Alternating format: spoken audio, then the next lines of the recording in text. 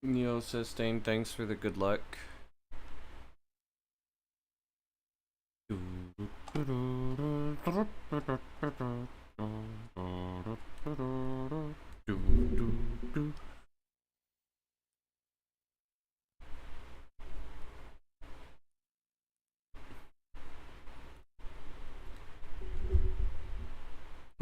Gracias.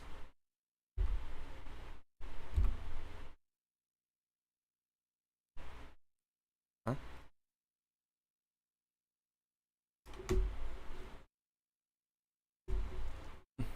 Damn it, are you being stupid again? Yeah, it's being stupid again.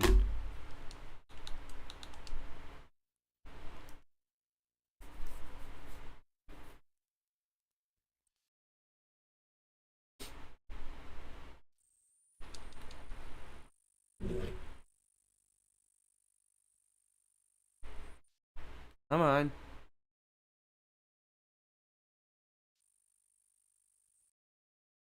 Come on, give me sound. Give me sound. Give me sound. Give me sound. Come on. Give me sound.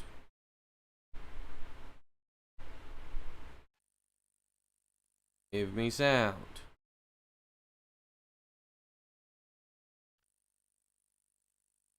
Not yet. Give me sound. Usually doesn't take this many tries.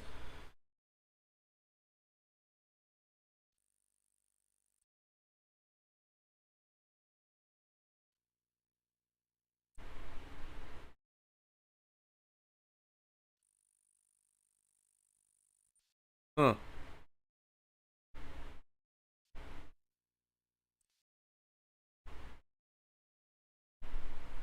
I'll play that later.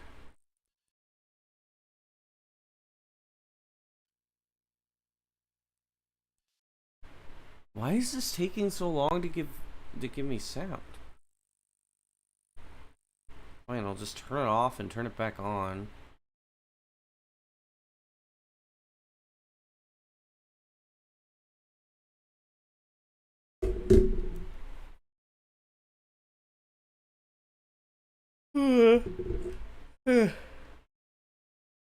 Yeah.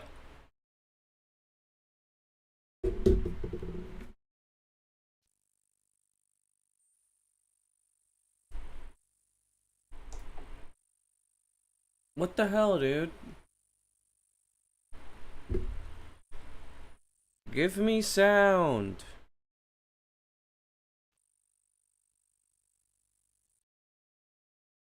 Stop being so fucking annoying. Give me sound. Give me sound.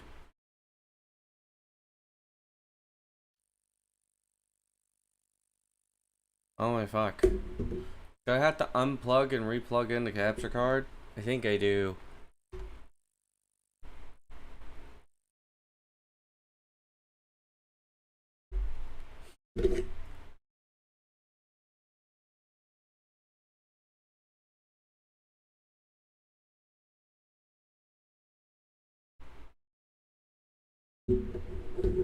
Yep, hang on. I need to unplug and replug in the fucking capture card because it's being stupid.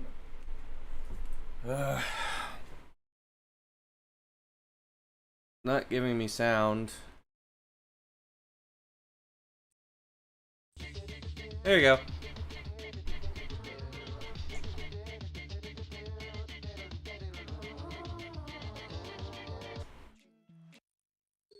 Jeez, that took way longer than it was supposed to.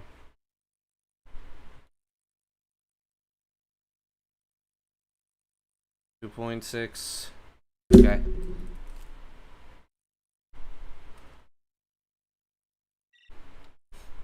I'm assuming you mean me.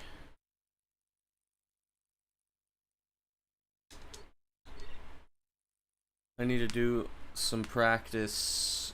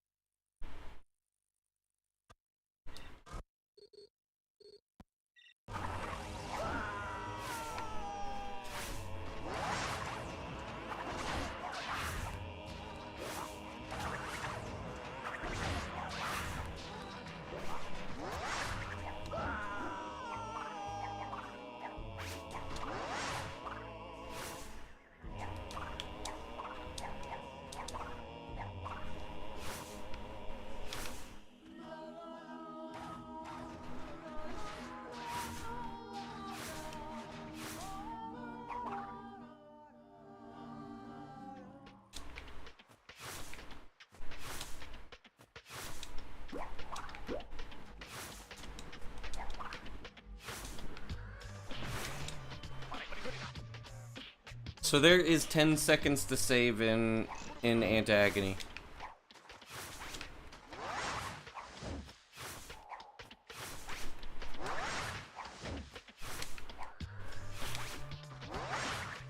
Or to kind of put it into perspective, there's 6 seconds to save without ball glitch.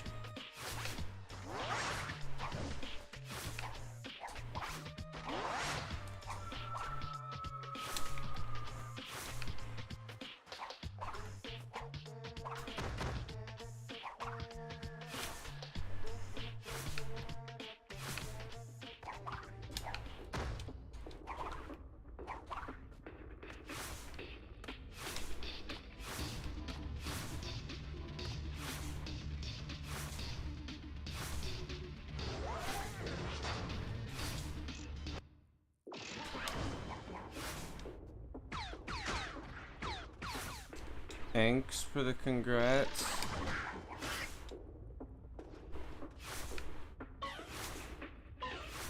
Oh, come on, man.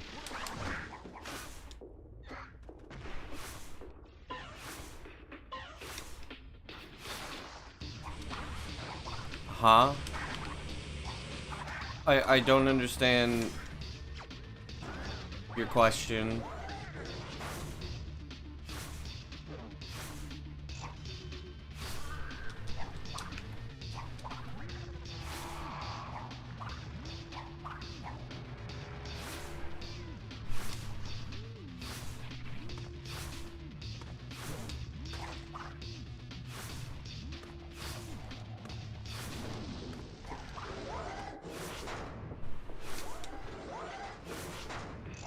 If you're referring to the new strat, Mecha was never frozen. It's just the new strat lets you be able to, like, shoot past the force field.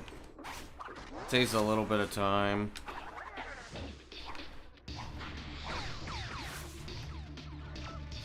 So that throw is actually harder on PS2. For whatever reason.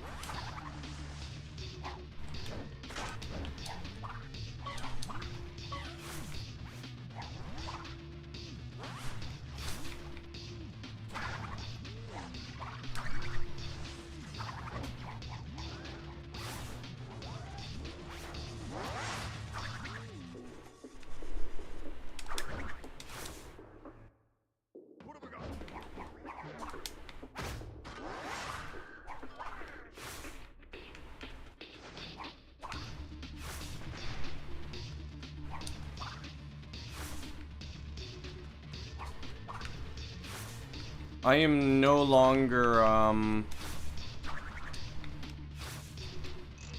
no longer nervous during this part. Anthony makes me nervous, though.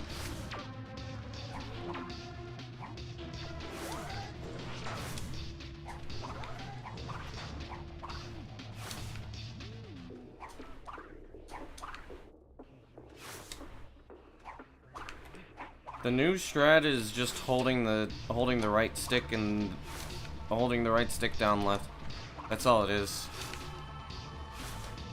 On Xbox you have to move, on PS2 you don't. Well, on PS2 you have to move the D-pad a little, but aww.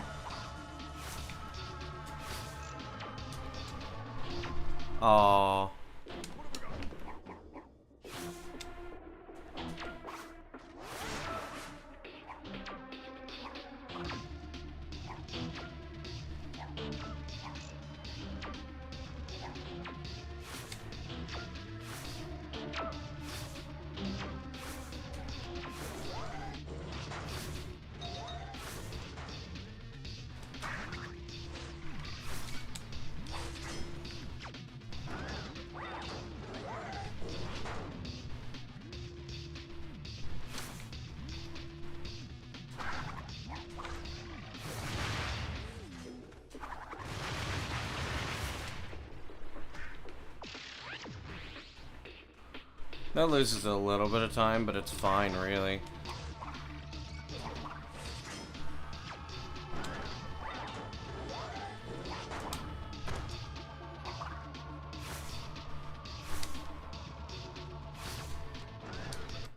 This entire part of Antagony is just, what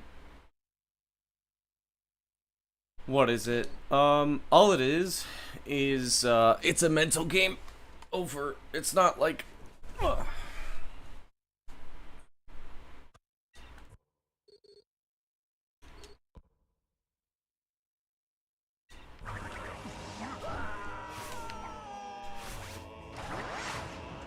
there's things you will need to look up how to do it, but yes, it's not that hard.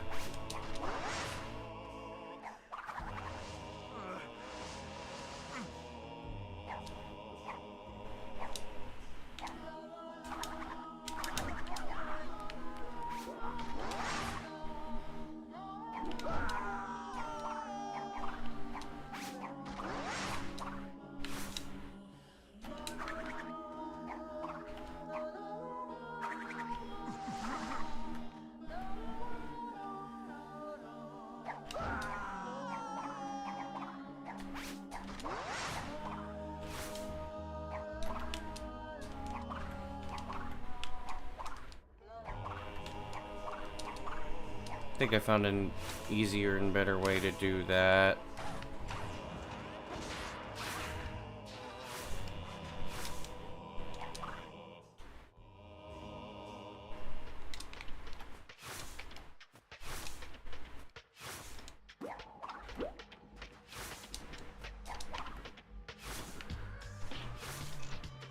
I could do a slide jump, actually. I've been thinking about that. I could technically do another slide jump there, but I don't know if it'd be faster necessarily.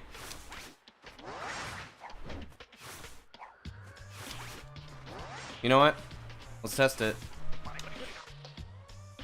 I think it might actually be better.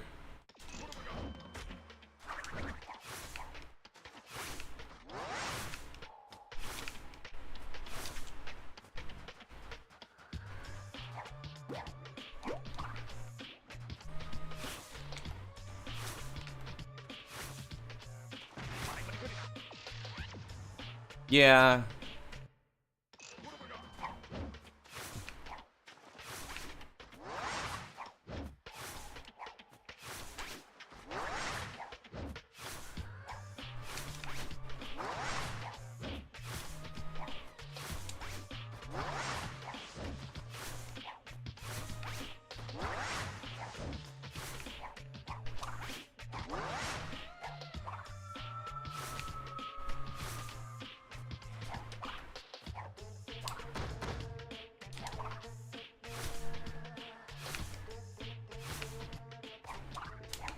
Yep, it's Twinsanity's 20th anniversary, not 100th. Holy shit.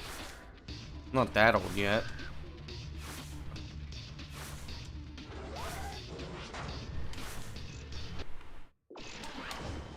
You have to be careful there because the game can actually despawn the chunk there.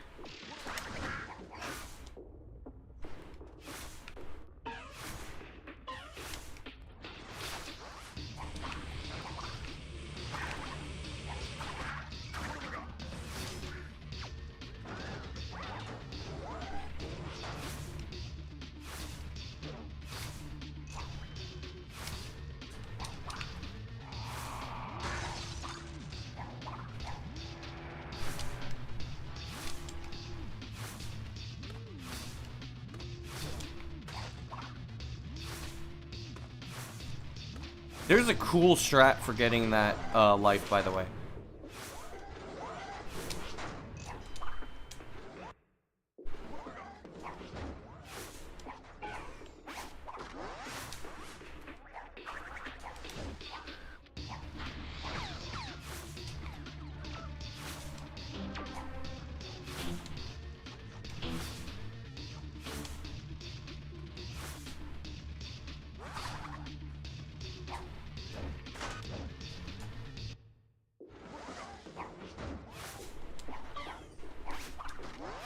Is there any way to not get the Spyro scene except the one that I'm doing? Oh, there's a couple of... There's actually, there's technically 4 ways of doing that. So you could do the slide jump on either side, like I'm doing. Actually, technically, there are 6 ways of doing it.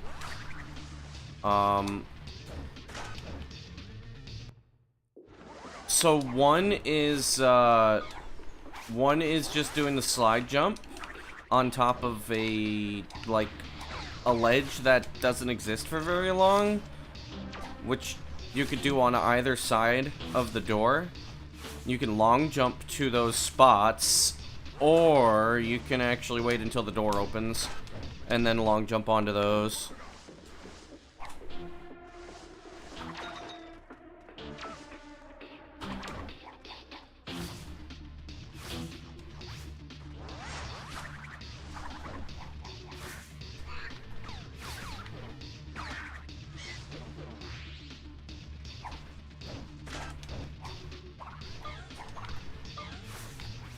Okay, drop my fucking jump, why don't you, game?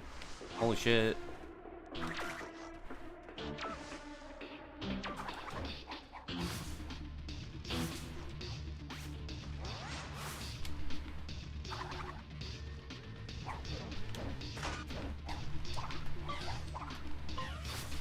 Okay, drop my jump again. Jeez.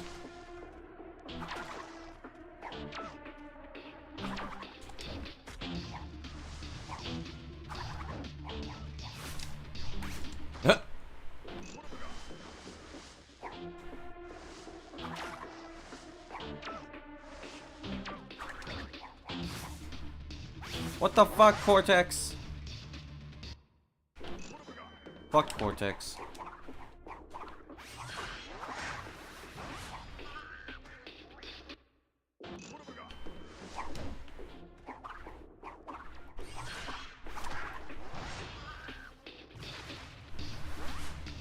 The old strat is literally,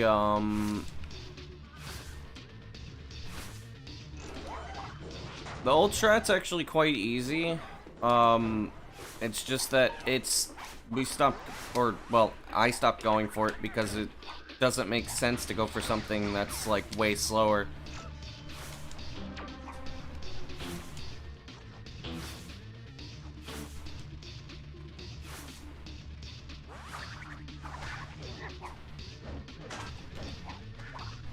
Why does Cortex die when that... Oh, that's why.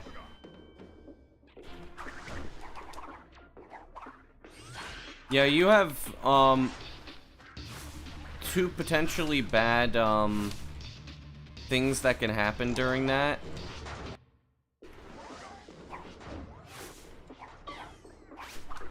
It's been, like, very rare. Character on a franchise should have been in a boss fight? I have no fucking clue. I don't think about those things. Don't you dare hit Cortex. You fucko.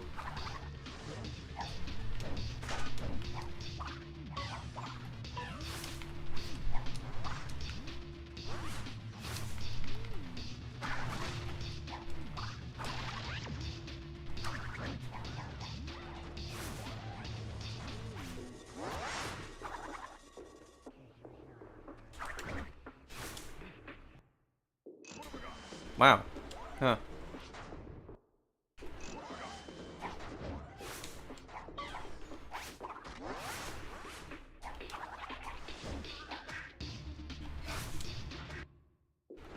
I don't know why Crash was facing that way.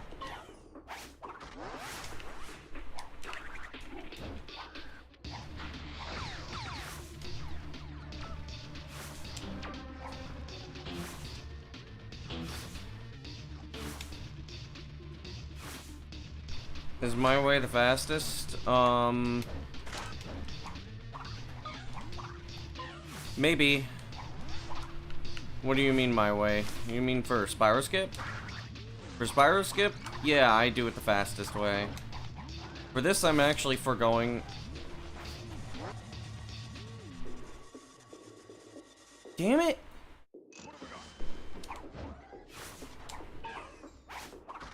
I'm actually foregoing a half-second time save.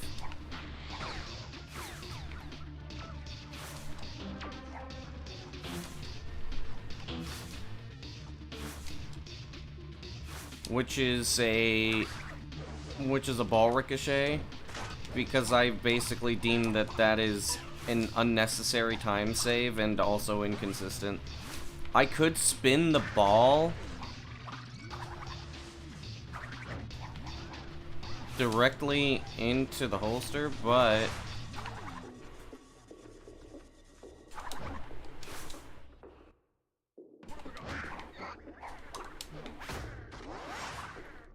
I don't want to do that because it doesn't matter.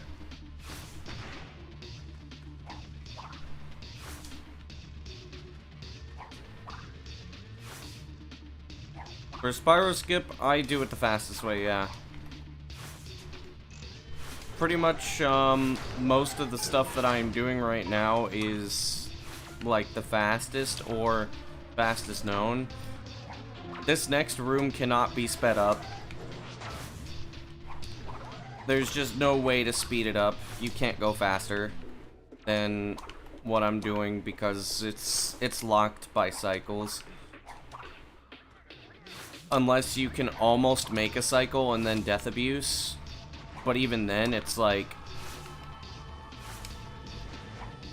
probably not good.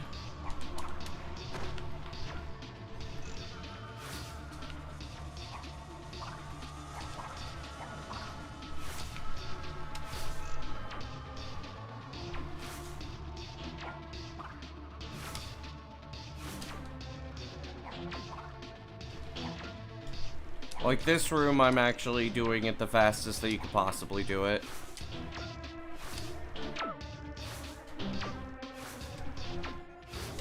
What is my current plan? I mean...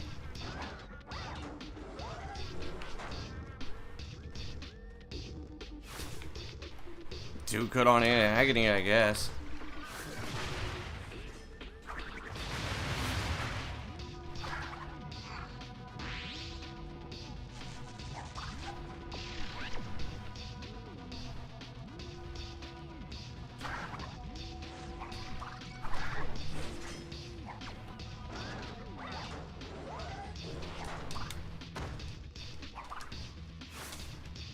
Okay, so Spyro Skip, there is what I'm doing.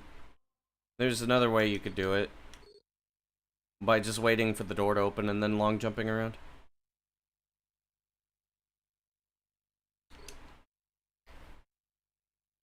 Except in 20, I don't actually need to do that much because I mean, and I'll, you know what? It might be better if I just make the splits.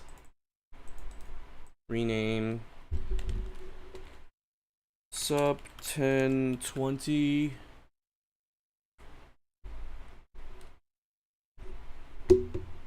And so let's see here. Happened to Spiral Mouth. So Spiral Mouth went on to make Spiral Mouth went on to make the soundtrack for CTTR, and then they broke up as a band.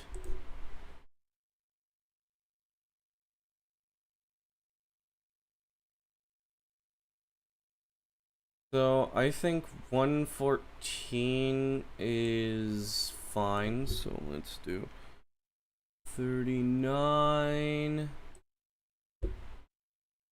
50, and let's do 34, which would be, is a sub 1010. Sub 1010 can be done, but it's very, very, very difficult. 34, so that would mean a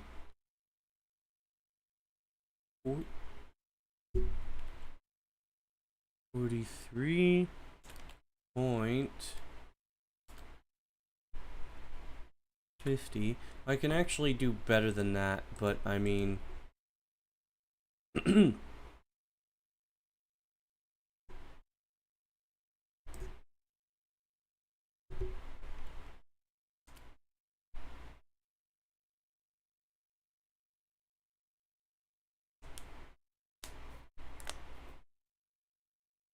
So essentially, for this, so these are the new goal splits. Basically, this will allow me to be able to get, I would actually be able to do this without ball glitch. However, there is one thing to note, is that I did a segmented run of Ant Agony yesterday. And if you want to know what the actual time was for that Ant Agony and how it would affect my sum of best, just like that. It's 10 seconds of time save. Just from playing better. Just from playing better and not making mistakes. So,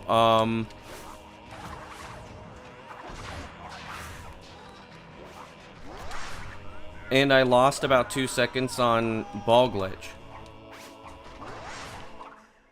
Which essentially means that, like, I have a lot of time save just from better execution. So I could literally, like...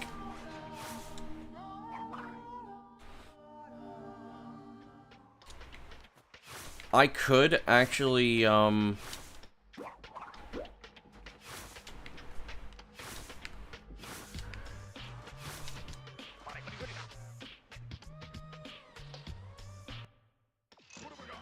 Oh, yeah, that saves time.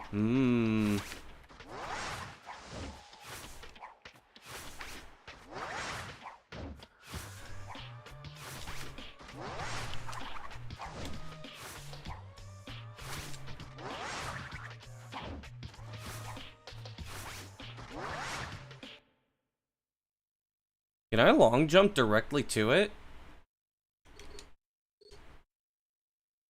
Am I capable of just long jumping directly to the, Am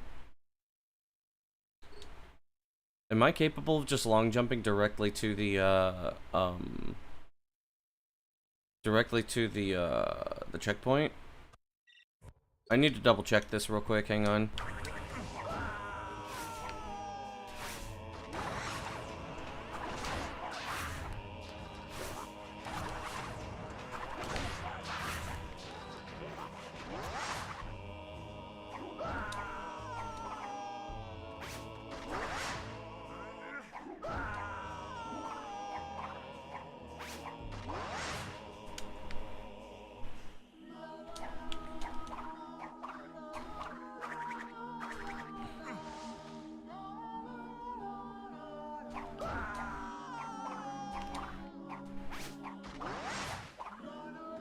Did I manage ball glitch to be done via strat? Yes, I did.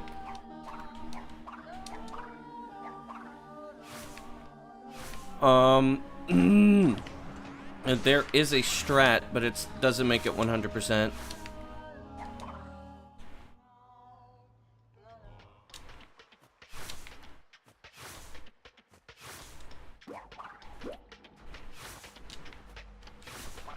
Crap.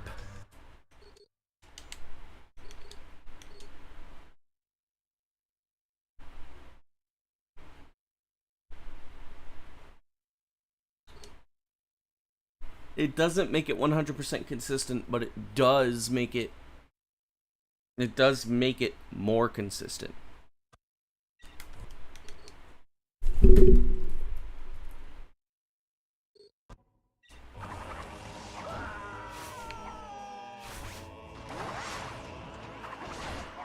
Essentially meaning that, like, it is feasible now to have ball glitch in your PB, but that doesn't mean that you will be guaranteed to have it in your PB, if that makes any sense.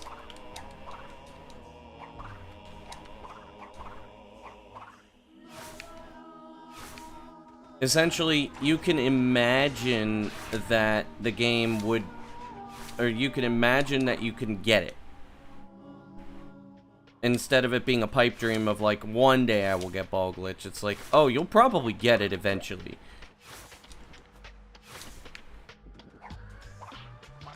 No, you can't get it directly.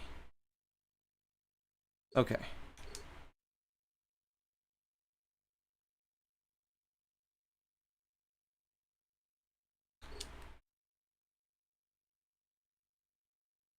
But yes, I would say that it is probably like, hello, good day. So it's 50-50. It is not a 50-50, and it was never a 1090. It was probably like a 0.1%, between a 0.1 and a 2%. And now it's at max 25.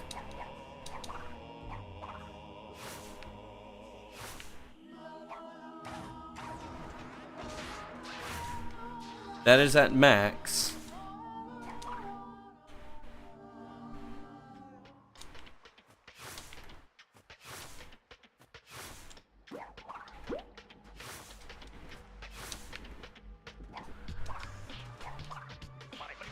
Huh. Ah, I quit instead of loading. Oh well.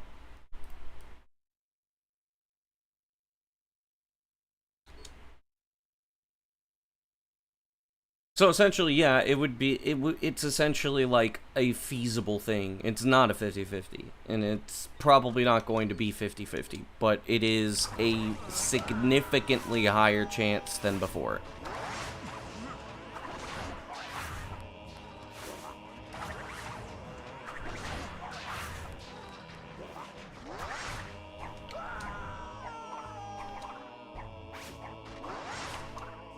And before anybody is gonna say, oh, well, it's probably Xbox. No, it was labbed on PS2.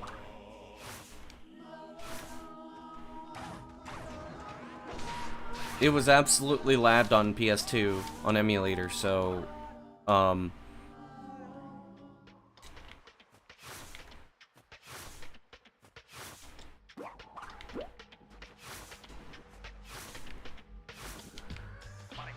Ooh, that's tight.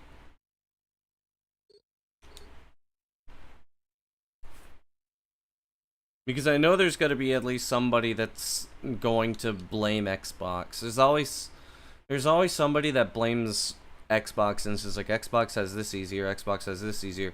Actually, I have evidence now to prove that triggers are larger on Xbox than they are on PS2.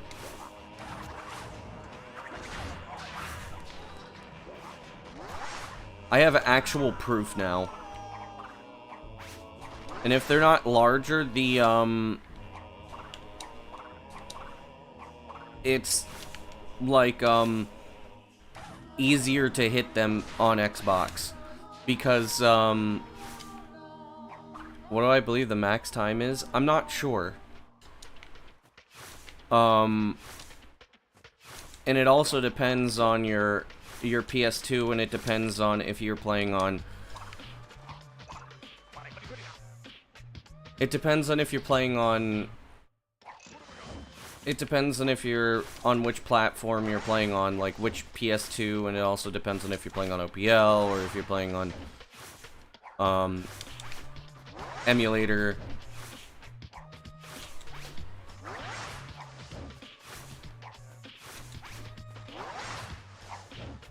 I would say right now, a 1050 is not out of the question.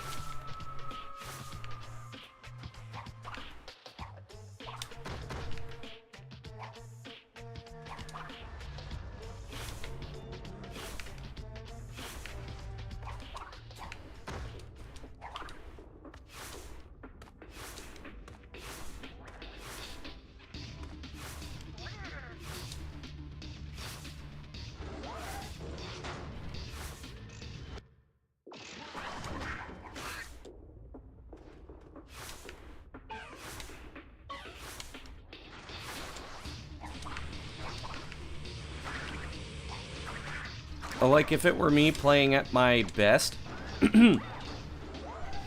I would say, 1040 might even be doable on console.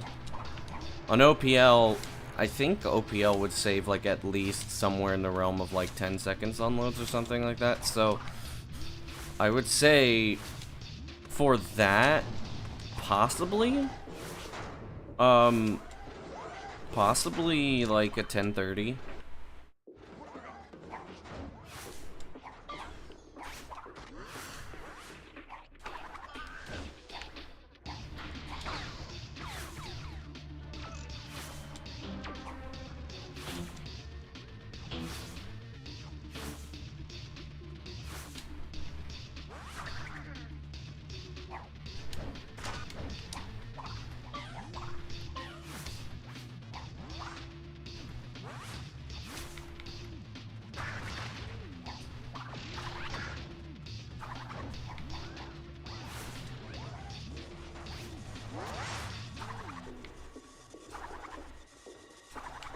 Dude.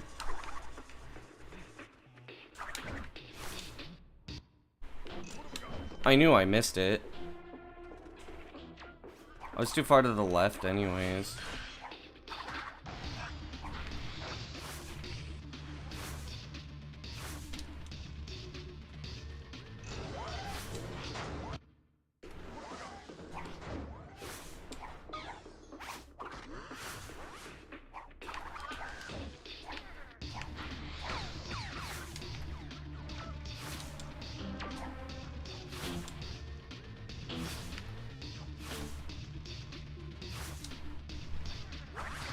Fuck you, dude.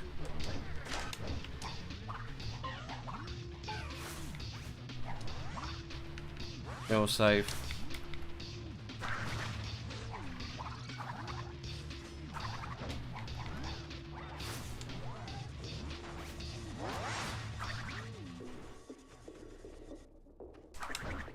That might work. Yeah, it worked. Xbox emulators out of the question. They have been considered, and they are completely out of the question. They are way too inaccurate. On one, you don't even see the boat. At all.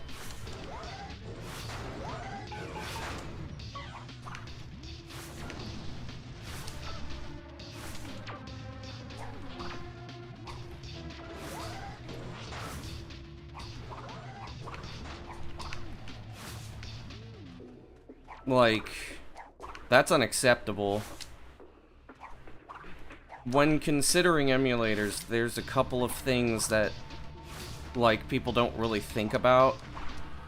One of them is accuracy. So it needs to be accurate enough to where, like, the emulator doesn't get any advantages or really significant from me to make a video. What kind of video? I mean, I don't mind, but I just want to know what it is first. One thing is for accuracy, and the other thing is, like, advantages in general. So, like, to me, if emulator is not the preferred version, as in, not preferred, but if emulator is, like, okay, so let's put this into perspective. So let's say emulator saves a second off of Xbox. I actually wouldn't be opposed to that, because sub 10, I mean, sub 10 is possible. Well, it's not exactly possible, but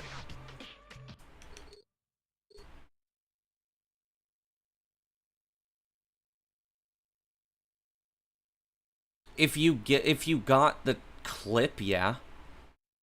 If you get the clip, then yes, you can sub 10. Or if you get Giganut and TAS Nut, you can. But like, it's not happening RTA.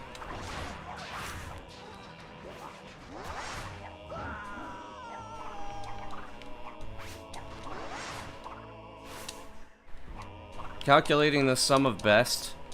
Well, I did some calculations. It was like 1003.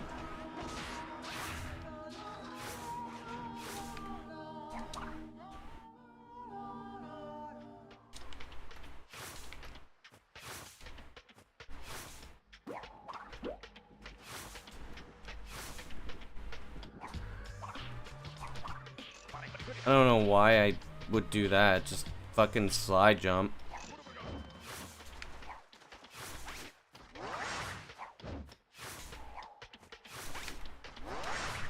I mean, if you're gonna try to make like a segmented thing like I did, go ahead. That's fine.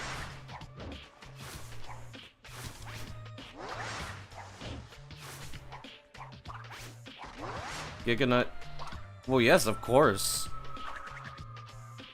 I have considered it, but the thing is like, if something's just inconsistent enough to where I'm going to reset, if I'm going to, like, reset, like, a whole bunch in my runs,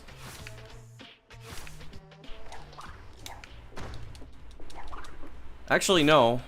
We don't need the clip, technically. We don't.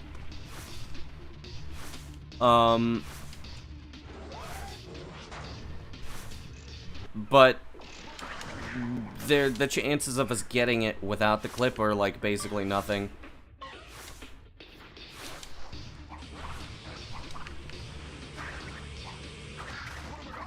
And yes, of course I've considered Giganut, but the thing is like, with the other stuff that's inconsistent in Hub 1, the amount of attempts that you're going to get with Giganut are very, very, very tiny.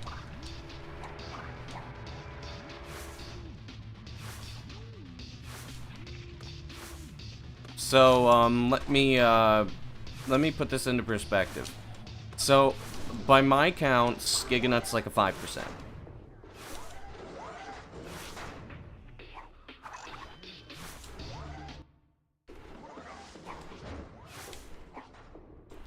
No, se perfecciona, pero hay más time save.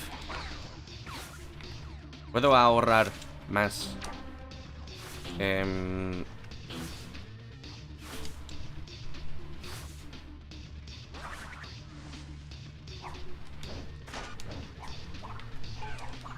Ayer he hecho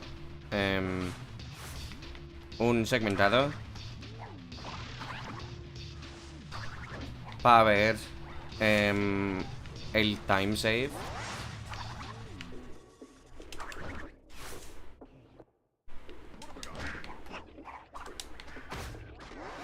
What would be the perfect run? It depends on what the perfect run would be, or what you would consider the perfect run.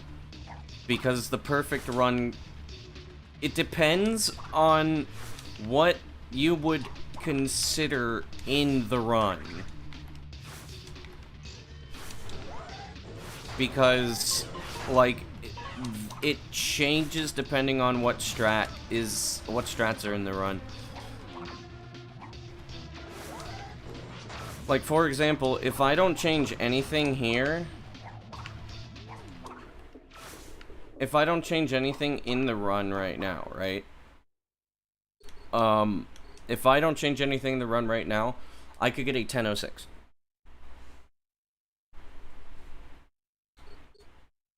If I change nothing. If I add that,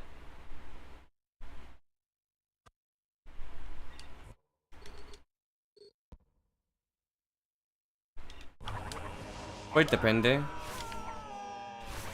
Pero es la ciencia, ¿verdad?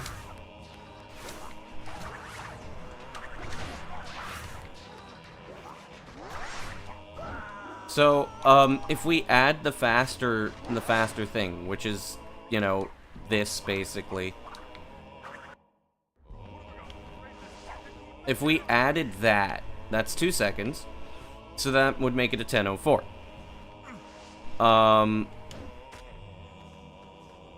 Then adding, then the only way that we could realistically, like, save the time to make the sub is by doing Giganut and TAS Nut, la ciencia de los glitches. Pues sí, los glitches literalmente son la ciencia.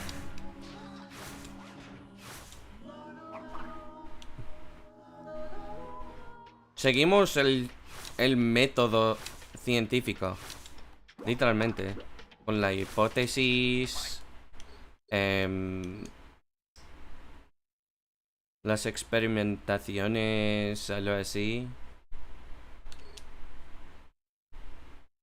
teorías, o todo es la ciencia, todo.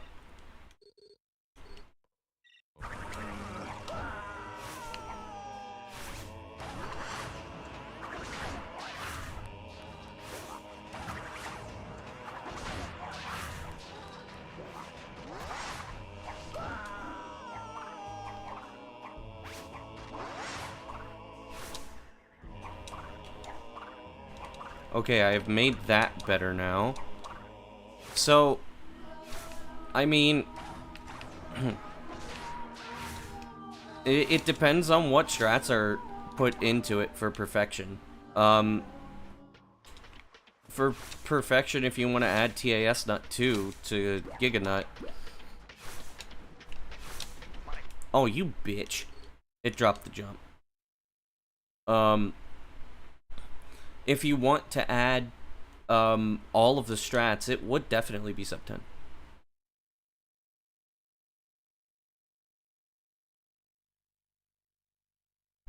Pues sí, te hace gracia, pero es la verdad.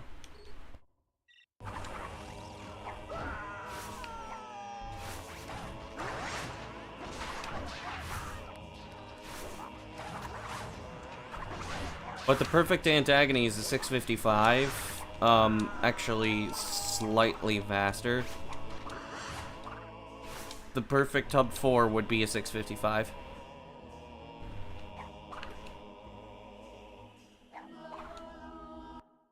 Cool. A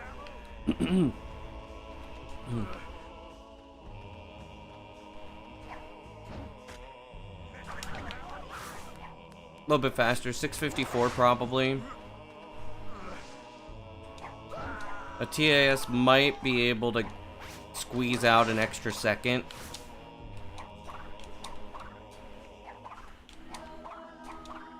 So 653-ish.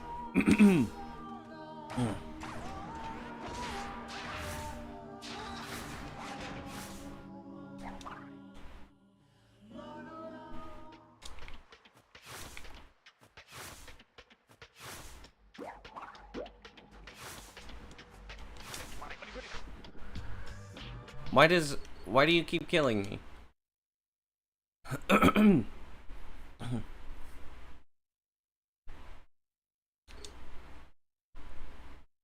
It's just the answer changes so much depending on like what you consider.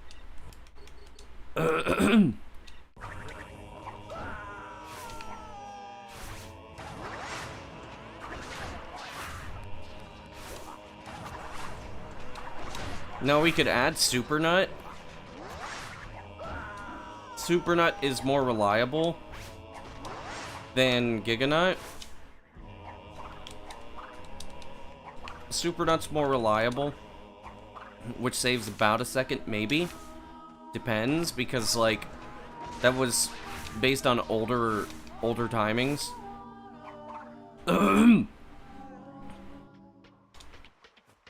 My nut skip is really fucking fast.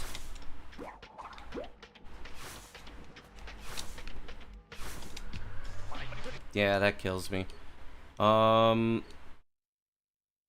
Okay, so basically diagonal, then another diagonal in the same direction, and then should make it.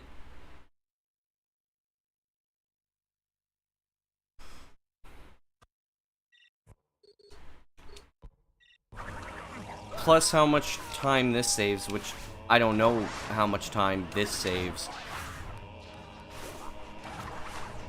And this isn't a TAS strat, this is like pretty viable.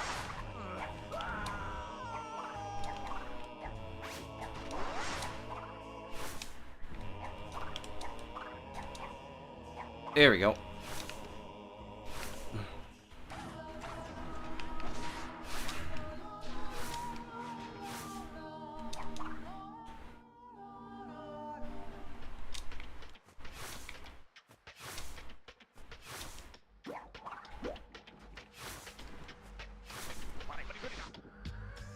Okay, it just does not want me to do that strat.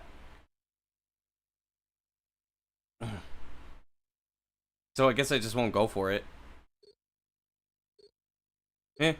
Let's try to do some runs. I have practiced a decent amount.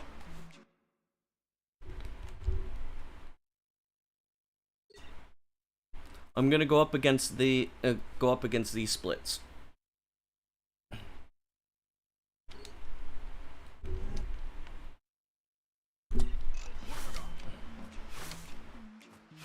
Maybe today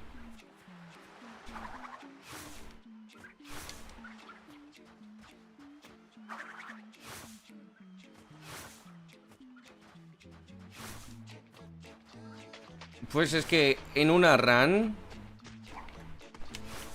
no podría, porque la meta es ahorrar tiempo.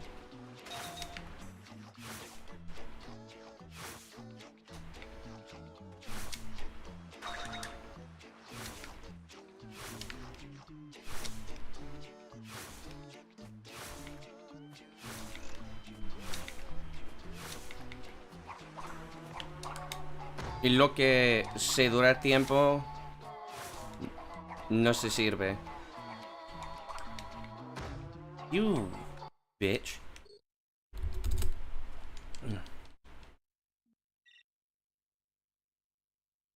Pues es que no puedo controlar mi ubicación ahí.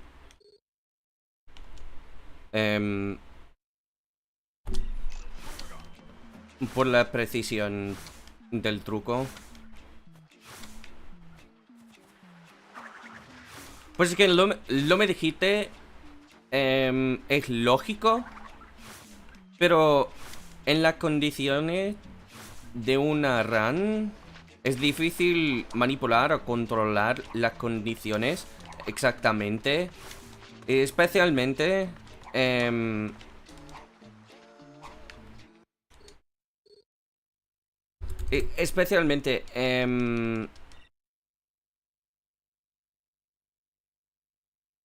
lo difícil... Sí, lo difícil es... la precisión, ¿qué es, qué es la requisito? O sea, es difícil controlar las condiciones. Yo.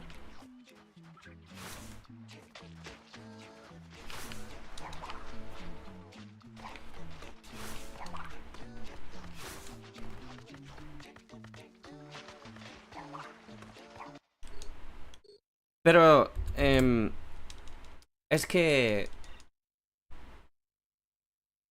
es difícil describirlo, pero... Espero que me entiendas. No puedo, no puedo explicarlo bien en inglés tampoco.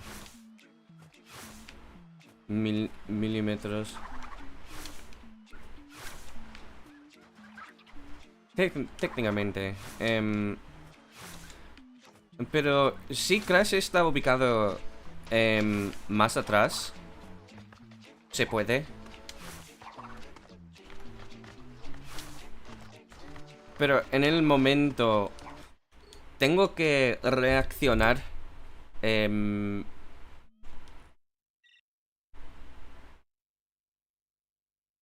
literalmente centisegundos.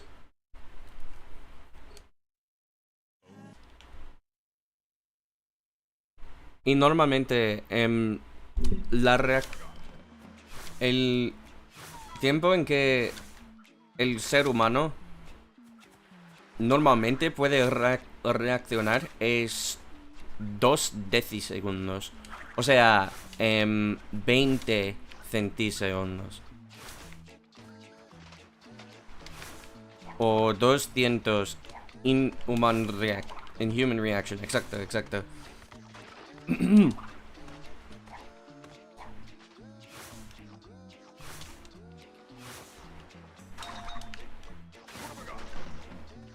Pero normalmente los speedrunners pueden reaccionar más rápido que otra gente, pero no mucho. No mucho menos.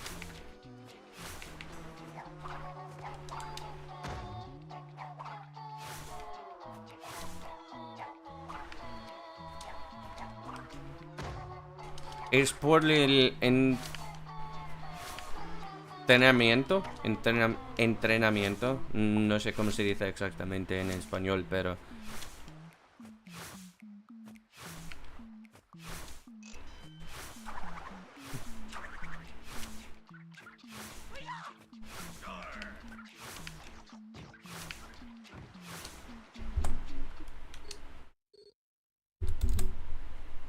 Momo Crash 2 en Rayman 3. La diferencia de reacción te da mucha ventaja. Exacto. I mean, eventually.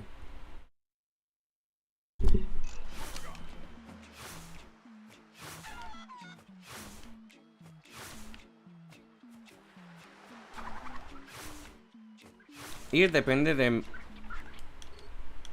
de muchas partes, algo así. I appreciate it.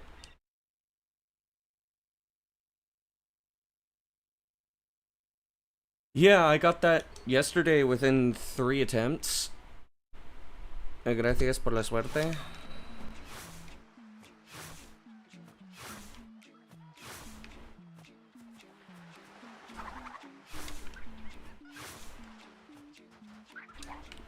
Damn it, stupid nut.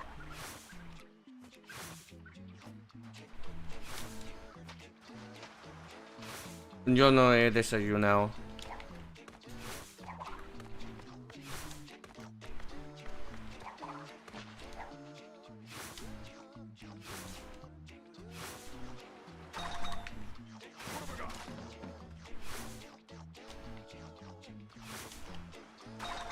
Es que no quiero que conducir para comprar el desayuno.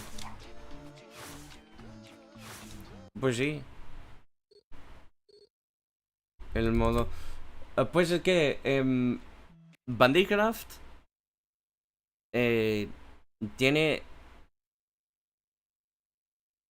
algo que es potente, o sea, quizá es posible, pero no...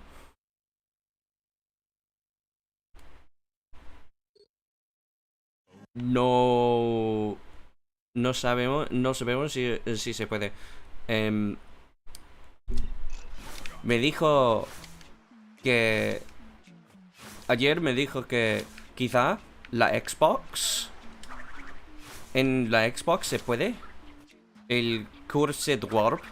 Pero... No sabemos nada.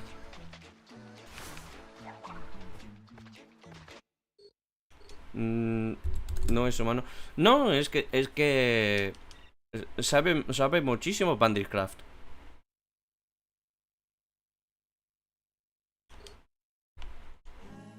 Conoce el código del juego. Y algo así. Más que mucha gente. Menos que Smartin, por ejemplo, pero sabe mucho.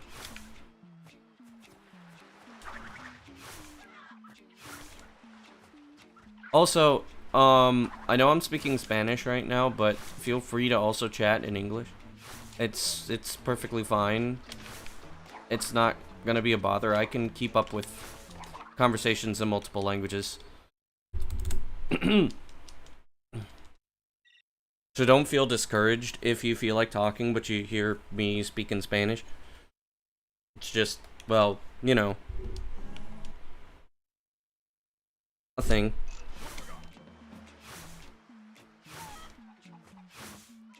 Pues es que ayer Minecraft me llamó un leyendo y a mí no soy leyendo, es que literalmente soy speedrunner con mucha experiencia. Es que hace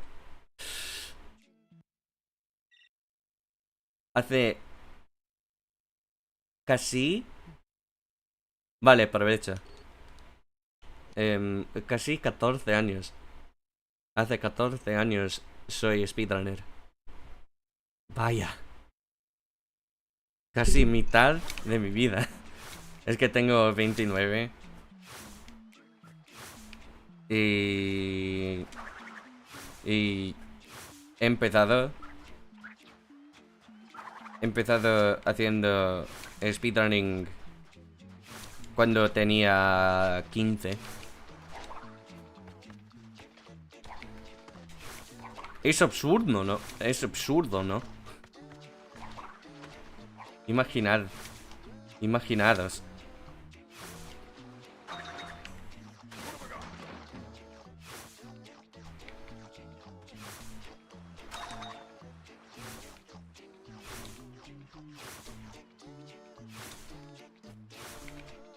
Y yo he estado haciendo los glitches desde hace tenía 5.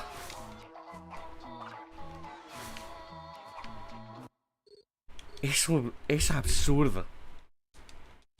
Es absurdo. Vaya. Y pues es que... Obviamente, hoy es el aniversario de...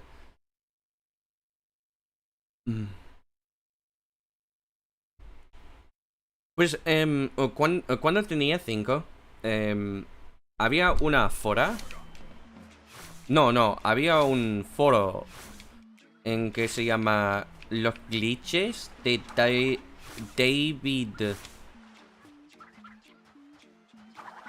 David Wong.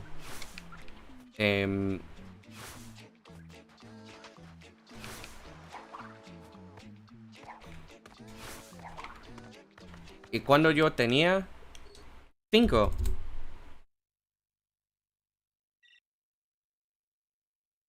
entraba en ese sitio de web y para leer cómo hacer los glitches.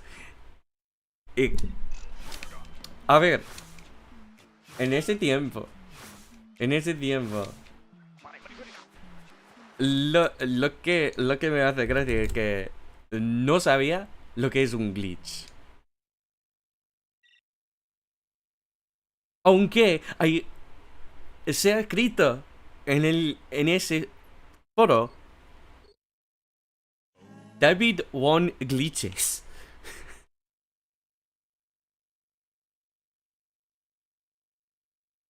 Y yo podía leer muy bien. Es que mi madre, yo tenía 3, mi madre me enseñó cómo leer. Porque cuando estaba en el instituto, no podía leer bien. Y por eso no quería que yo no pueda leer bien.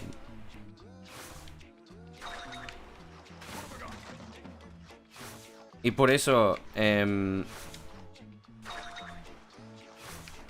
yo podía leer muy bien cuando tenía 3. O sea, cuando tenía 4 o algo así.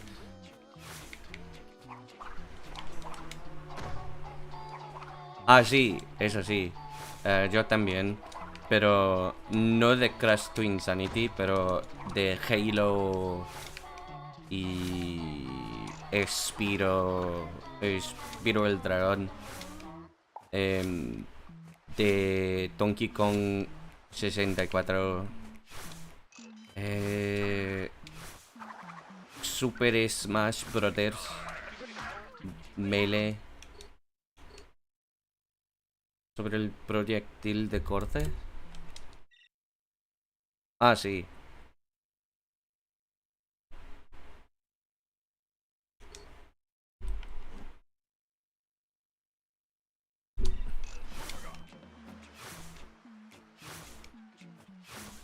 Yeah, it'll come eventually. I'm not really paying that much attention. Loaded by tan rotísima. Exacto. Exacto.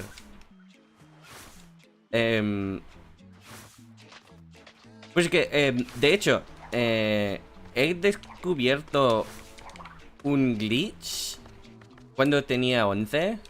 O sea, hace 18 años. Es que, pues es que estaba en YouTube, ¿verdad? Y había visto un vídeo de zombie en Spiro 1. O sea, cuando no sé cómo se dice en español, pero un animal ataca a Spiro y Spiro está muerto y rescatar a un dragón. No es técnicamente está muerto, se llama zombie. Y con ese método pensaba en, sí, en Spyro Hero Style, quizá puedo replicarlo en cuando un amigo me atacara y yo activo el shoppad de Moneybuys, o sea, la tienda, durante la animación de la muerte. Quizá se pasó lo mismo. Y sí, se pasa lo mismo. Cuando tenía 11 años, era mi primer glitch que he descubierto. Hace 18 años.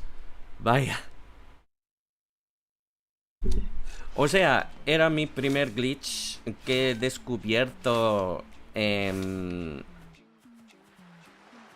con un teoría. En el mismo juego he descubierto un glitch por accidente. No podía replicarlo. Pero cuando estaba intentando replicarlo, he descubierto algo nuevo para clipear out of bounds, o sea, afuera del juego. Y con eso, para nadar en el aire, cuando tenía 11.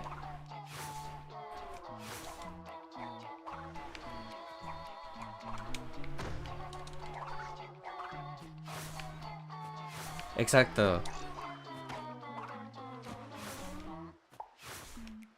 18 años. Muchos años, es que soy viejo. Hola, bueno, viejito. A ver.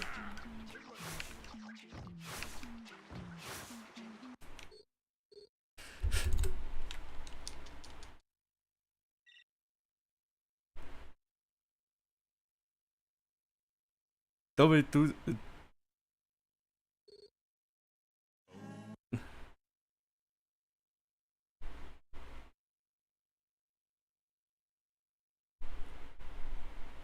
Vaya.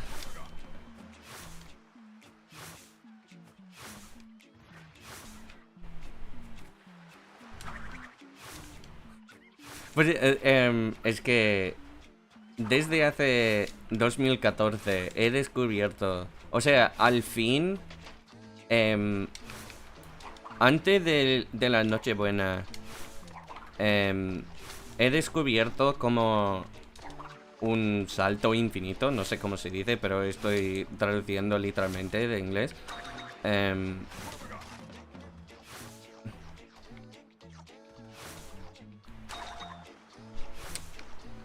Pues es que literalmente cambió todo el juego. Y es que... Vaya. ¿Cómo se dice? Pues que...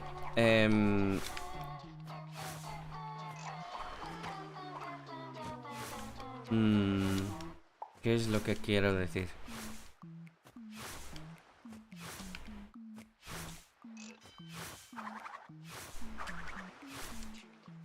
Lo olvidé. Bueno, es que...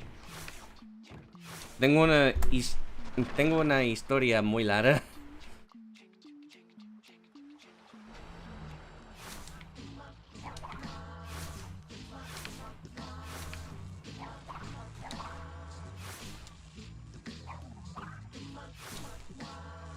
Quizás se puede llamar una carrera.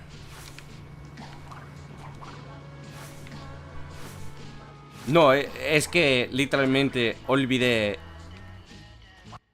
lo que quise decir. En inglés también.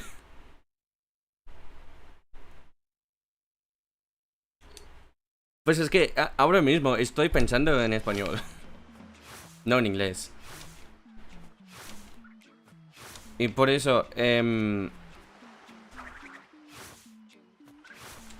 la manera en que estoy pensando en que estoy pensando es español ahora mismo, porque estoy hablando en español. Es que quizá es que yo... ¿Cómo se dice? Pues en inglés se dice he adquirido. ¿Adquisto? Adquirido el idioma.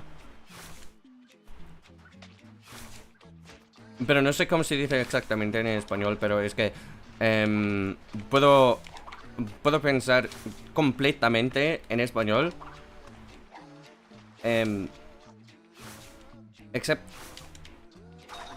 Pues hay excepciones, obviamente, cuando no puedo pensar en alguna palabra. Obviamente tengo que pensar en inglés para... O sea... esconder... No. Para buscar. alguna palabra, pero nada más. Esconder es otra palabra. Literalmente lo he puesto al revés, que es lo que quería decir.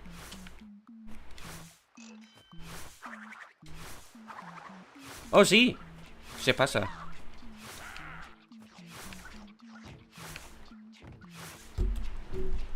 Es un... Es muy común con los bilingües. O sea, multilingües, no sé. Plurilingües. Quizá es plurilingües, no sé.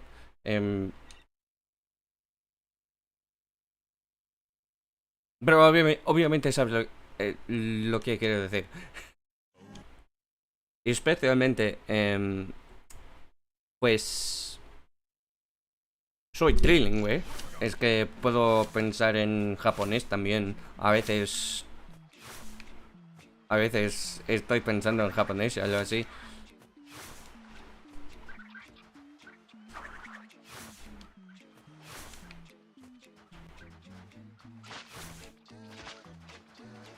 Y cuando estoy con una mujer que está en los mismos programas que yo en la universidad, pues tenemos casi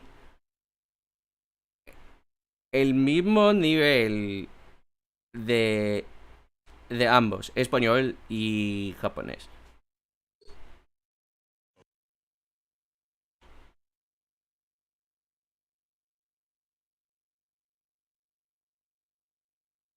Sí, exacto. Políglota es un título para, para que para la gente que sabe 5 idiomas, dado que em, puede hablarlos muy bien, o sea, casi con la fluidez.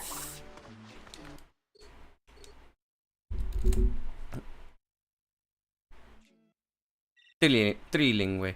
Pero lo raro es que creo que no tenemos una palabra para lo que sabe 4 idiomas. Técnicamente, pues es posible que podamos, o sea, pudiera, pudiéramos una palabra, pero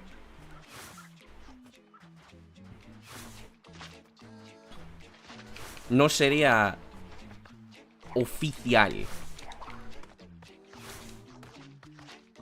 Y eso es muy raro. Pero creo que es que normalmente lo común es que la gente sabe 3 idiomas y nada más. Es muy raro que la gente sabe más que 3 idiomas. No. No, para ser políglota tienes que tienes que saber 5 idiomas. 4 no.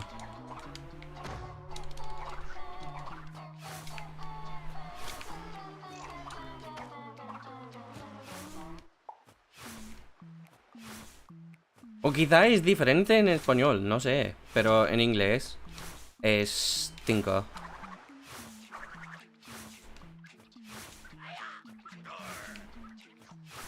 Pero lo que dices tiene sentido.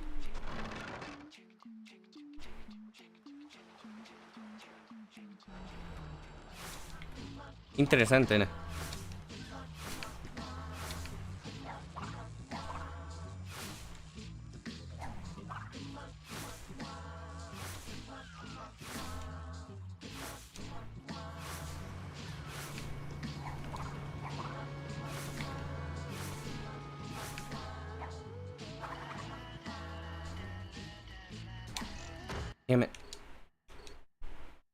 No es común, exacto. No es común.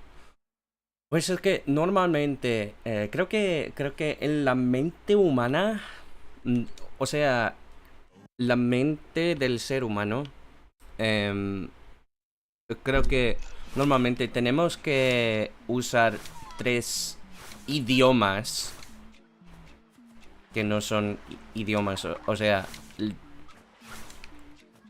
lo más alto, lo medio y lo bajo, para comunicar con otra gente. O sea,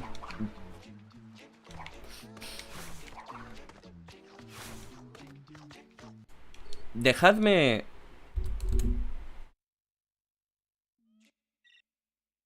Pues tengo un ejemplo. Em, Hay gente en Cataluña, em, en la frontera de la Francia, ¿verdad? Obviamente, tiene que saber catalán y español. Pero, para comunicar con otra gente, tiene que saber occitán.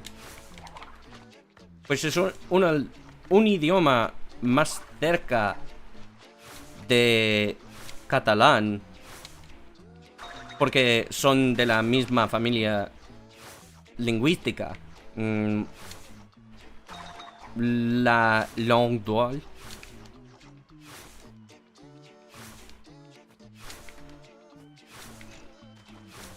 Pero por eso tenemos tenemos el concepto.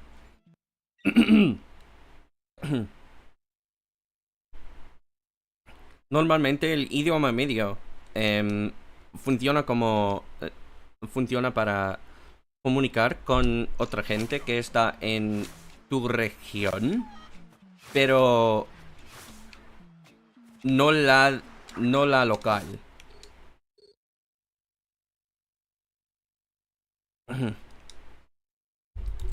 Exacto.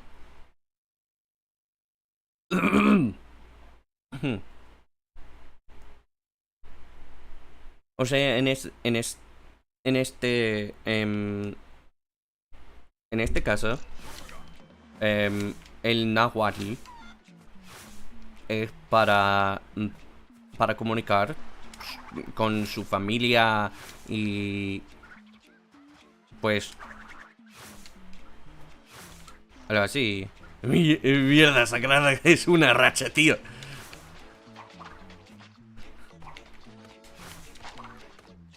Pero el español es para comunicar con otros mexicanos y otros hispanohablantes e inglés es para comunicar con el resto del mundo.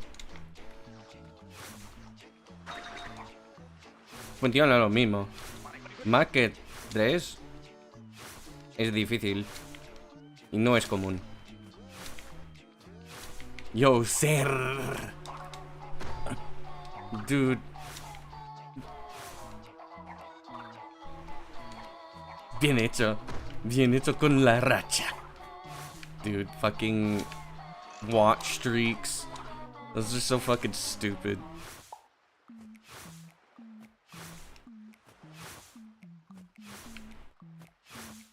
Comunicarse con el resto del mundo. Yes.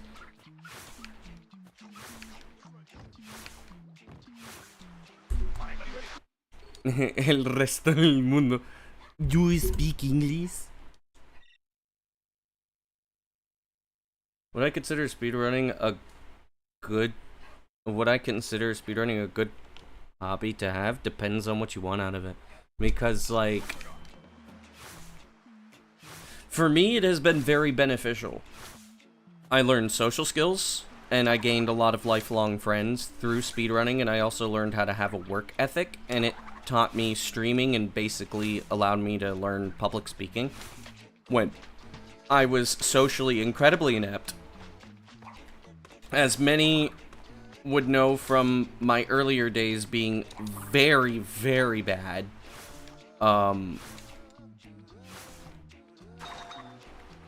And it allowed me to feel like I belonged somewhere during a time when I didn't feel like I belonged anywhere.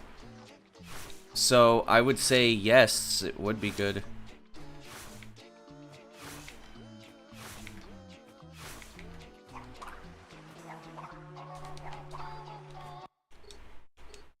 Tenéis que aprender inglés, náhuatl, italiano, portugués, francés o japonés. Son comunes aparte del inglés. Pues creo que no. Especialmente el japonés. El japonés no es... creo que... no tienes que aprenderlo afuera de negocios o si quieres mudar a Japón.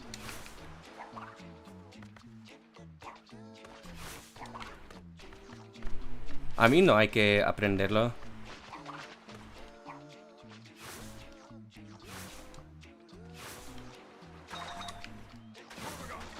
Pero depende de la ubicación. Quizás los otros, italiano, portugués o francés, depende de tu ubicación.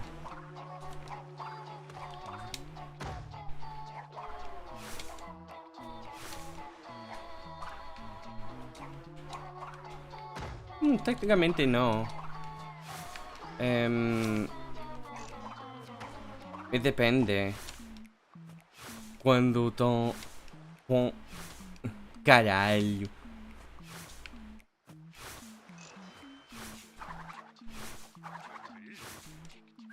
What do you think about Twok's graphics? I don't know. They look fine, I guess. I don't think about these things.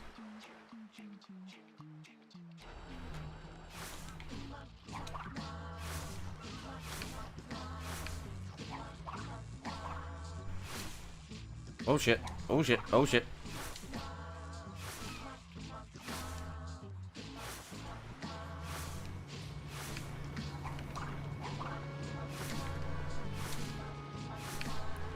Hoy en día, creo que no.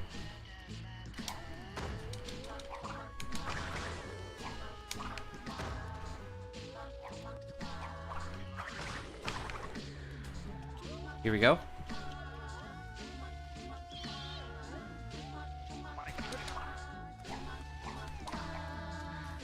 Oh shit.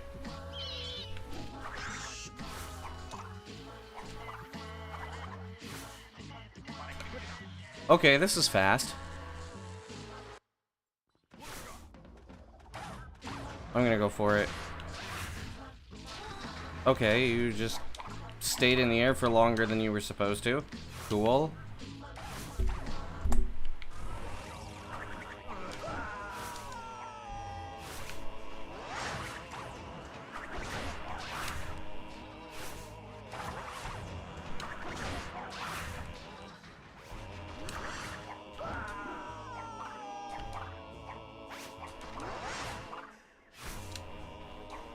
You see that shit? The game tried.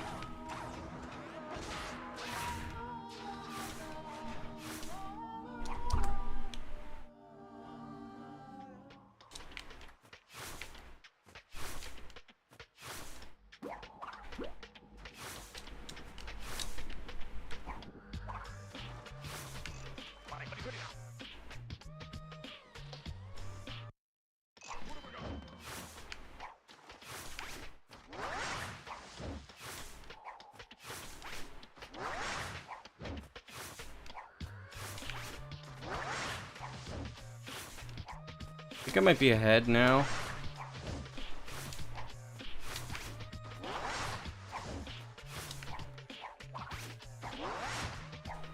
If I get this, then I'm definitely gonna be ahead. If I get this first try.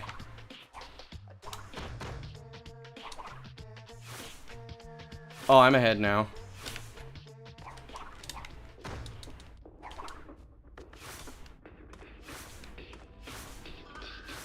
No, I am one head, yeah, dude.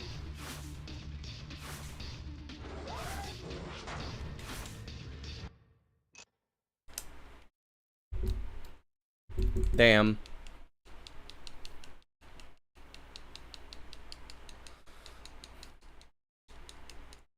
It's not cooking time. Cooking time is when you're actually like doing stuff.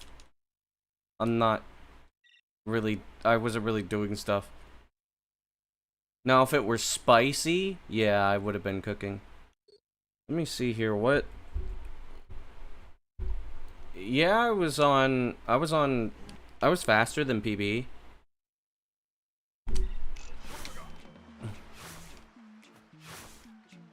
Don't be attached.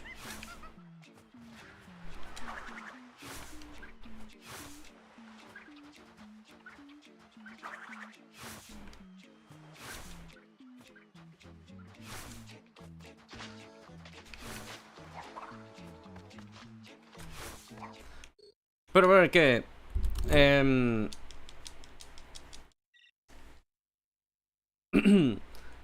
si quieres sacar una carrera en que ganas mucho dinero, hay que aprender japonés o chino mandarín.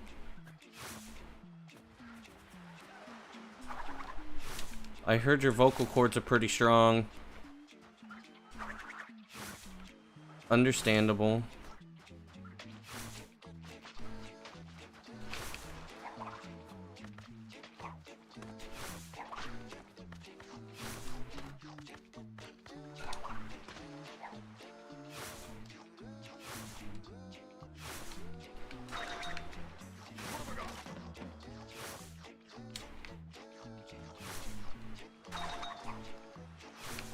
Okay. Just drop my jump, why don't you? All the practice paid off. Yeah.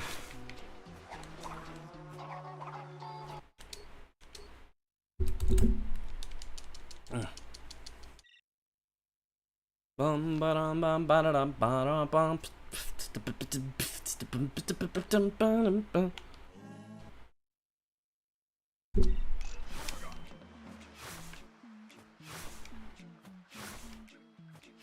Yep, we have breached the 10,000 reset mark.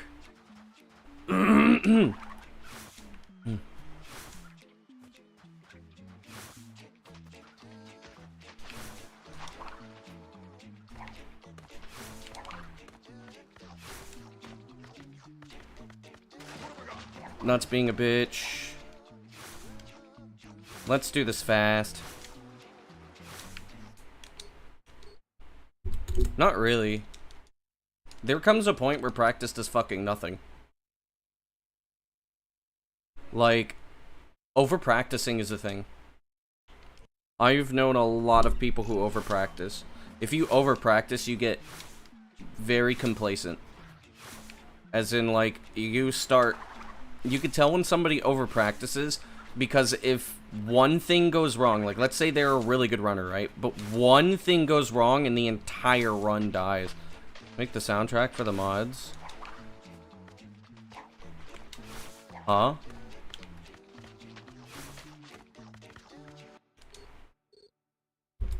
No. Why?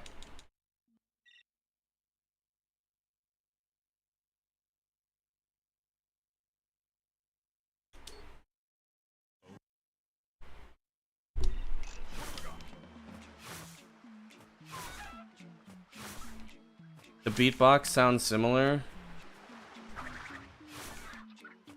I mean, it's possible Bandycraft used my beatboxing, but I doubt it.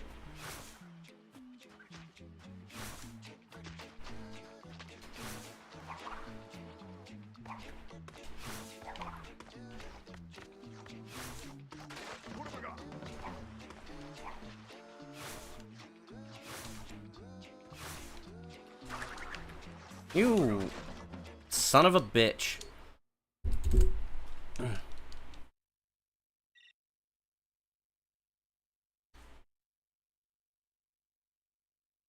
Yeah, I would assume that a big reason why there's like nobody that's watching right now, which actually is fine by me, is because they're probably either watching like that Twinsanity Infinity that looked like, I mean, I looked at the trailer and I'm just like, okay, so I see that they remade some old levels, but the animations look really stiff. And I was just like, there's no way in hell I would enjoy this shit.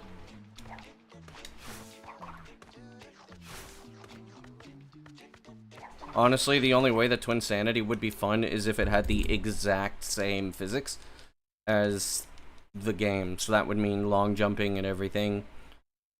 And I know that amateur developers are not going to put that in because that's kind of a pain in the ass to kind of code in because it wasn't even supposed to be in the game. But honestly, it adds to the character of the game. It makes the game a lot more enjoyable. And then on top of that, it's like,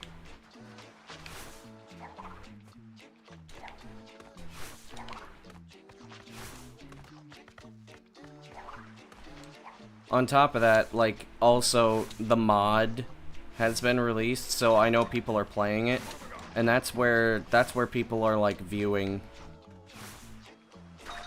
Twin stuff. It makes sense. I don't care. I don't give a shit. Less chat means more concentration.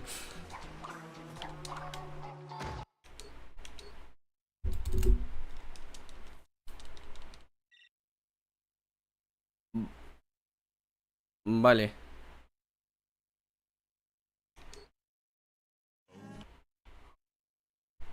¿De qué desayunas?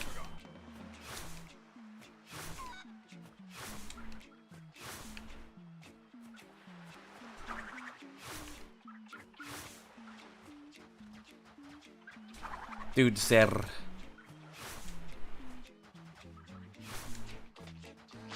Just imagine I just got a PB yesterday.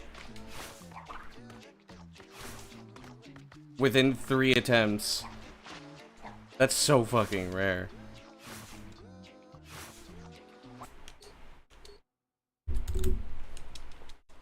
If I get the sub 1020, café con leche y pan.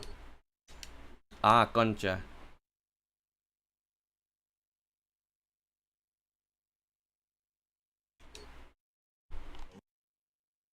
La he probado.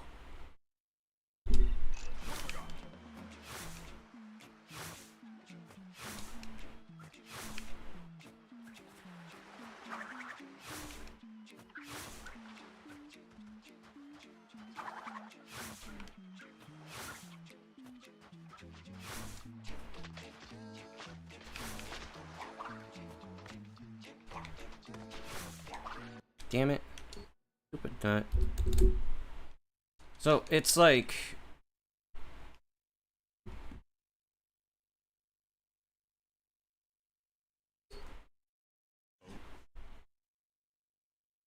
on the 2D Crash games, I like them.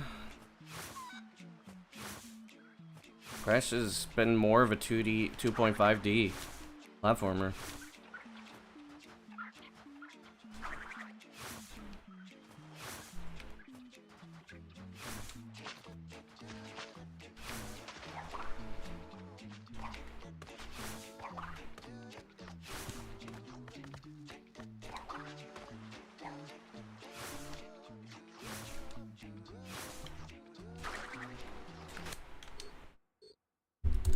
I'm not going to take something that's gonna lose 3 seconds.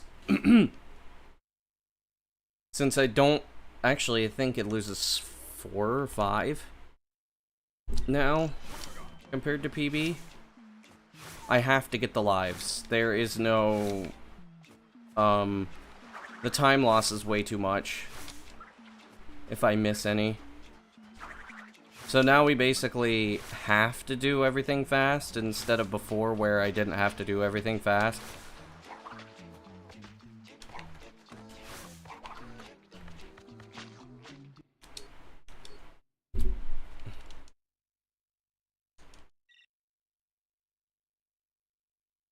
I mean, I don't know. I don't usually think about those things. Like, the thing is, and I wouldn't understand why somebody would say take away from the 3D aspect. A game is a game. Like, if a game is fun, it's fun. If it's not fun, it's not fun.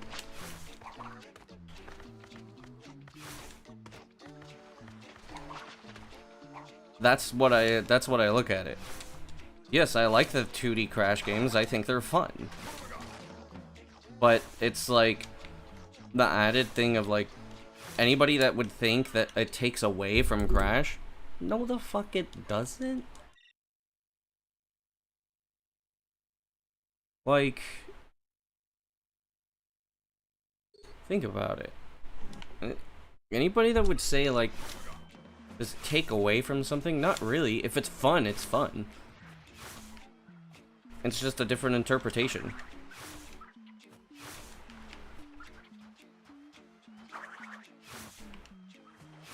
But if it's stale, I think that's a big important thing.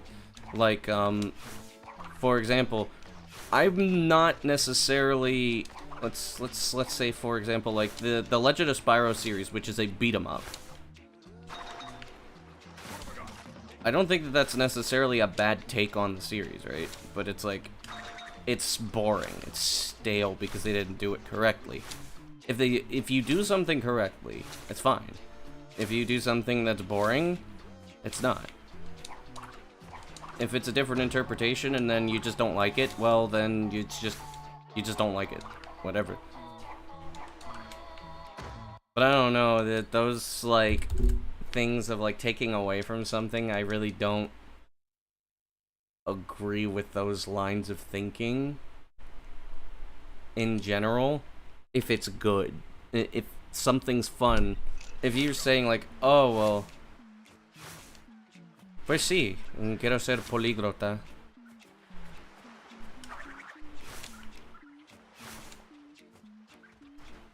Like, if, okay, I'm gonna say this,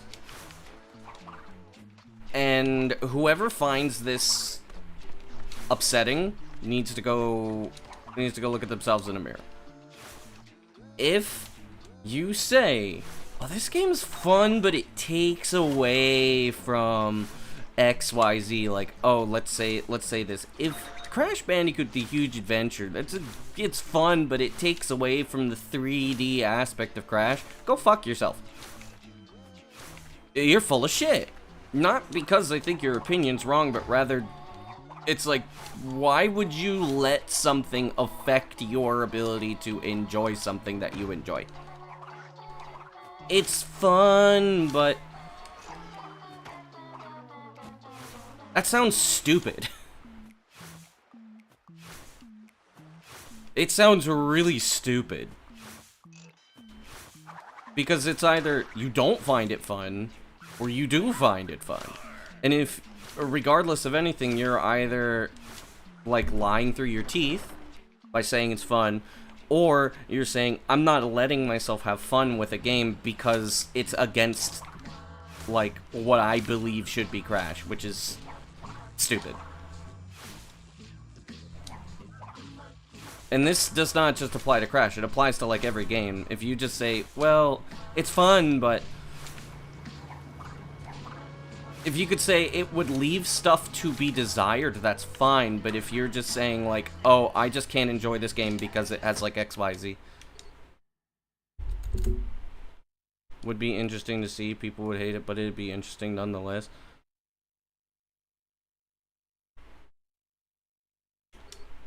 I don't know.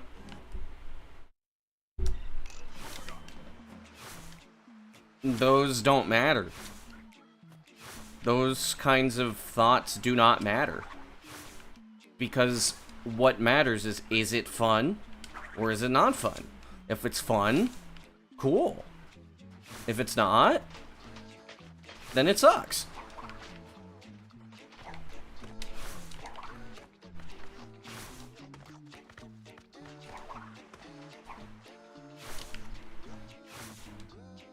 Vaya.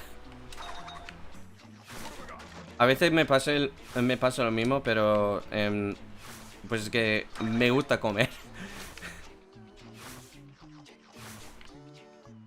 Por eso soy un poquito gordo.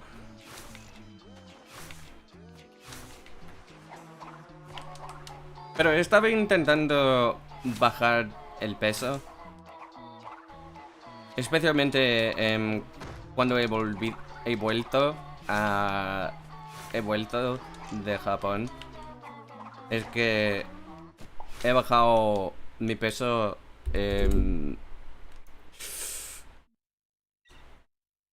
casi 10 kilogramos. 10.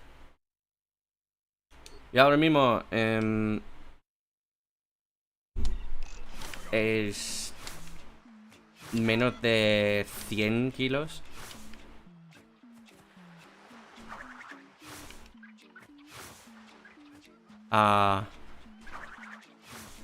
Un buen metabolismo.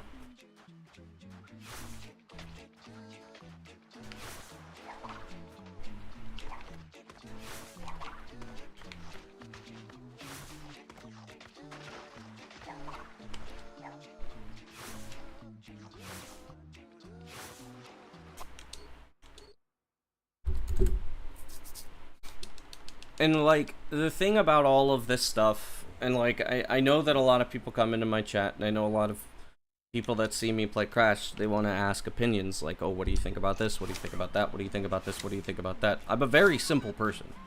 If I think it's fun, cool. If I think the game design is okay, cool. I don't really care much about, like, graphics or anything, because if something's fun, cool. If something's not fun, not cool. If something's well designed, cool. If something's not well designed, okay. Whatever. But is it fun? It goes back, like, it doesn't matter if something is well designed or horribly designed. If it is fun, it is fun. If it's not fun, it's not fun. It's the argument of talk. Well, if you want to go past it and say, like, you know, the things of, like, why is the game not popular? Well, it does make sense. But it is still a fun game. Just not fun in comparison to the previous Crash games. And that's fine. It's still fun. Twinsanity has its flaws. Every game has its flaws and bad design choices and good design choices. But at the end of the day, it depends on if it's fun and whether you have fun with it or not. So, a lot of those things will come down to, and the reason why I don't like to elaborate on my opinions, because I do have my opinions, but at the end of the day, I don't care about my own opinions, because I can say, like, something looks ugly, I could say something looks great, I could say something looks fun or whatever. When it comes to graphics, can I see what the fuck is going on? If yes, cool. Does it not make me want to avert my eyes? Okay, cool.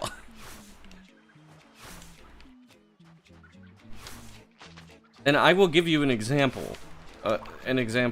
Because, like, this is going to get a lot of people probably riled up, but it makes a lot of sense. NST looks like crap. Why does it look like crap? Not because it doesn't look pretty. It looks like crap because how the fuck am I supposed to be able to differentiate things in the environment? When you look at the original game, and the reason why things were designed in the old games was so you can see. You can clearly see, and it's like a trickery. It's a trickery of the eyes. It directs you without you understanding that it is directing you. You know what's dangerous, you know what's not, you know what's part of the background most of the time, you know what to grab, you know what to get, because they use trickery of the mind to figure out, for you to basically figure out, without them telling you directly, where to go, all this other stuff. But when you go to these remakes, like NST, Reignited Trilogy, a lot of those design choices are foregone to make it look pretty. This means that it's sometimes difficult to differentiate certain aspects, and the way to mitigate that is by directly telling the player, you have to do this, you have to collect this, you have to do that. But in older games, there were design choices to make sure that the player would just understand without being told. And that doesn't mean that all players would get to know it, but there's levels in color theory that would basically allow you to understand. Even back in Crash Twinsanity, like, if you look at this game, everything is, like, very uniquely colored. You can tell, at least approximately, what everything is. But when you try to make it look more realistic and make it look prettier, and you care more about it looking pretty than the design of, like, telling the player what to do, communicating to them with subtle hints instead of all this other stuff, it makes it difficult to see. Not like, you know, you had to squint. Probably one of the absolute best examples I could come up with is the Halo Combat Evolved Anniversary, where, like, a big problem with that is that you cannot distinguish backgrounds from enemies easily. You have to make a very conscious decision to understand where the enemies are. But in the original game, there was so much contrast between the enemies and your allies and the background and all this other stuff. You knew exactly what to do. You knew exactly where, like, to shoot. You could spot enemies immediately, whereas in the remake, it's way more difficult. So if you ask me, like what the guy asked before, is like, what do I think about the graphics of TWAC? My first thought process is not like, oh, this game looks nice. Actually, the game does look pretty nice. But my response is going to be more along the lines of, can I see what the fuck is going on? If yes, then it's fine.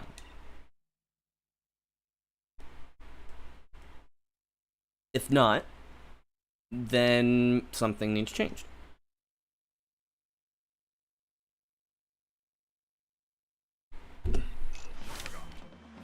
Vaya. Bien hecha.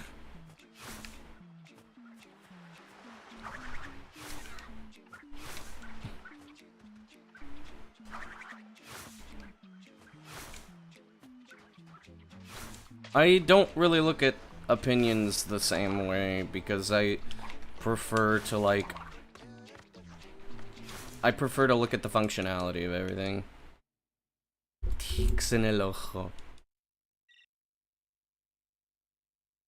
No sabía que los hispanohablantes, o sea, en español se puede decir tics. Pues es que en inglés se dice lo mismo, pero obviamente se pronuncia diferente, o sea, la pronunciación cambia.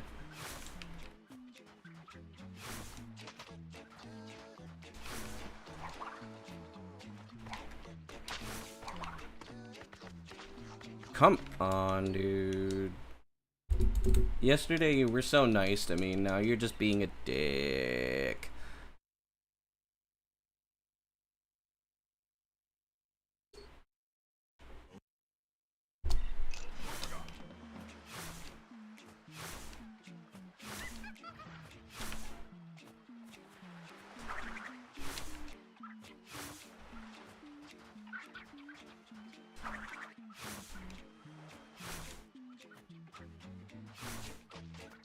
Re papaloteo.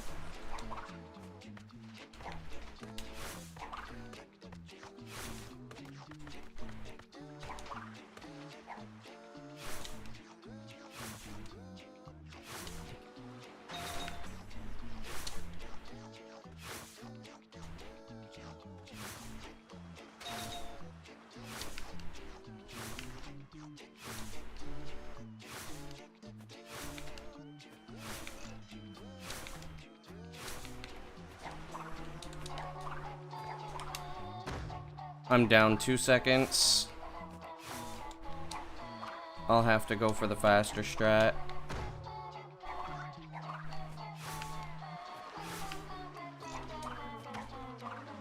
Pues en inglés tenemos otro término para eso. Se dice spasms.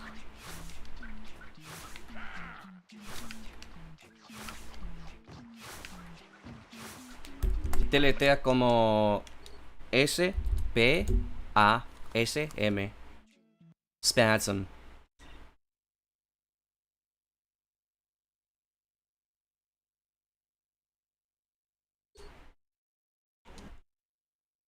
Pero los tics se dice para algo que el cuerpo se hace habitualmente inconscientemente.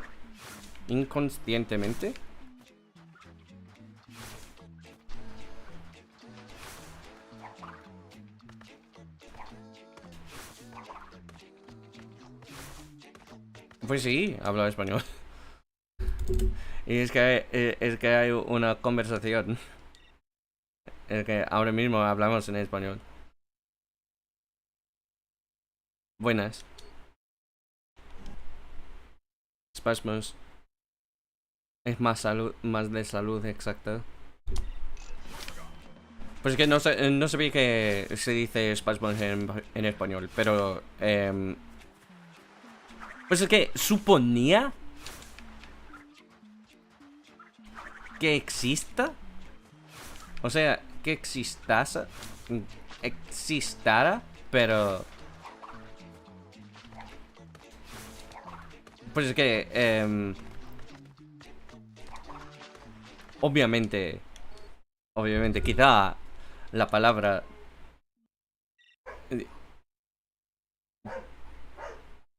tenga otro sentido, si me entiendes.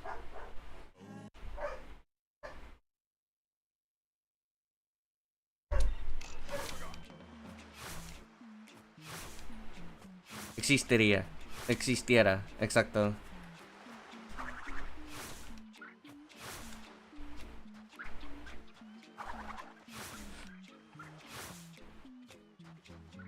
De repente olvidé cómo conjugar existir.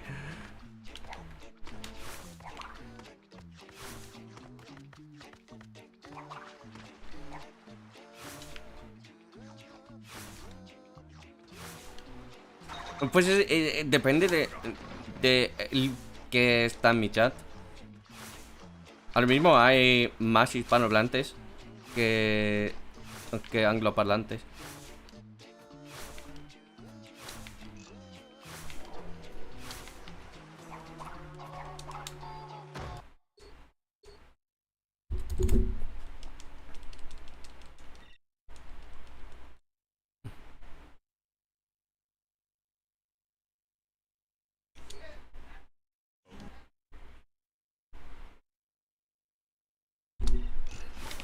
Vaya con las conjugaciones de español.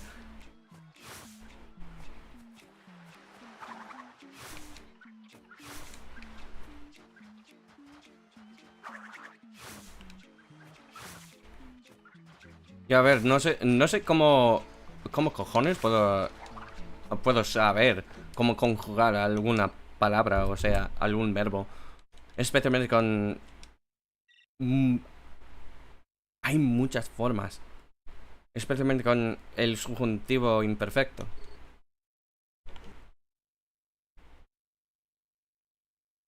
Pues es que está enfermo. Exacto. Pero no sé por qué, pero estaba almorzando. Y por alguna razón buscaba por el internet cómo se conjugue los verbos de español antiguo, o sea, desde hace siglo XI, algo así. Y es que para formar el futuro, literalmente,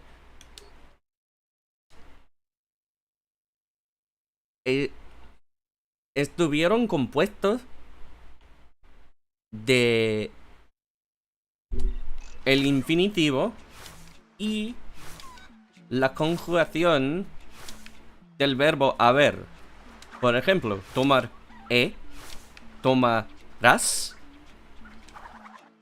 tomarán, tomaremos.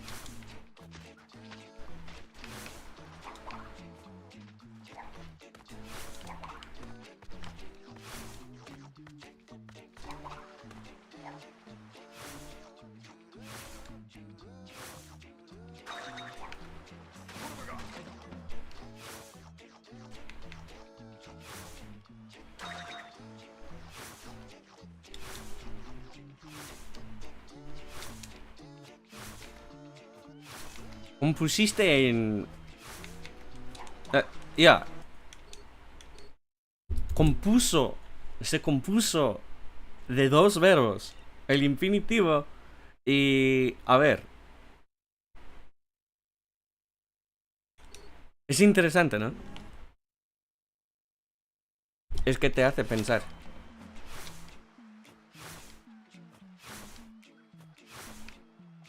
Pues sí, he visto el alemán. ¿Sabéis que... ¿Sabes que...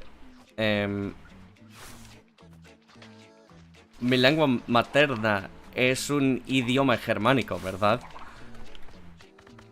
En el pasado... funcionó lo mismo. Especialmente con... componer las palabras.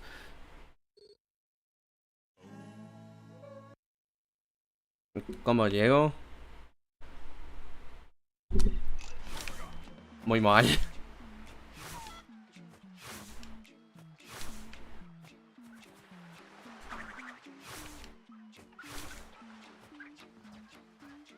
Si te entiendo bien.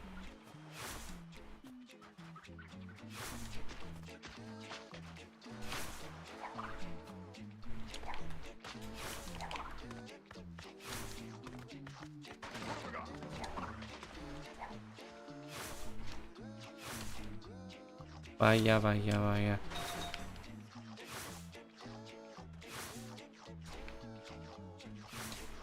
Damn it. El idioma chino mandarín.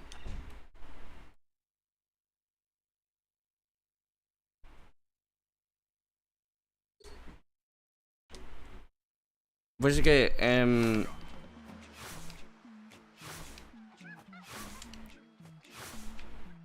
en el pasado me cuesta mucho oír el chino mandarín, o sea, a mí me daba asco. Tal cual, no quería escuchar nada de chino mandarín. Ahora mismo no pasa nada. Es que me gusta oírlo, pero en el pasado no. En general, aunque es más como...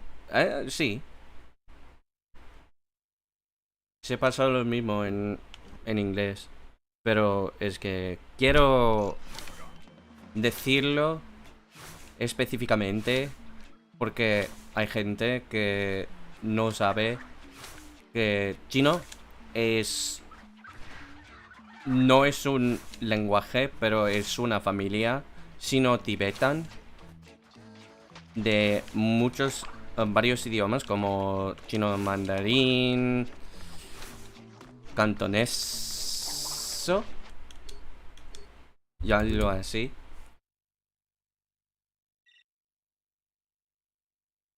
Llena de idiomas tonales, algo así.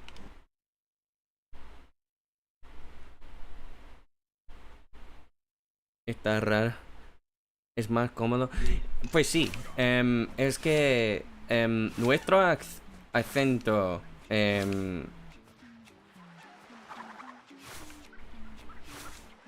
es basado en los que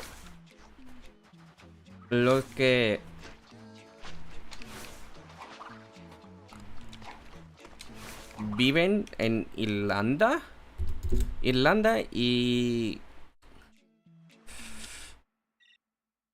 Irlanda... Y... No recuerdo bien. Pero es que... Es basado en... o sea, el norte. Siento muy educado. De hecho, no. Pues es que normalmente cuando pensamos en... el acento americano.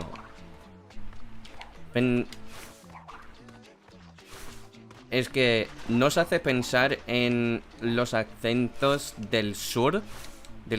En lugar del norte. Como lo que tengo yo. Pero cuando pensamos en, por ejemplo, el acento de clase alta de Londres, por ejemplo, nos hace pensar en, pues sí, un acento más educado, pero la realidad es otra cosa.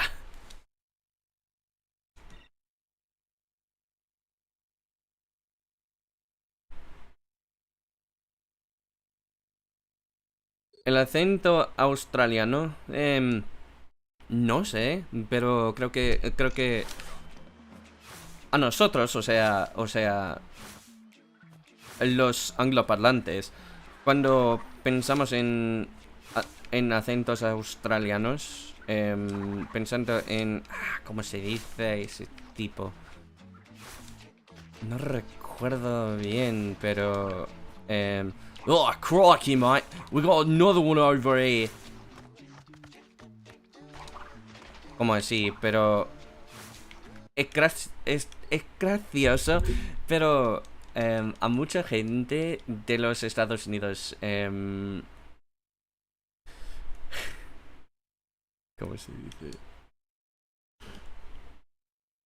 Se hace calentar.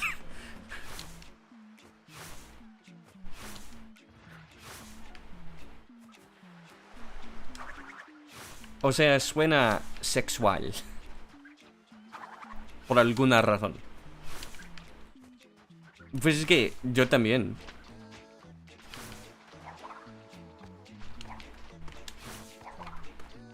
Pero... Y no sé cómo explicarlo. Bien. Pero es que... De hecho... muy rápido. Pues de hecho, los acentos de Inglaterra son variados, extremadamente variados. Hay tienes de acentos de la Inglaterra. Cientos.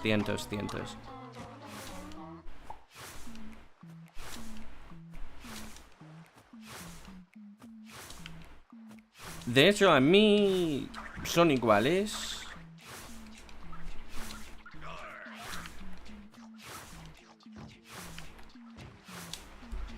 Pero soy un tipo raro.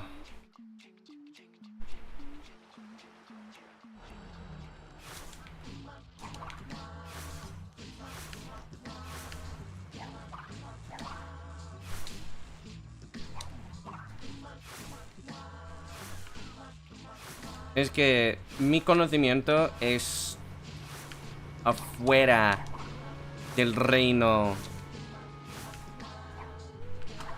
angloparlante. Vaya putísima mierda.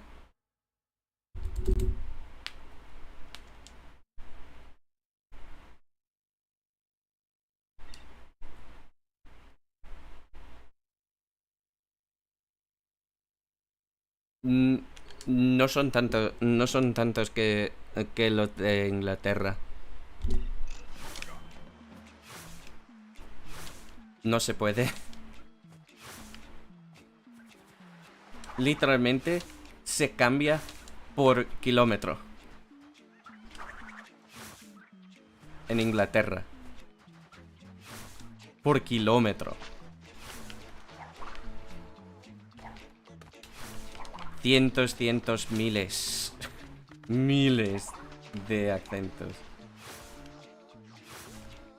Pero es que la razón es que en el pasado el inglés, o sea, anglosajón, y el inglés antiguo era la lengua de los pobres, la pobreza.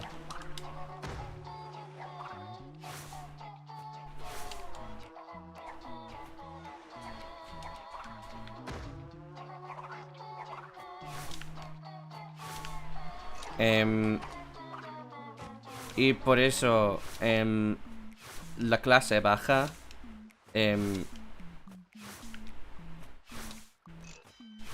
pero la clase alta era francés de Normandía.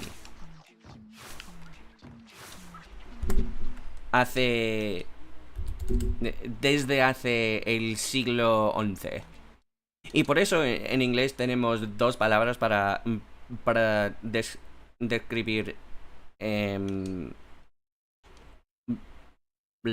carne. Por ejemplo, es un origen pobre. Es interesante, ¿no? Pero es que por la separación de la clase alta y la clase baja en esa época, tenemos dos palabras para describir la carne. Por ejemplo, el pollo. En español es pollo y nada más. Pero en inglés, la carne es poultry. Pero el animal es chicken.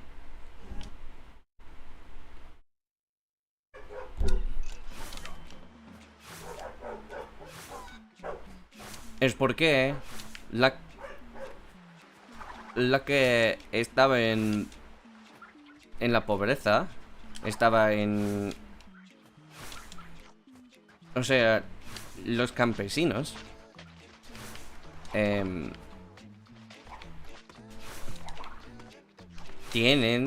tuvieron los animales. Por eso, chicken, cow, algo así, que la palabra que está originalmente de los idiomas germánicos. Y la carne de los idiomas románticos. Cow y beef. Beef es de una palabra antigua de las vacas de Normandía. Se dice, creo que, buff. Se delantea como B-O-E-F.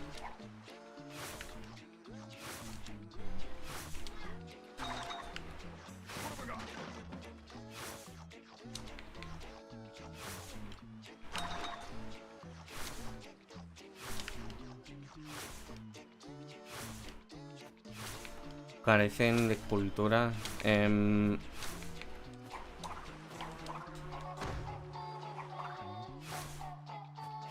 ¿Qué significa carecer?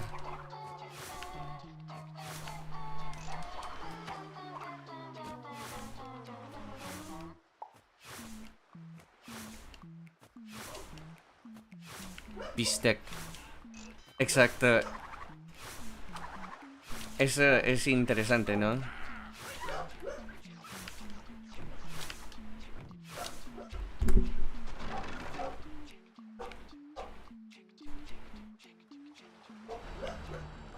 En inglés se dice una bastardización de la pronunciación. Bastardización. Bastardization.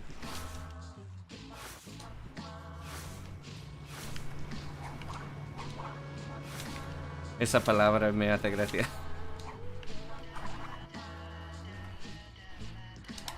Come on. Fuck you. I'm just fucking continuing. Fuck you. I don't care.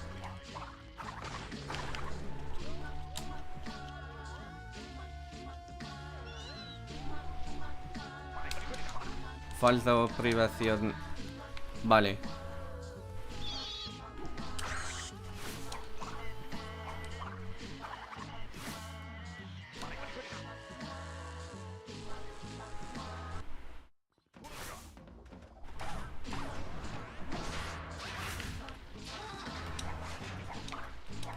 Es raro, ¿no?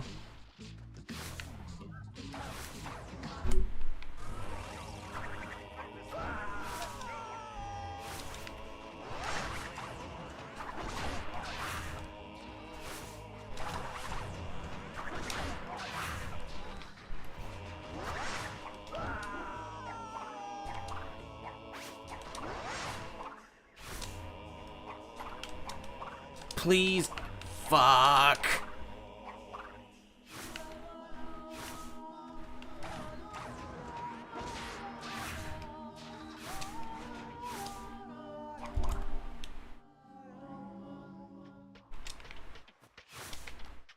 Todo bien, todo bien.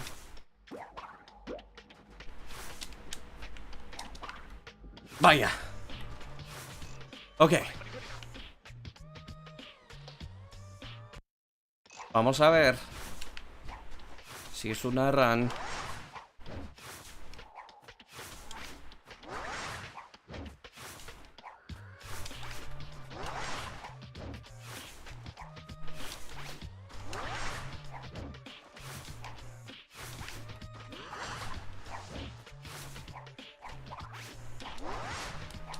Creo que es un producto de la historia de España.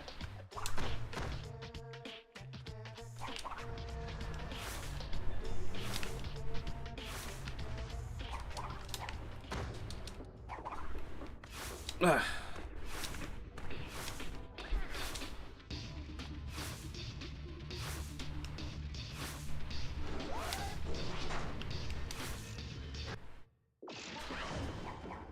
Damn it.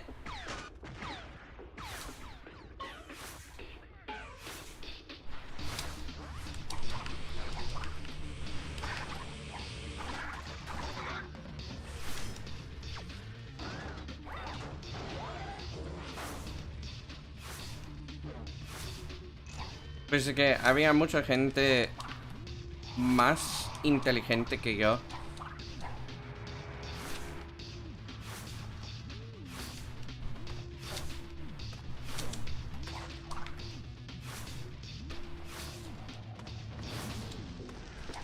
Y que ha encontrado los lichis.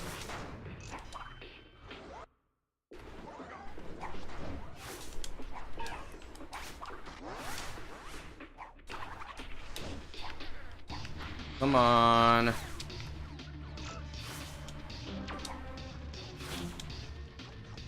Tengo que concentrarme.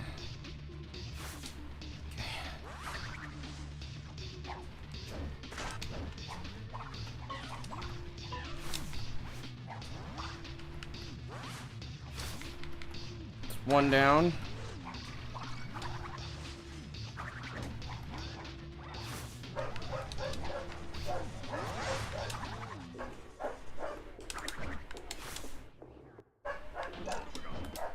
One's dead.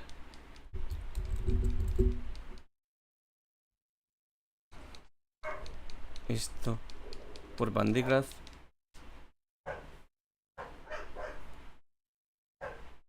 You came in, that's why it died. No. I was really far behind, Mr. Butt. That's basically what happened. I was really far behind, so I tried to go too fast.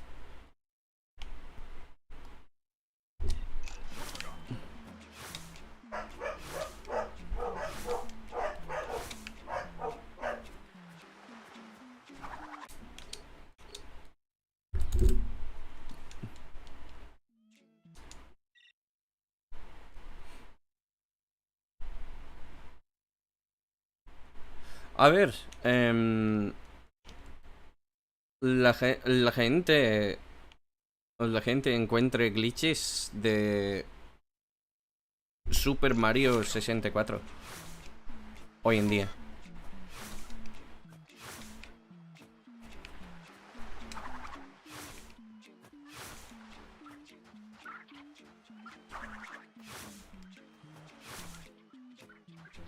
Okay. Yeah, Mr. Butt. We are on heavy grind. I'm not sure if you saw, but I PB'd yesterday. Buenos para gaming. Gaming. Sí, para gaming. Yep, I got a 1022 yesterday within 3 attempts.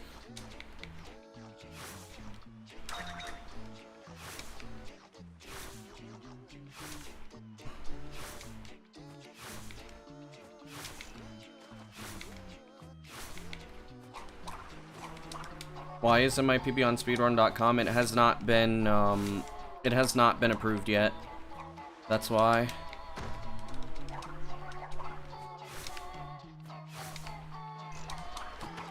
Jeez.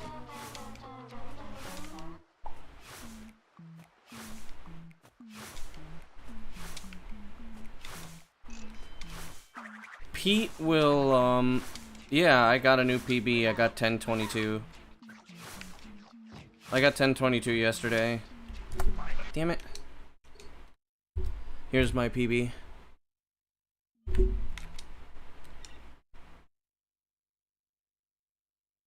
Un speedrun de 42 minutos.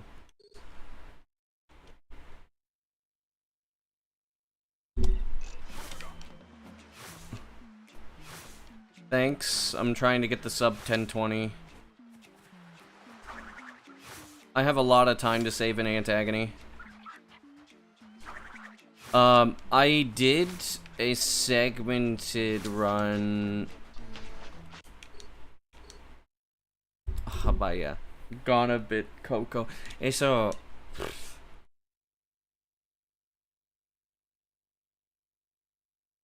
No, no. No hay. O sea, públicamente no hay. Clarísimo que hay. Pero el público no sé nada. No sabe nada.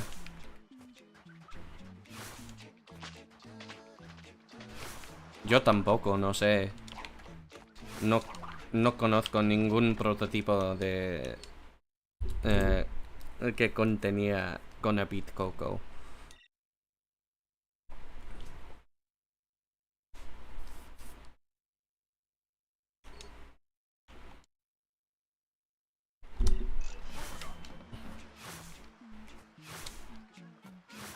Yeah, I PB'd. ¿Es Lost Media? ¿Estás seguro?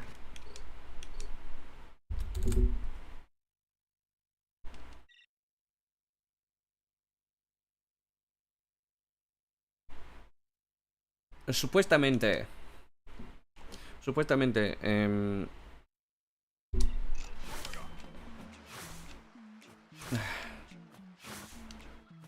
Okay, let me think about this in English, because I bet you I can remember his name in English.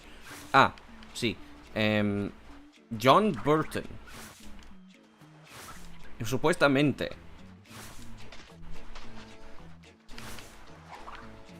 Tuviera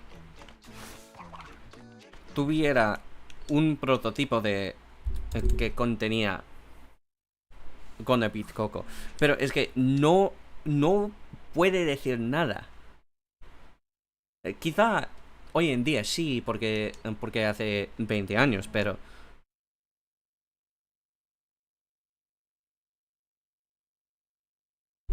La gente... No, es que...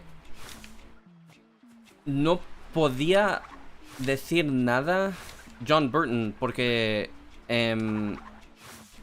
por los fiscales de Activision. Porque es una propiedad intelectual de Activision y Activision es hijo de puta, algo así. Vale para mierda, algo así. Pero es muy probable que tuviese un prototipo de que contenía Bit Coco. Pero pues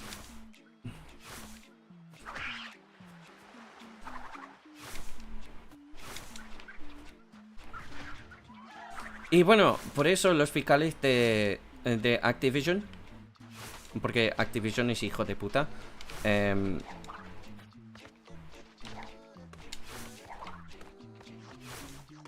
no dejan que... No dejan que distribuya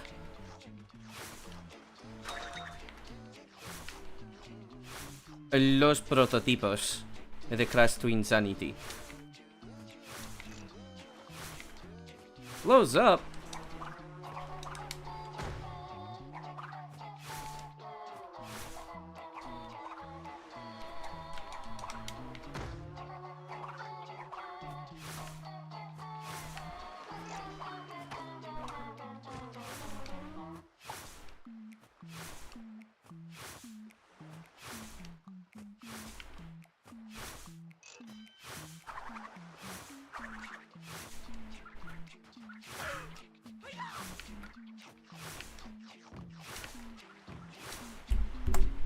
Finally.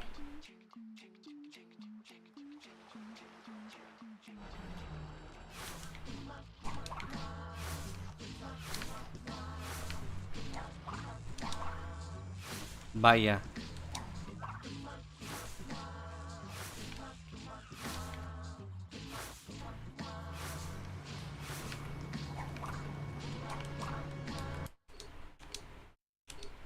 Can't let this slide.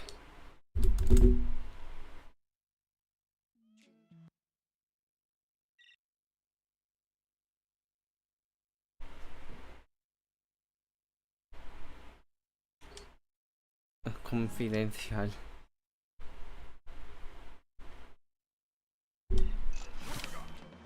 Pues es que hoy en día las leyes sobre la propiedad intelectual son rotas. Porque obviamente sean escritas en la época tras de...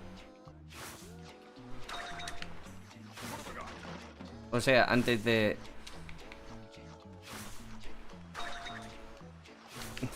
la advención del internet.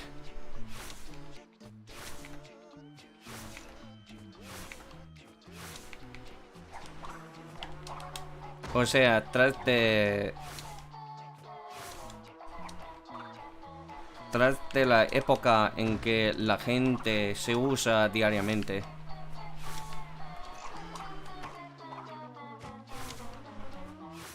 Robar, exacto. Es puro bullshit.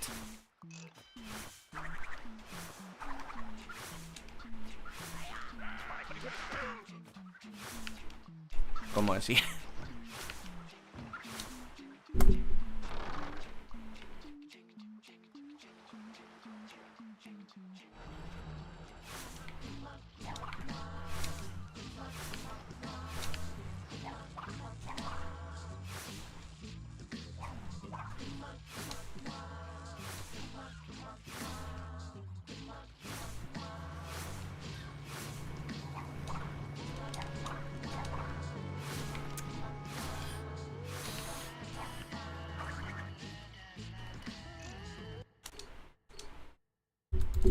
Vaya.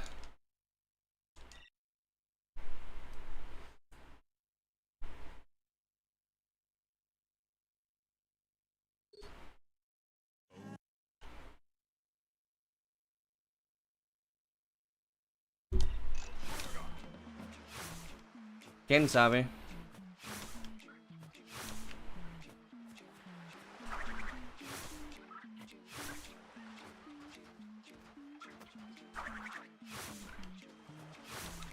A mí no importa mucho.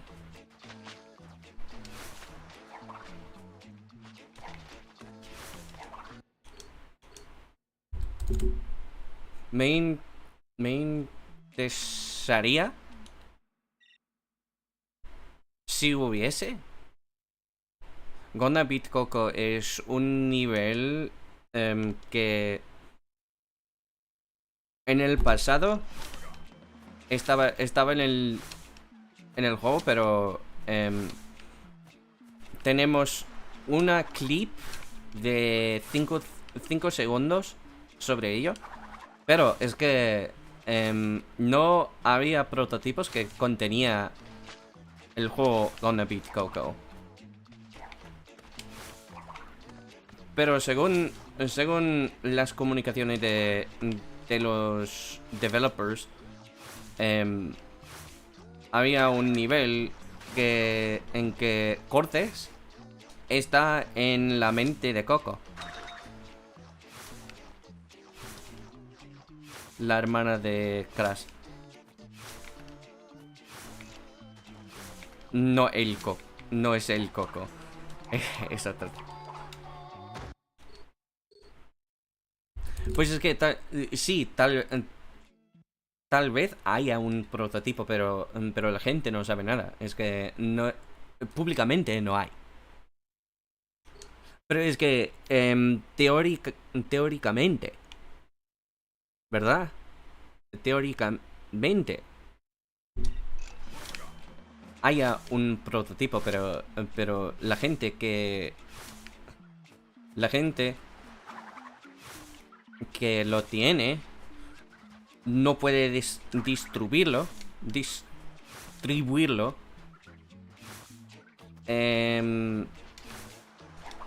porque los fiscales de Activision quieren proteger la propiedad intelectual agresivamente. O sea, más que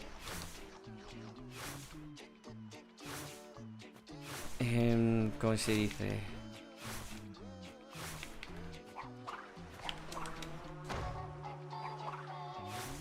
Pues obviamente no es una buena cosa.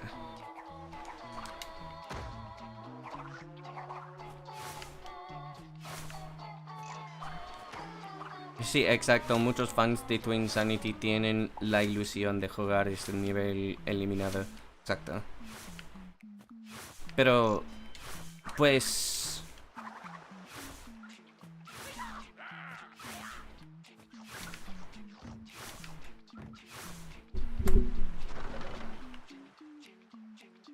no pasa nada. A ver. Hemos encontrado prototipos del primer Sonic, por ejemplo. El tercer Sonic. Algunos otros. Y juegos que están... que estuvieron cancelados.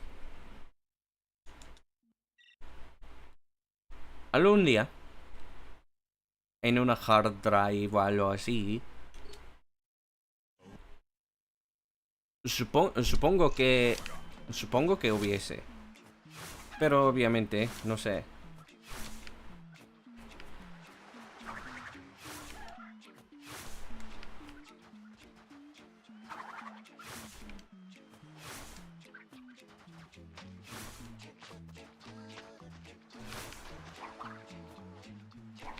Activision being Activision, exacto. Pero es que no sé si si lo escuchaste, pero...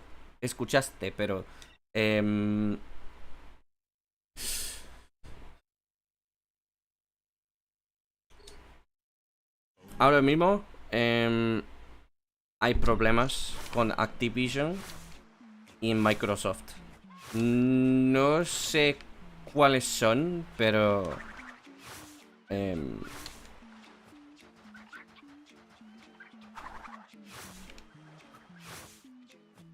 quizá en el futuro no habrá Activision.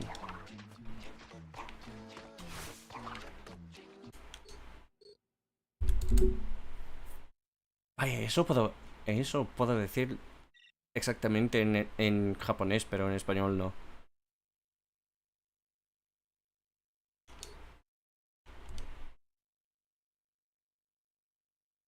There's a second chance. I don't know how to answer that question. It has its second chance. It has its second chance. People like the game. 100% if it were made by under a corporation like Activision, no. I should really just make a bot command just explaining all this stuff because I have to explain it every time.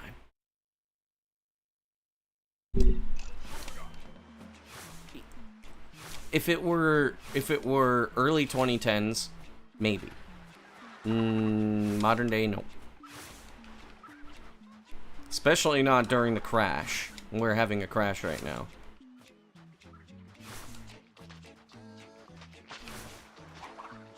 We're having the 4th video game crash. Self-inflicted, too. You can't make good games anymore unless they're indie.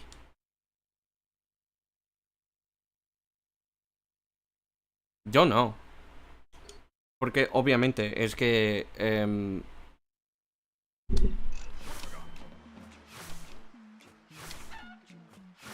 era causado de...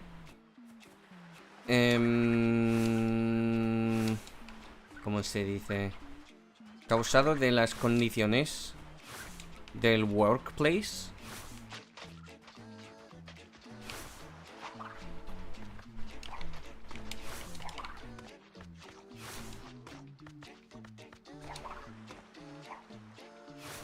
Había abusos sexuales y algo así de los gerentes, algo así. Era horrible. Y por eso Toys for Bobs. Toys for Bob, ¿verdad?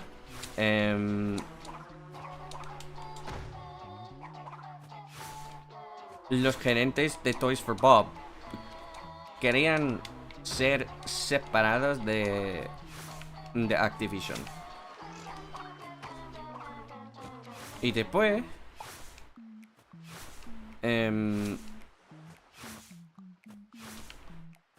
ahora mismo está trabajando con Call of Duty.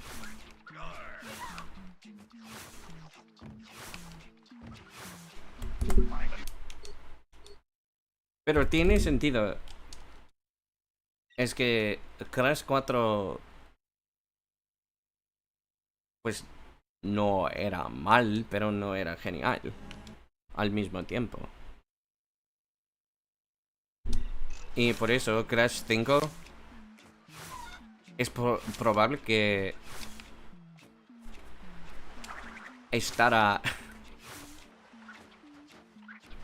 estuviera mal.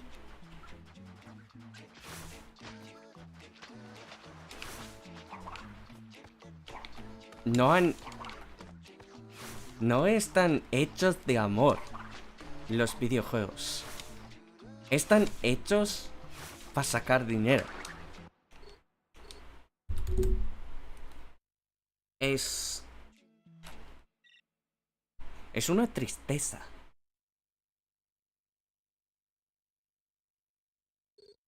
Exacto. Pues es que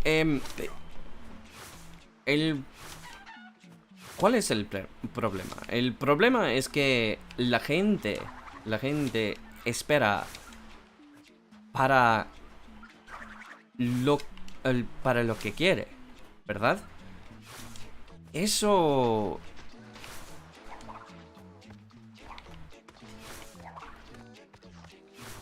Yo, Stu, thanks for the good luck. Eso... no se sirve. No se sirve porque... es que las esperanzas no son la realidad. Por ejemplo, hace unos días hay un tío en mi chat que dijo, a ver, si Crash sigue están hecho por Naughty Dog,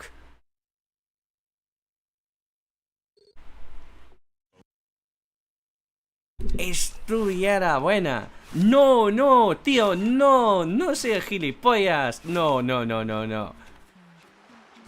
A ver, los originales de la compañía no están. No están. Andy Gavin no está.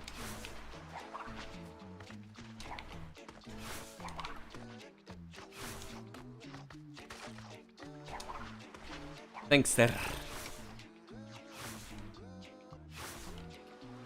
A ver.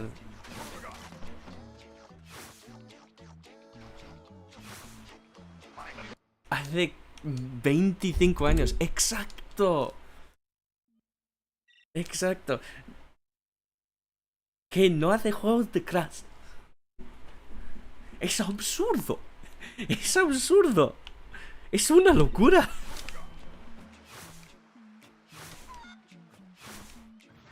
Pero se reflejan las opiniones de la gente, o sea, las esperanzas de la gente. Es algo diferente de la realidad. Y bueno, es que, a ver, si Naughty Dog hará un nuevo juego de Crash, quizá, no sé, tal vez se viera extremadamente horrible. ¿Quién sabe? Nadie se sabe. Pues es que pertenece a Sony, Crash, a Microsoft. Es posible que haga Crash. ¿Quién sabe?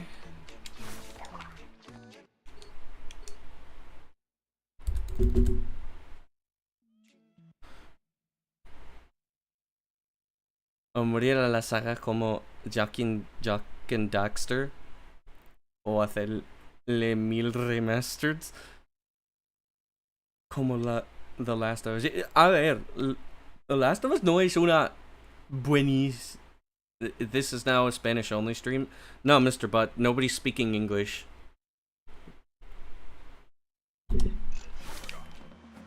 I would speak in English if people were speaking in English. I'm fine with having two conversations at once in different languages. Hiciera juegos con amor, como lo hizo.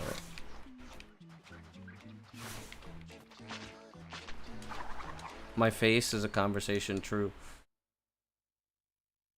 Ser como antes, porque sabe las minas de oro que tiene. Exacto, is Spanglish.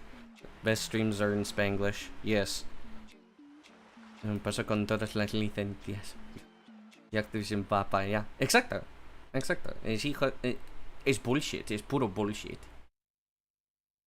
Pero. Es la... ¿cómo se dice?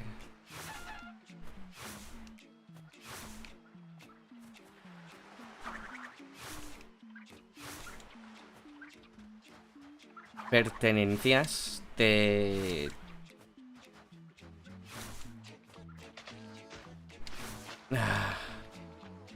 ¿Cómo se dice en inglés? Okay, let me think of how to say this in English. So it's basically like the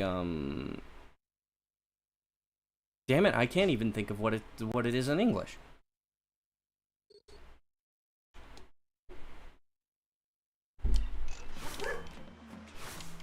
The work environment?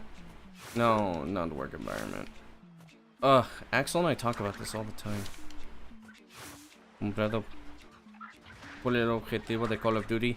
No, es otra cosa. Es otra cosa. No, I wouldn't be able to figure it out in Japanese. It's a very, like, native concept. It's like C1, C2. No way. No way I could think of it in Japanese. Let alone Spanish. I just can't think of it right now. El objetivo, o sea, la meta, es ganar dinero y nada más.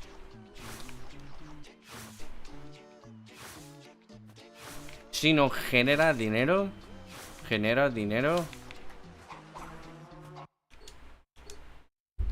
no va a hacer. No se va a hacer.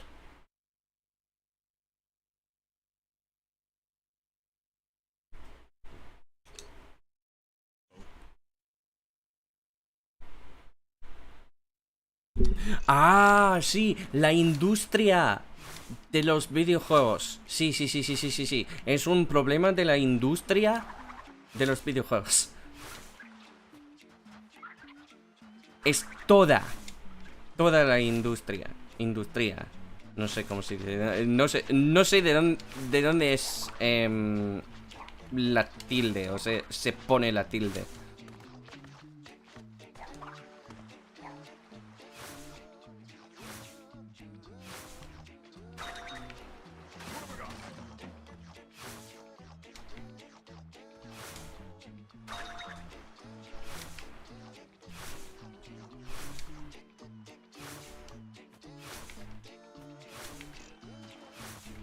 Es la culpa del MOBA. De Crash. Industria, no hay tilde, vale.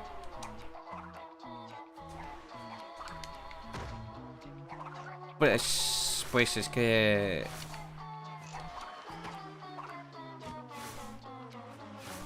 ¿Cómo se dice? ¿Cómo cojones se dice? ¿Qué es lo que quiero decir? Pues sí, no recuerdo cómo se llama, pero el MOBA de Crash quizá es su culpa. Creo que es su culpa.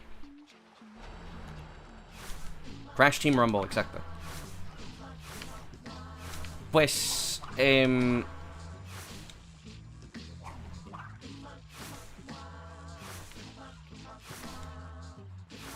es una pena.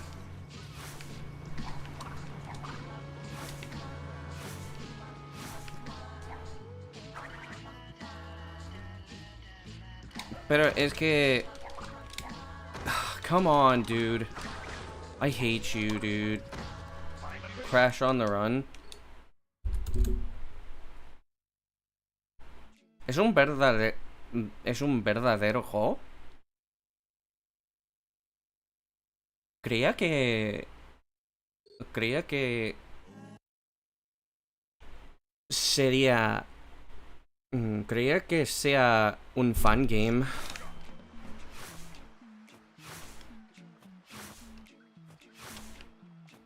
Was a run game.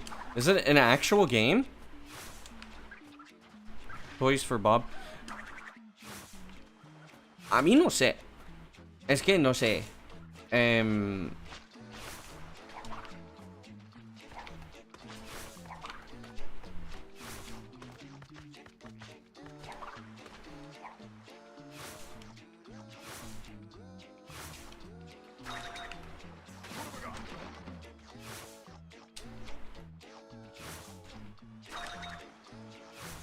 Ooh, this is fast.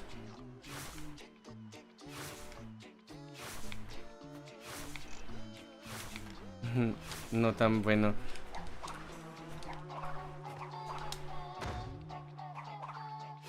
Mucho para móvil.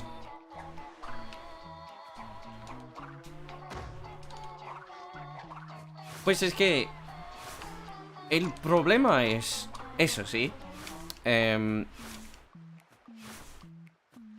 las compañías siguen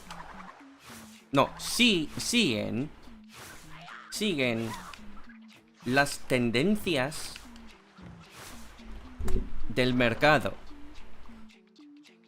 O sea, siguen la matemática y nada más.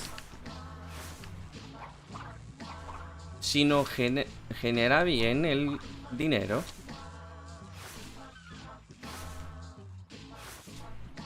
va a hacer otra cosa.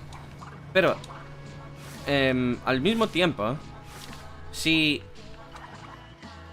otras compañías habrán hecho algo de las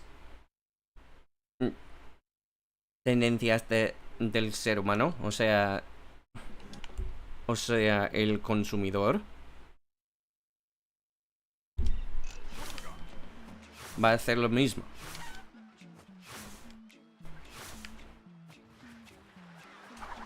Eso es el problema. Es el problema.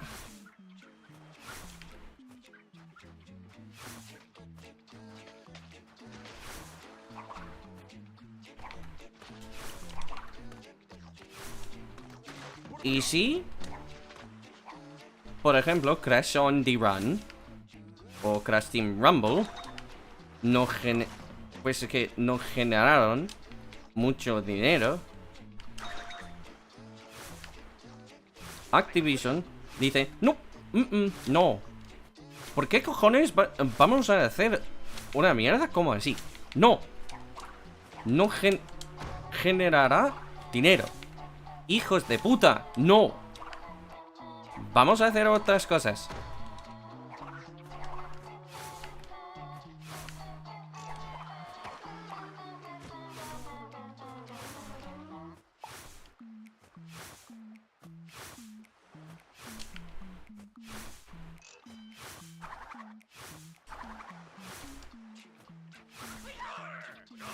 Como una hermana mayor.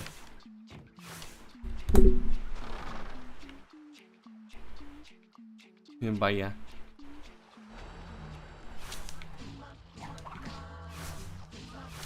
Pues la pela sexual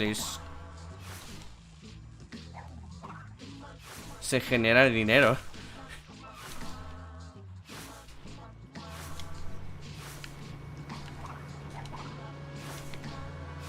Podrían hacer... No, no podrían. No podrían. I'm speaking so much Spanish. Well, that's because there's a lot of Spanish speakers in my chat right now.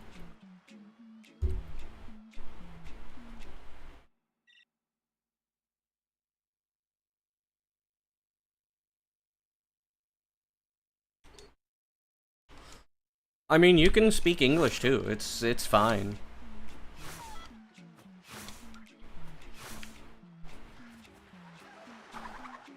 No, creo que el problema no es de Microsoft o Activision o todo eso. Es literalmente con las corporaciones. Es que lo que dije antes, el problema es que siguen la matemática y las tendencias y nada más. No. Nope. Es que hay montones de problemas con la industria. Por eso, si harían... Exacto, los inversos. Los inversos dictan literalmente toda.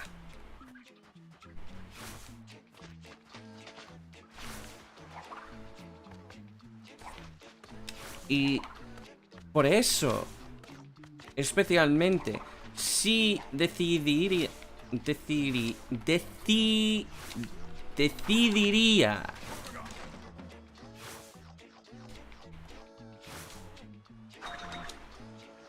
que hacer un juego nuevo, ¿verdad?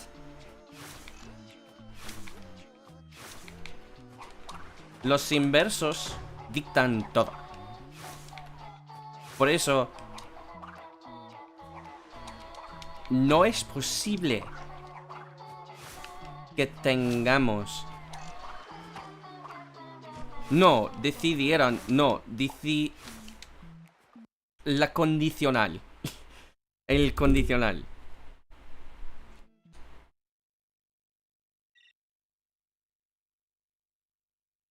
Exacto. Pues es que con las tendencias de los consumidores, ya lo así, los developers, ¿verdad? Van a seguir las matemáticas. La matemática y nada más.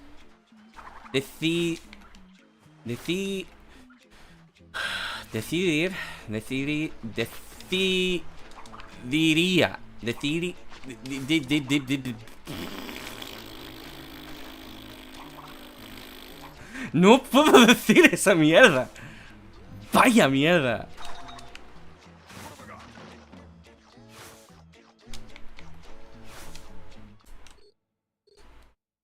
Hijo de... No, no, no, no, no, no. Voy a escribirlo.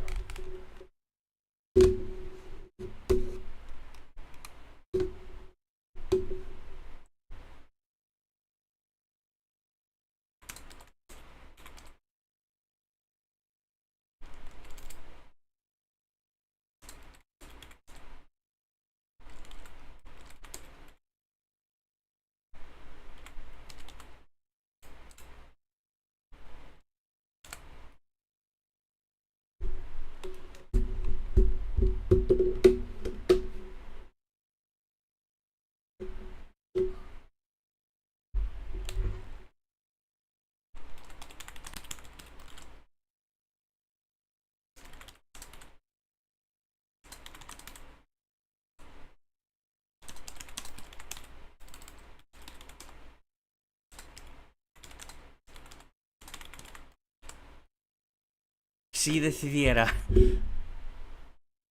Sí, exacto, es subjuntivo, no, no es condicional.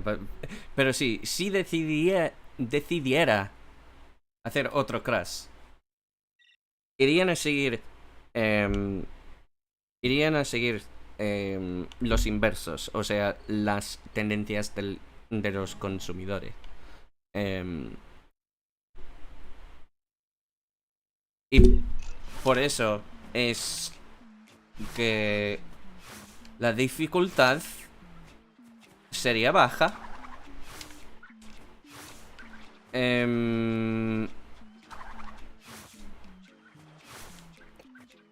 Habría un humor, o sea, un estilo de comedia muy mal, con estereotipos de algo así.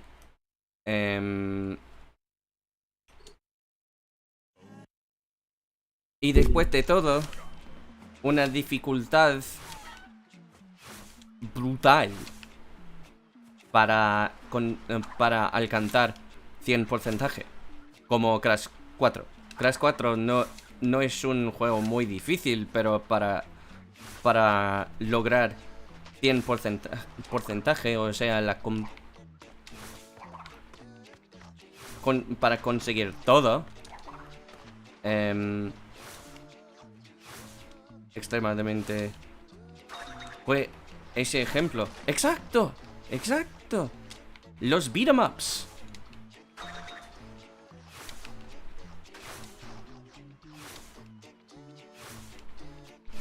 Pero hoy en día es más común, algo así. Por eso no sería bien un remake de Crash Twinsanity.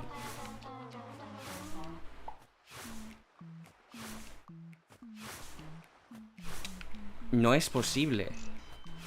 La probabilidad de consiguiésemos un buen remake. No, Well, I got one, but that was just the 1022.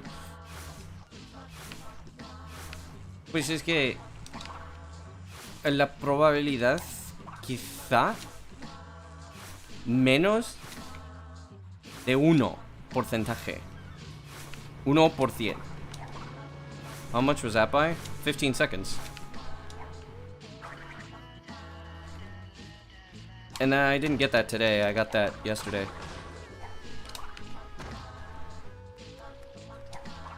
Yo, how's it going? It's going.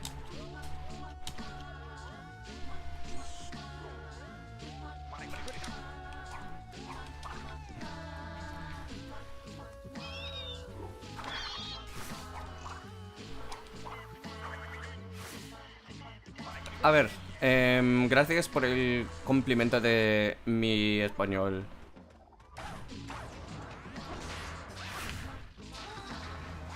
Don't get stuck, Crash.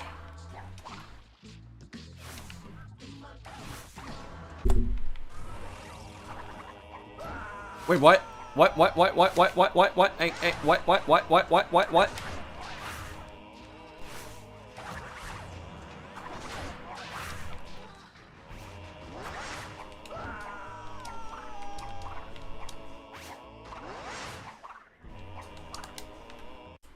Huh? That was only a 114. Oh, I'm going up against my PB. I was wondering why I saved so much time.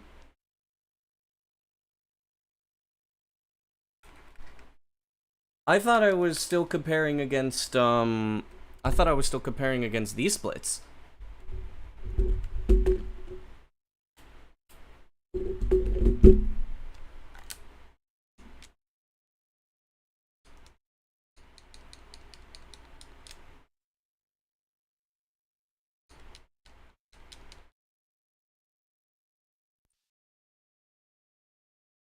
Nitro Fuel no me gusta. Did you see Tetris? Yeah. I do have Tetris Worlds. I do like Tetris Worlds.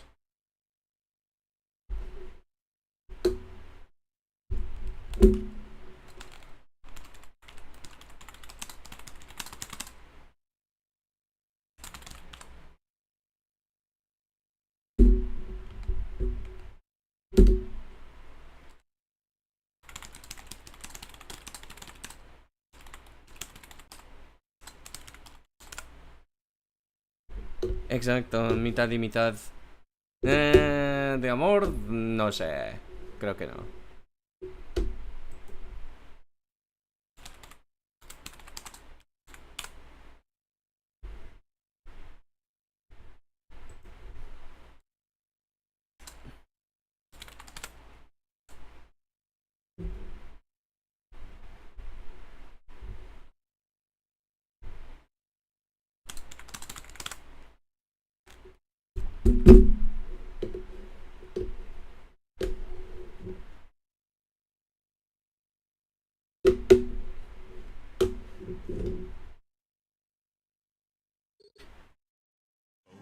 Pues es que no estoy seguro si que vaya. No estoy seguro que lo sepáis, pero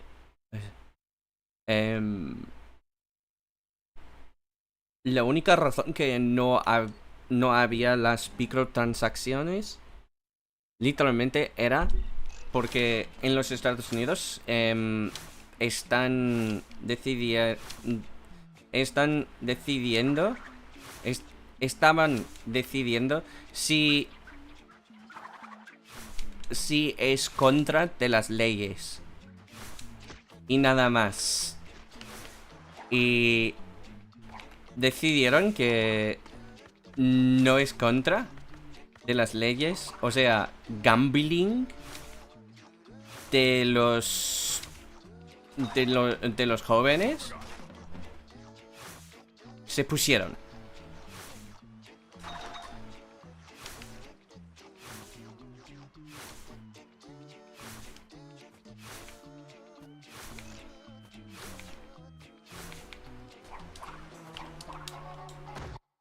Puro bullshit. The story in that game is so fucking stupid. Drew. Dude, Tetris World. But our star is old. We must find new planets to go to. We know that other Tetrabitos are on these planets. We must terraform the planets.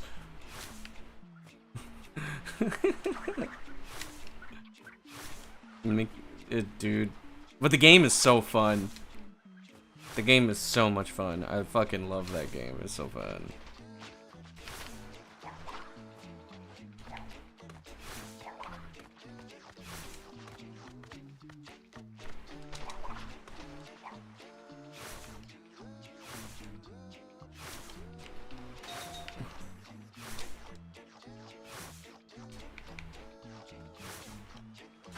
I fucking love Tetris World. It's such a good game. Fucking love that game. Dude, Fusion's so fun. They like forgot half of the fucking Tetris games that are on there. Like Fusion. Like, they just completely forgot that it existed. It's so sad. You haven't played it since like it was out. Dude, I play it every now and again. The thing is that I don't like...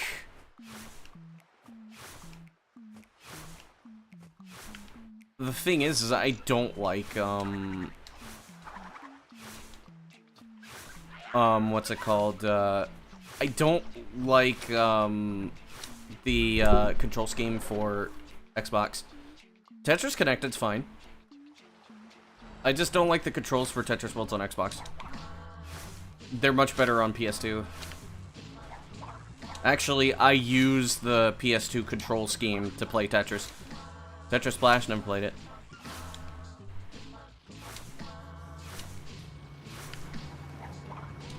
Me parece bien que el gambling es prohibido en Latinoamérica. Probably the best console one? Yeah. I really like, Puyo Puyo Tetris. I haven't played it in a while. Fucking... Ugh.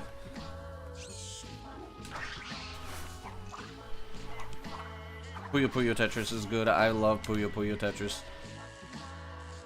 Puyo Puyo Tetris is so fucking fun, dude. I fucking love that game.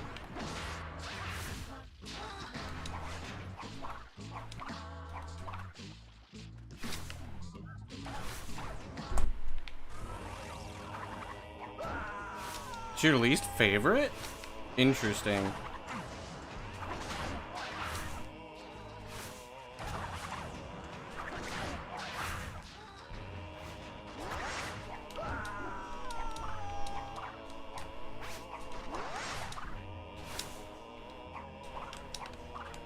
Oh, that was so ghetto! Holy fuck! That was scuffed, dude. That was fucking scuffed.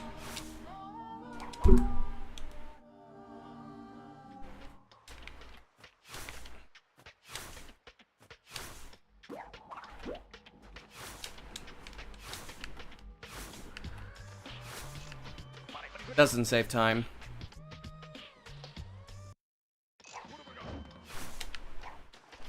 FA.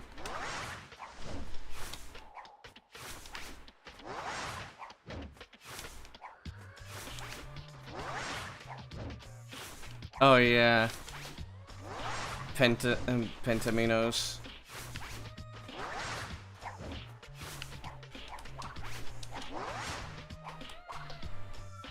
Okay.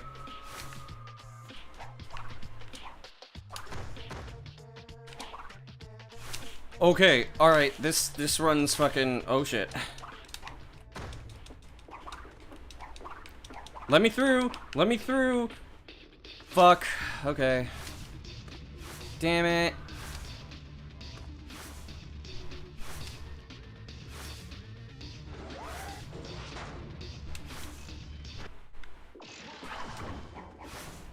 Ooh, fuck you, Cortex.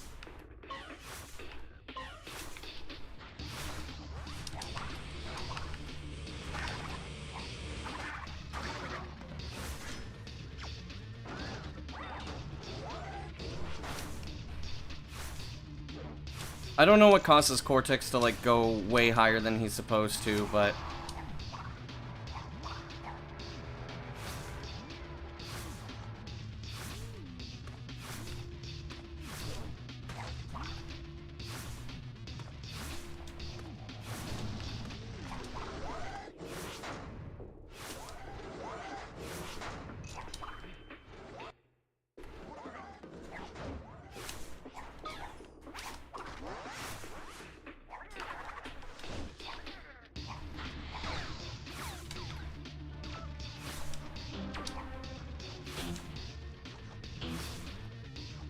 No. Okay, actually, no, this is fine.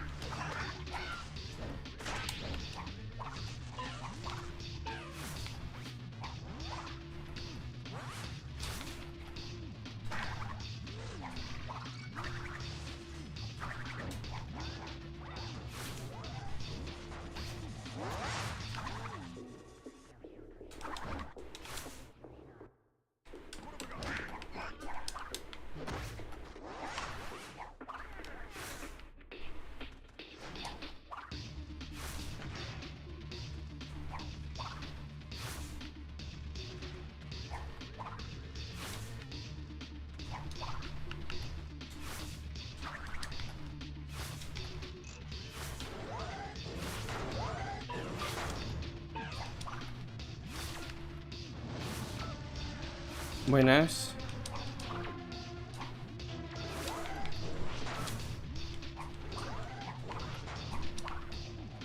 Okay.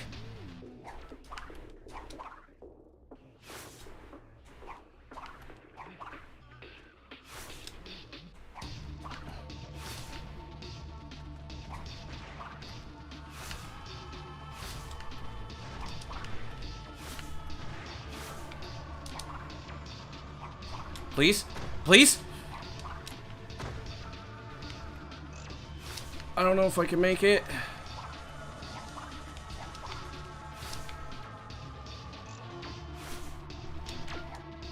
Fuck. Damn it. Oh, that was it.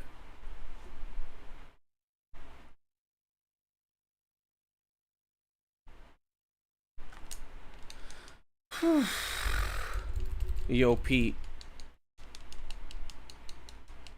Pete, did you see I PB'd?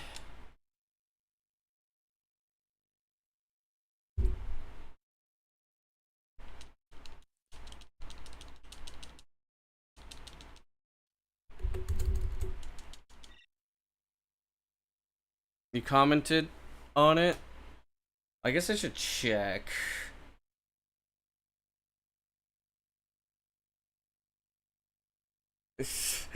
Querías unos zapatos parecidos de Clash. Interesante. Let me catch up on my comments. 6 comments. Crazy to see how far speedrunners have broken Twinsanity. You love to see the results of the new route. Can we talk about how Mate commented almost a half the run in Spanish?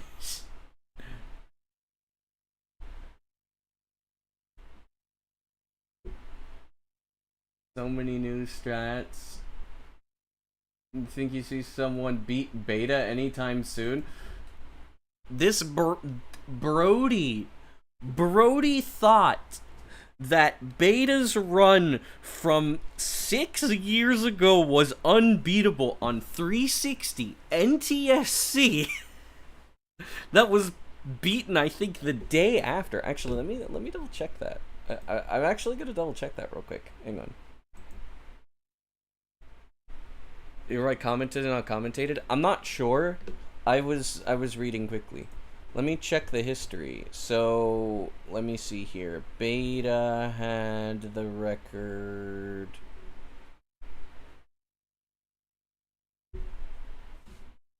Oh, it was beaten same day. It was beaten same day by almost 2 minutes. Let's double check this run. Let me see here. When was this submitted? Does it say the time it was submitted? At 11:28, September 9th, 2018. At 11:28, okay? And then Joe beat his PB. Tend to have a lot of views, so they tend to think they're godlike, yeah. 6 hours later. Joe beat it 6 hours later. And that's not even saying how much he got that. But yeah, it does make sense, but it's like, to me, it's just kind of funny that, like,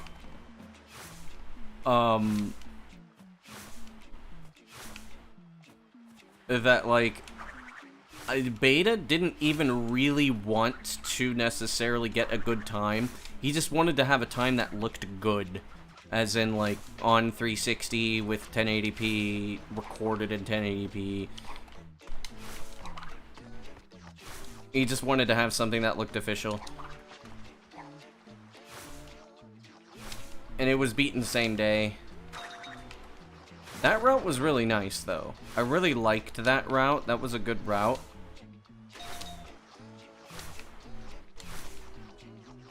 There we go. This is pretty fast.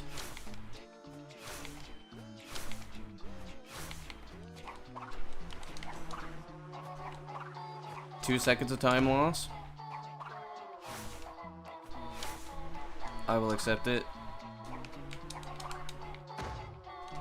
He's a terrific glitch hunter, yeah. He's very good at glitch hunting.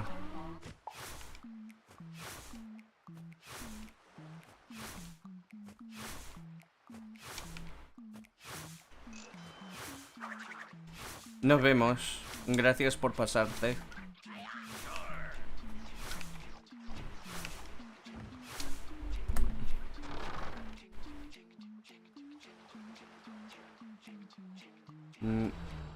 No te prometo nada.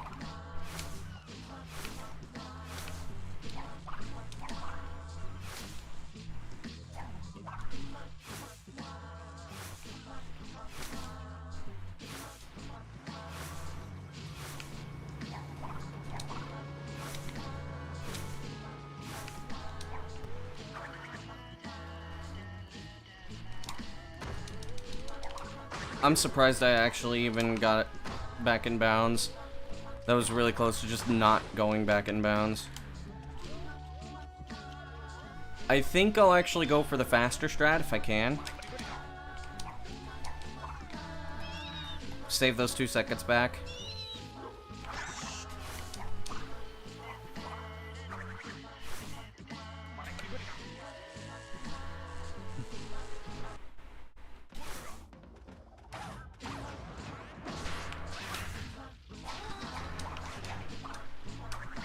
Fuck me.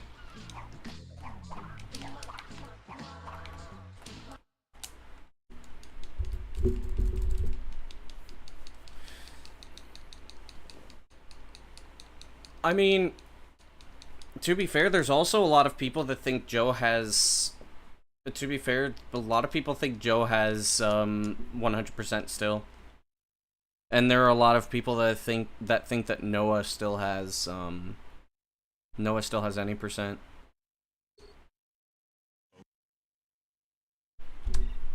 A lot of people even think that, like, that if Yetta came back, he could destroy me. I don't doubt that he could potentially give me a run for my money, and but, like, standards have changed. Movement standards have changed so much. I've had the records for a very long time. Yeah, that's also true.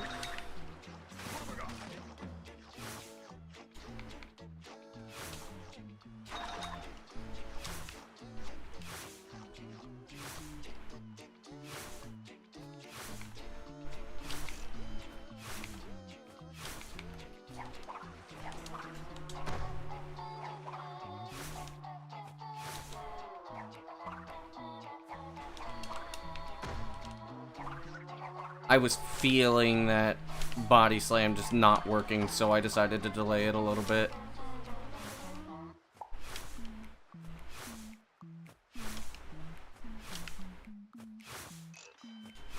Actually, I checked back. I thought you had Mom Record for a while until I saw Kobaltsky. Okay, see, this was a fast run. This was actually quite fast.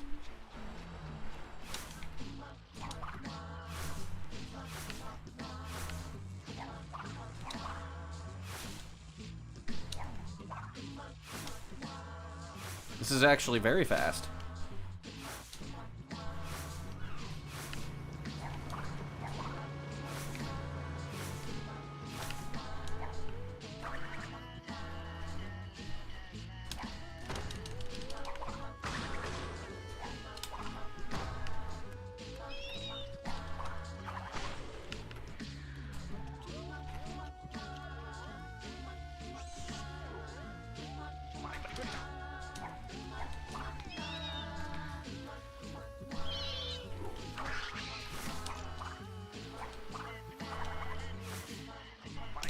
Oh, fuck, this is fast. Holy shit.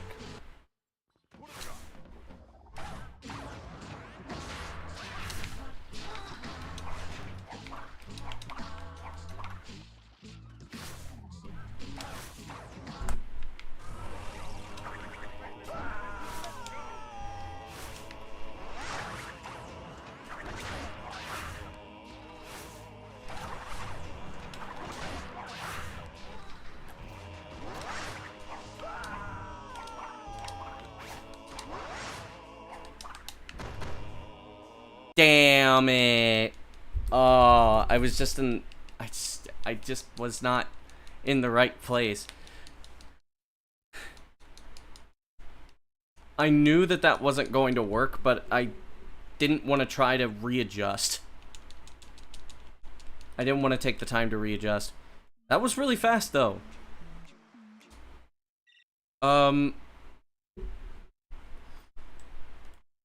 I want to see how that was in relation to my 237. Let me double check my 237 real or my 1037. Sorry. Let me double check my 1037 real quick. I'll check this one. I want to see what my splits were because I don't remember what those splits were.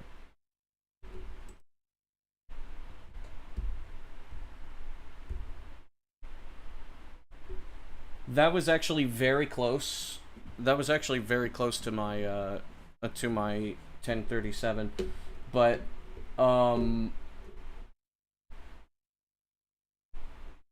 yeah, it was very close to my 1037.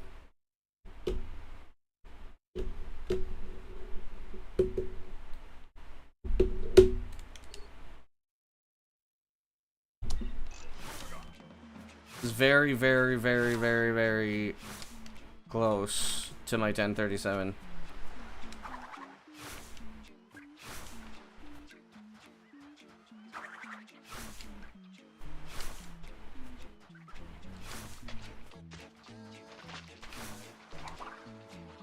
It was like a few tenths off, which is pretty damn good, actually.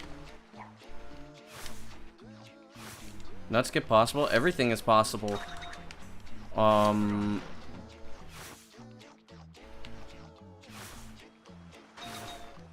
Everything I'm doing except for these two Xbox ledges that I'm like, you're inside the nut but you don't get teleported. That's because the nut crossed the load and you didn't.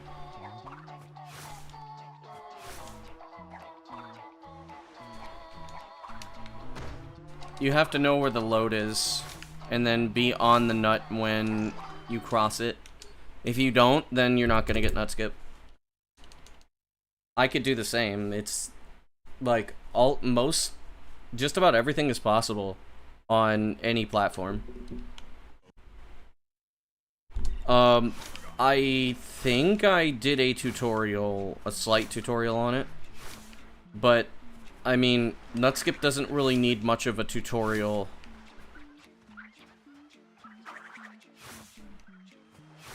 Because you just stand on the nut. You just stand on the nut as it is crossing loading zone. Like that. Because the thing is Crash crosses the loading zone, but the nut does not.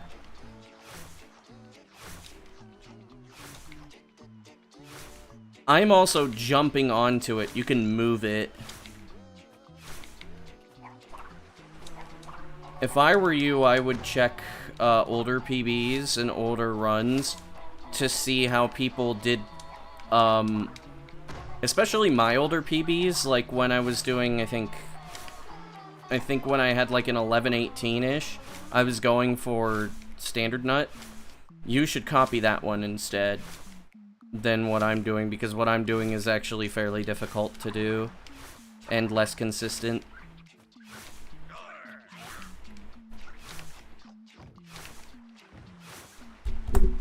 Damn it. So I have done 100 attempts since I PB'd.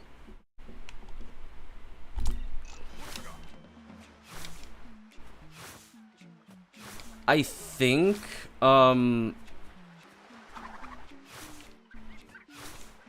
yeah, trust me, basically everything is possible.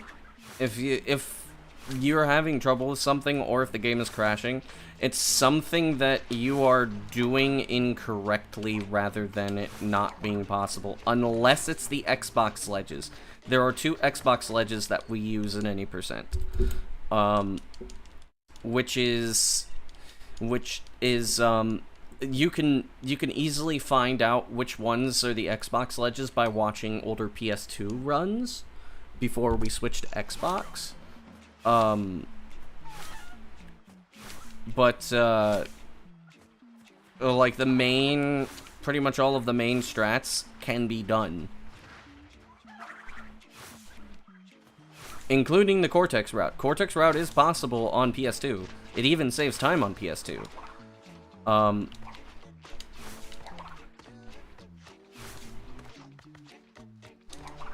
I think it saves like, I think it's like a couple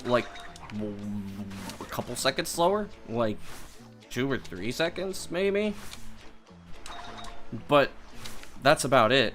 You could do Cortex route on PS2. It's not, there is a part that is harder on PS2 for whatever fucking reason. I don't know why. It's whenever you throw Cortex to stop him when you're in the ant fight room. Sometimes he just does not aim at the fucking ant. I don't know why. That's about the only big difference. Well, there's a camera difference when you body slam clip through the ceiling.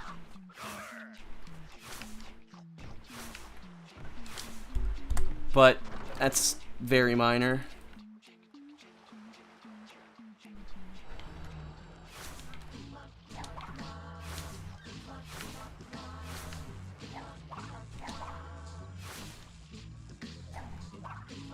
There we go. Yeah.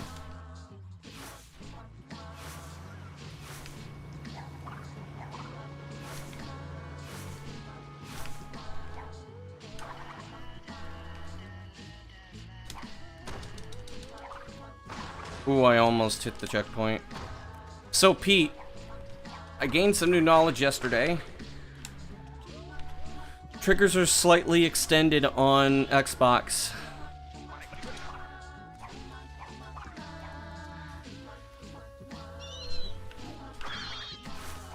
So the wrong to rights cutscene skip can be activated from behind the door on Xbox, but not on PS2.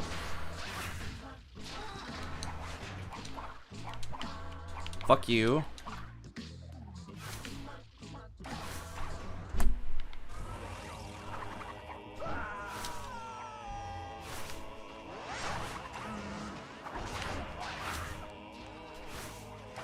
Probably all triggers, I would assume.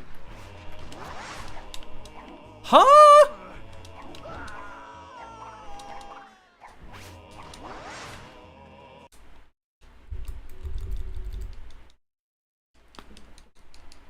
That must have been frame perfect. I would assume it's all triggers. I would betcha it's all triggers, which basically means that, like, any percent is actually harder. You bitch. Don't do this shit again. Thank you.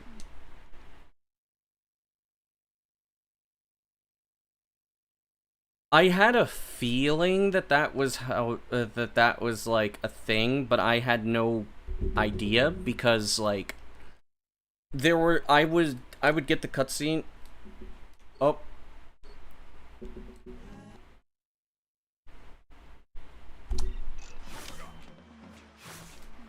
Thanks for the raid, Sustain.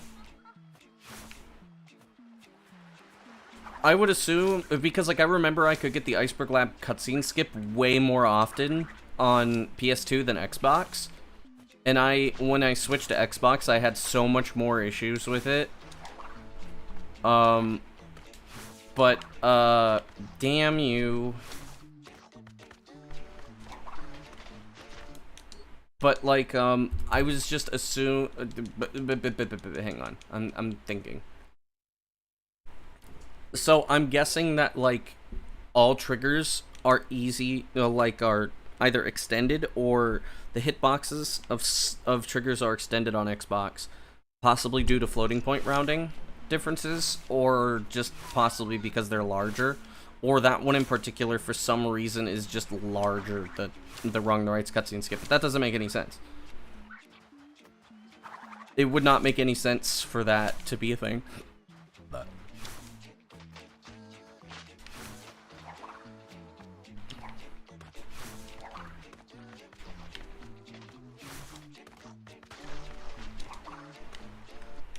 The nut just did not want to work. So I'm pretty sure that we could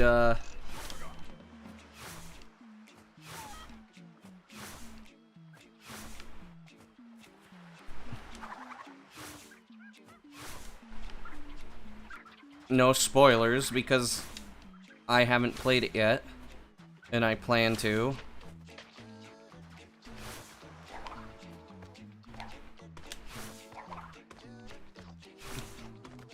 Really? That was an entire half second because the nut decided to be a bitch. Bandycraft's new hack, or his new modded levels, custom levels for twins. Have fun with Cortex. I'll break Cortex.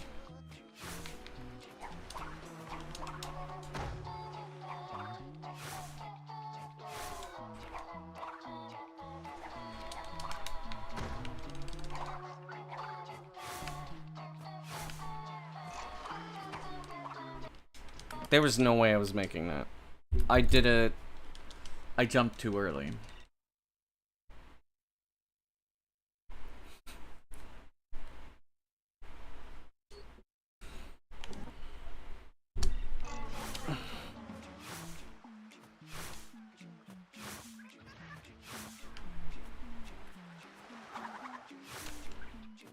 You know what would actually be really cool?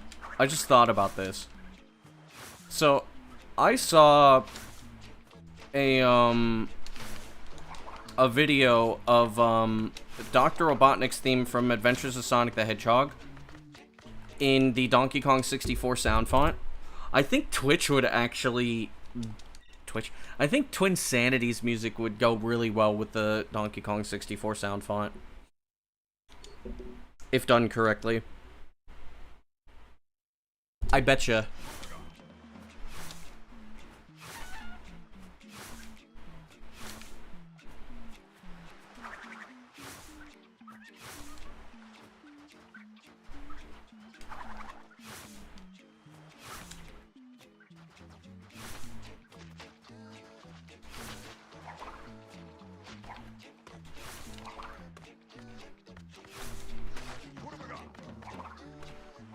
I adjusted well to that, and I barely lost any time. Interesting. Damn it, I got the low thing. Wrap things up? What does that even mean?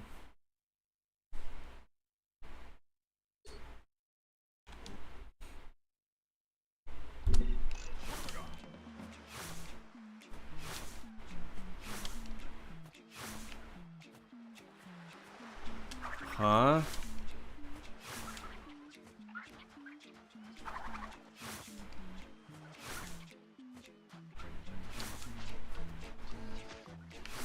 That's some message to post.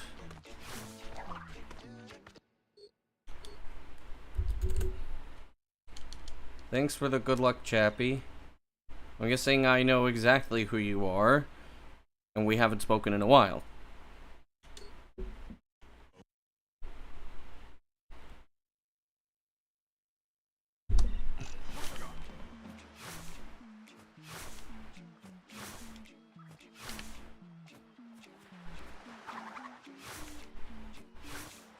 I mean, joke or not, that's a pretty good way to fast track yourself to getting banned.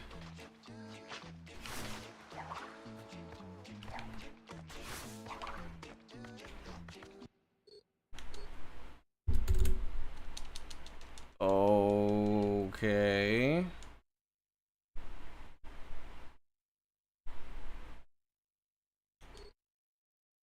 You have to re-add me. Why did you remove me on Discord?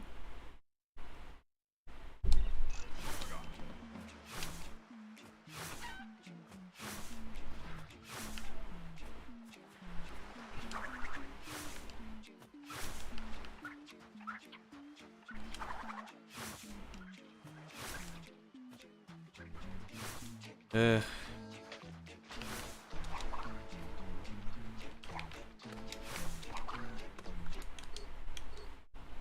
Okay. Going through stuff and removed almost everyone. It's a day.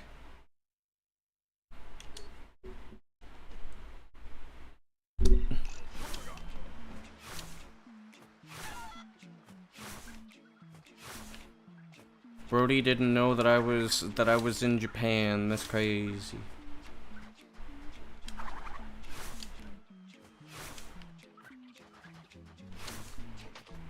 I was gone for 3 months. Damn, the nut was being a bitch.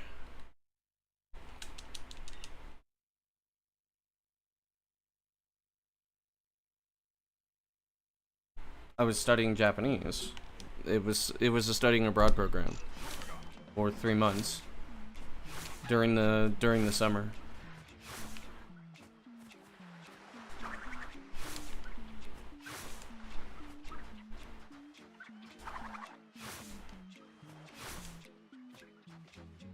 I see.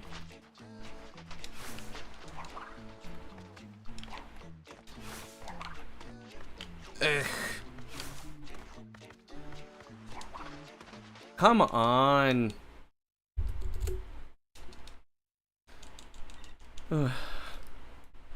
I mean, yeah, I can do conversation in Japanese now, but I mean, it's like, I mean, I was able to do that in Spanish. I do miss it though. Say something in Japanese. I don't know. What do you want me to say? Thanks for the good luck.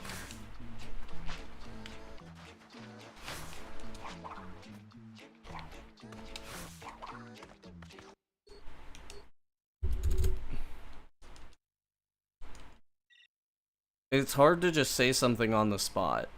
Hey, you could ask me to say something in Spanish. Tabiru, eh?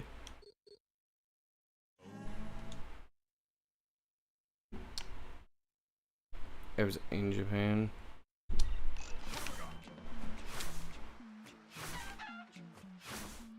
Japanに留学した。その間、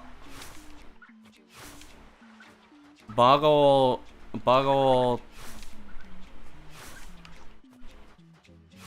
食べていた.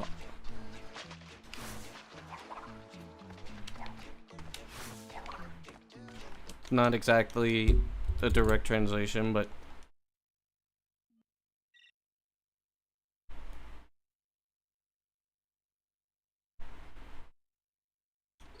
so nice. That's weird, but whatever.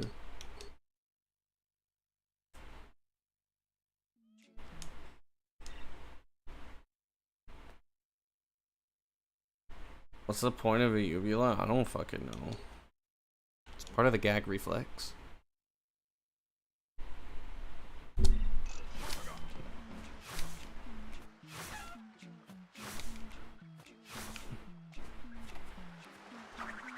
Huh?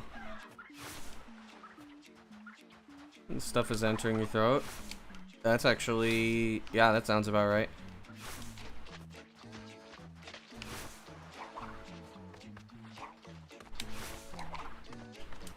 Damn it! Stupid fucking...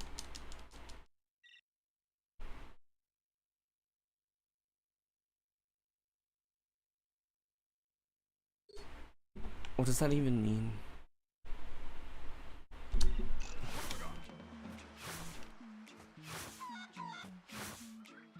I mean, you're supposed to gargle sea salt if you have a swollen uvula.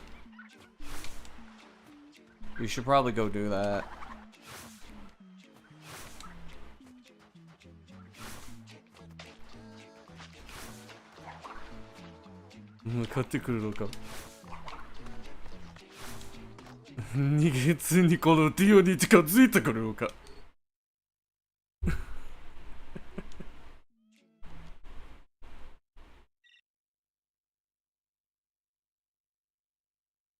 Ho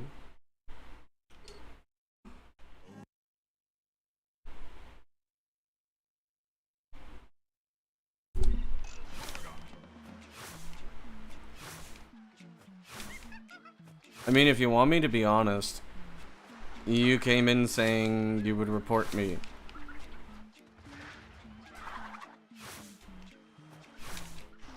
And then you just act weird.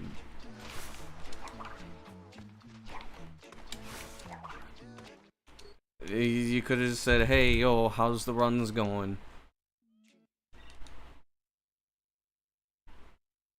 Yeah. Much better.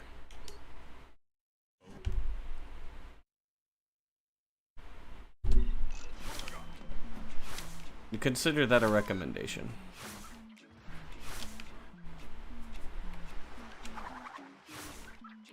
Please do not post skippity toilet. That's really annoying.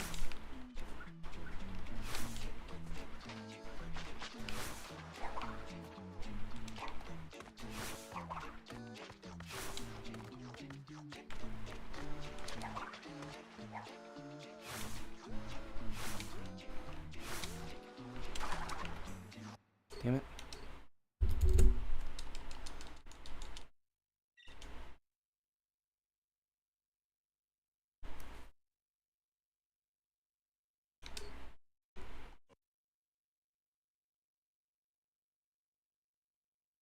I just like how the Italian guy came in.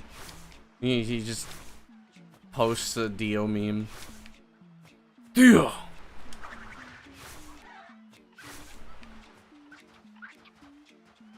And I don't think anybody really got that.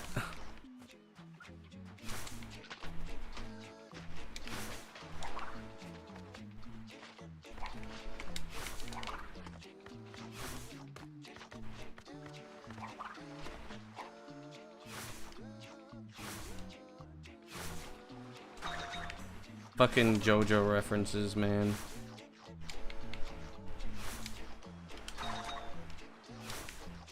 It's very slow. Acceptable, but slow. Now it's not acceptable. 3 seconds is not. You couldn't resist yourself when you heard me speaking Japanese. Yare yare tase.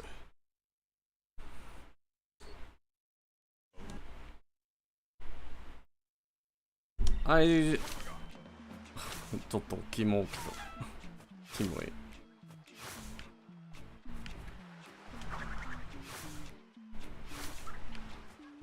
I cringed a little when I said that.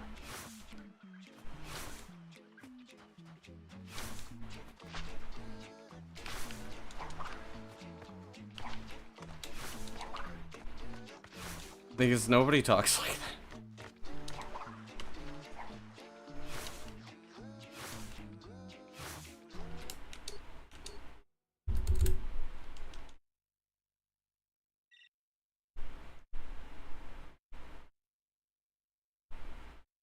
No.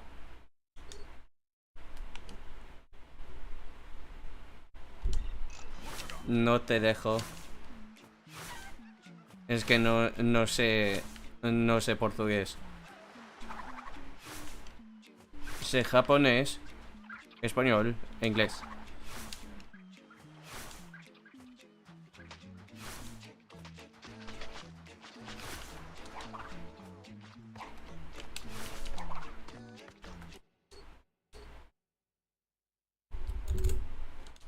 No, victory was mine yesterday. Today's the anniversary.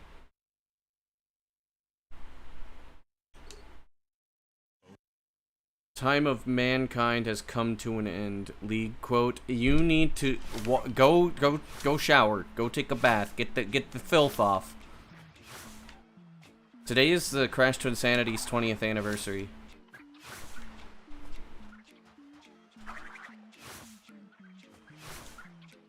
Crash Twinsanity came out on September 28th, 2004. Spanish is similar to Portuguese. I don't care. I don't speak Portuguese. No, that's not a dumb question. That's a perfectly fine question. So to be fair, it is written.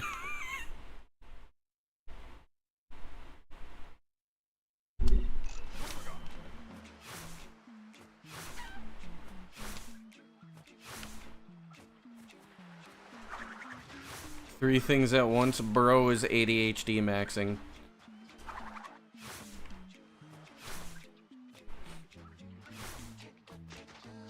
I was just giving you shit. Don't worry about it.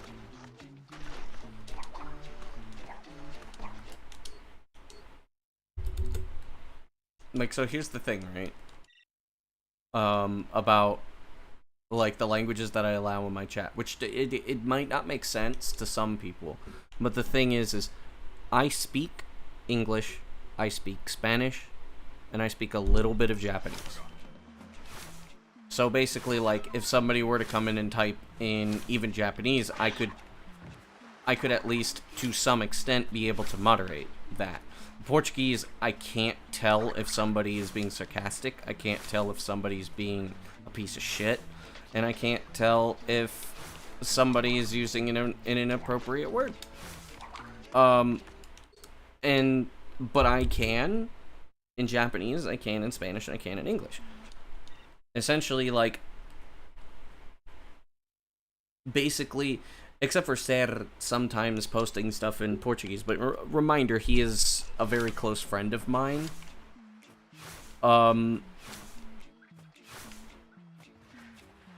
And most of the time, he's just gonna use English.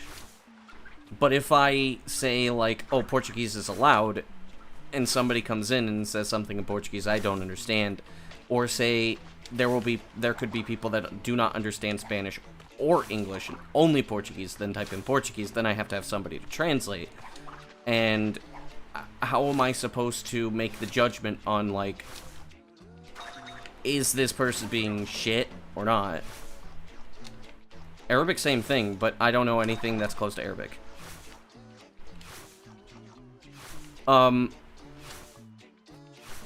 We could talk about certain aspects, but if it's like,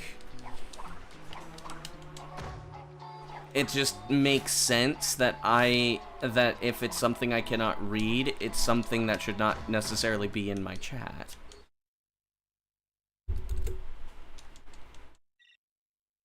Well, I explain that because I understand that I'm very linguistically oriented. Like, I mean, say for example, I'll give an example of something that I would find appropriate for that. Is like, maybe you can explain, say, like, for example, a difference in Italian, or like, say, you know, how a verb works, or a certain, like, quirk in grammar, and then give me an example of that quirk or whatnot. See, that I would find that acceptable. That's fine. But full-blown conversations, even though it should be that I can understand it, does not necessarily mean that I will.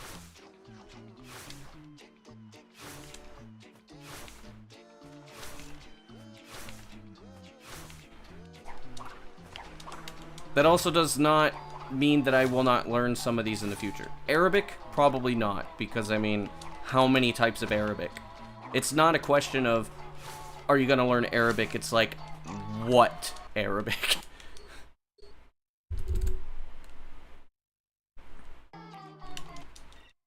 It's not as precise as, like, saying I'm gonna learn Italian.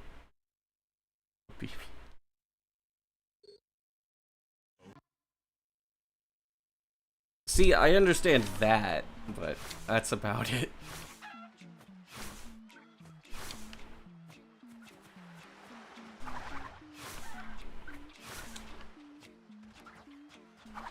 Well, yeah, it's not that I'm against the languages. It's rather just to make sure that things stay civil and fair for everybody. Which unfortunately does mean that certain people get left out, because I know there are some people that struggle with anything other than their native language, and they would struggle with either English or Spanish. I know of a couple people that, like, struggle with using Spanish, but at the same time, actually, here's another function that, like, we don't really think of.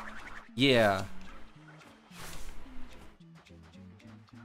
Here's another thing that, like, I don't generally talk about, but it is potentially something that, like, is the thing.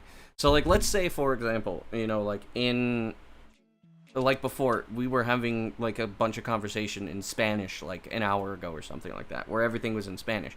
And then somebody came in, and they were like, I want to know what the context is. And it's like, I can literally translate what I'm saying and what everybody else is typing instead of using a translator. So essentially, like, if I can basically be the bridge between those languages. And then they can, like, involve themselves in the conversation, even if they don't speak the language. Because I'm here and I'm talking. And that's actually, like, a good thing, I think. Because it helps me work on my linguistic skills and my translation skills, since I want to be an interpreter. But also, it kind of bridges the gaps.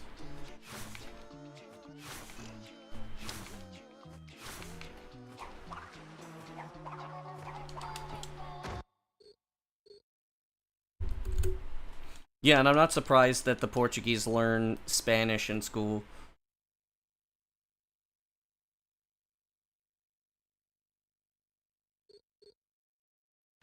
I can be the translator. I don't really know. I'm not great at translating, but I am decent at interpretation. Two very, very different things. Because translation, and localization, actually, which are basically very similar to each other, require you to be very precise. But interpretation does not require precision. It requires you to be able to, interpretation requires you to be able to relay concepts. You don't need to be very accurate, or you need to be accurate instead of precise. For translation, you need to make sure that the words are translated properly. In interpretation, you can miss words as long as they make sense and get the message across to the other party. Which sometimes you do have to translate in interpretation. You have to take notes and stuff to make sure that certain words get translated, but most of the time you just need to get the concepts across in a way that the other party will be able to understand.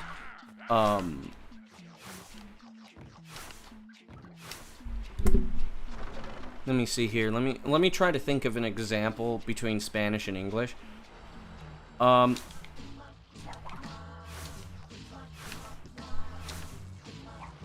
Because there are things that just do not translate well between Spanish and English.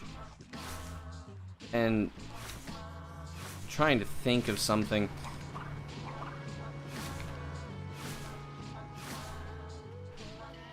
That I can think of outside of like the obvious like grammatical differences.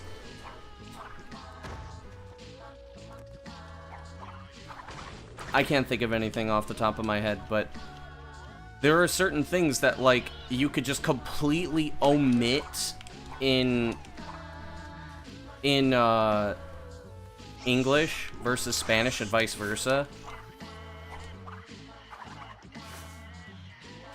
Yeah, that's very common. That's very common in bilingual people. Actually, I was talking about this earlier in Spanish, is that is incredibly common in bilingual people. That you will often forget a word in one language, but remember it in the other. It also happens when you're trilingual, because different brain pathways, different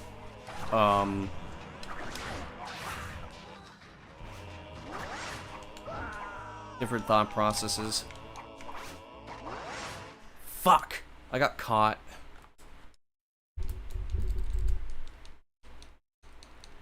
It happens to me. I mean, I speak English, Spanish, and Japanese, and sometimes, like, when I'm speaking in Spanish, for example, I will remember a construct in Japanese that cannot be made in Spanish, for example, and vice versa.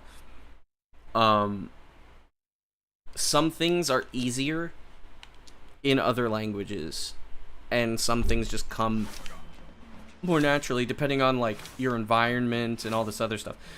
Very good example is that whenever people just ask me, like, when I say, hey, I was in Japan, they ask me like, oh, well, how did Japan go? What did you do in Japan? It is incredibly difficult for me to describe in English or Spanish, especially Spanish. But if I'm speaking Japanese, the memories just come to me immediately, and it's like super easy for me to describe everything that happened. It has to do with like brain association and all this other stuff that's like really weird, and when you're multilingual, your brain's pathways will be more receptive to certain things in certain languages over others. And it's just natural, because it's like, it's not necessarily that it's like traumatic or anything, it's just your brain is just in a different state of mind. It's really odd. Especially, like, once you start acquiring more than two. Once you have acquired a third language. I mean, some people grow up trilingual, and that's a different story. I can't speak for those people, but since I've been in the acquisition stage of Japanese, sometimes you're dreaming in English. Okay, so here's a funny thing. I don't remember the exact context, but last night when I was dreaming, I was like, I don't know, I was at this weird restaurant, and then there were these two, I don't know if they were kids or teenagers, they were boys, and they were just like chatting, and like, I guess they were like Japanese learners or something, because like I was hearing Japanese, and then I just responded with something in Japanese while I was playing my 3DS. I don't know why I was playing my 3DS, but anyways. And then, like, they said something, and then I said something back, but I started my sentence in Spanish instead of Japanese. And then I said, like, oh, my Spanish came out in my dream.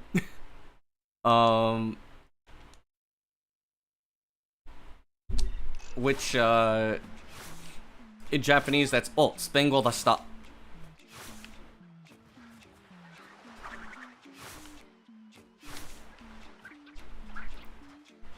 ADHD maxing. That is definitely an ADHD thing. Oh, I forgot to reply. I hate how relatable that is. It's just like, ages later, you're like, oh yeah, I was supposed to reply.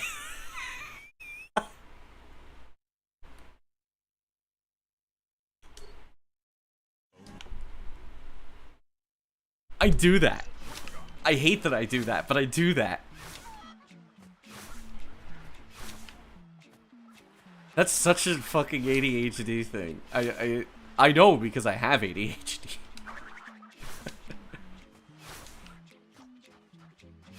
Yeah, like, they say that once you are capable of, they say that once you're capable of dreaming in the language, does caffeine knock me out? I'm not sure, because I have not drank coffee in a while. Very long time, actually. I know if I have it in small doses, it wires me, like if I have hot chocolate, which is a very small dosage, or if I have tea, which I don't like tea, but if I have a little bit of tea, it actually does wire me. But I betcha if I had coffee, it would probably knock me out. I don't consume things with a lot of caffeine.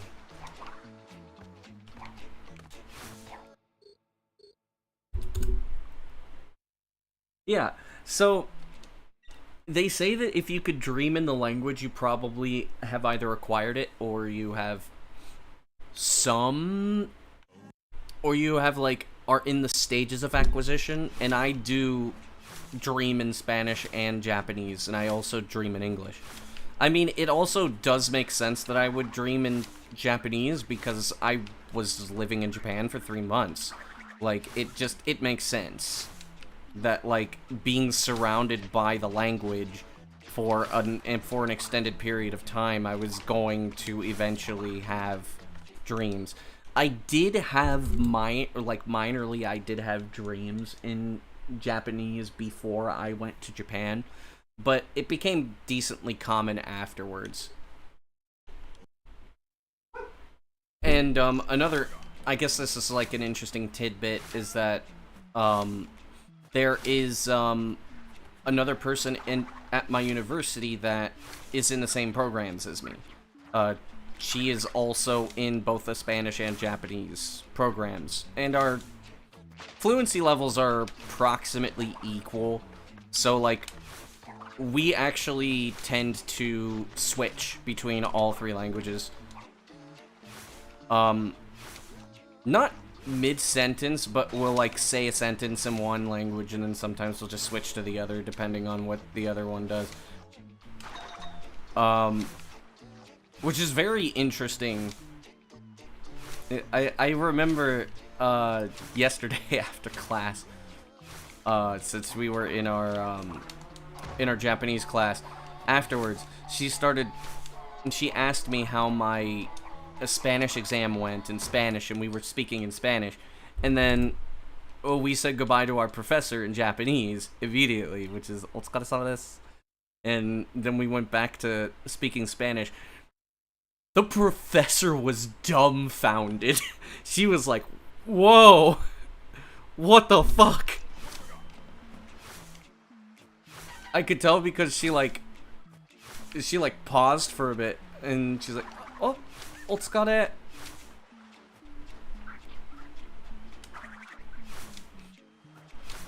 And immediately after, we just went back to speaking in Spanish.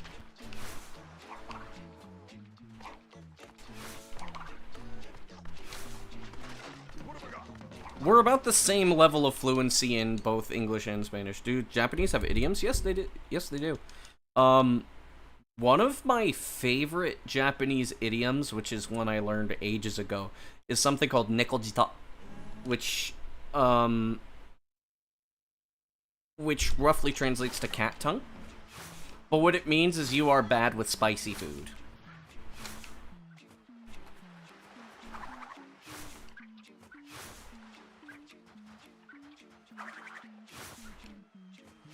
They do have idioms. It's just that they are different. And they also have metaphors. For example, in this, if you know or watch a lot of like anime, for example, you may have seen the long nose thing. Long nose actually means you should be proud of yourself. Not like in a bad way. It's having a long nose means you are showing pride, and that other people, you know, like acknowledge that you should feel proud. It's not a negative thing, it's actually a positive thing. It's a good thing. Whereas, you know, in Western cultures, a long nose means that you are a liar because of, well, Pinocchio, whose nose would grow every time he lies.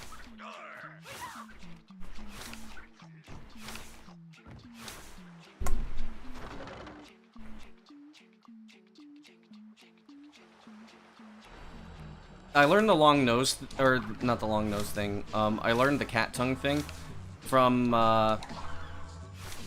Azumanga Daioh.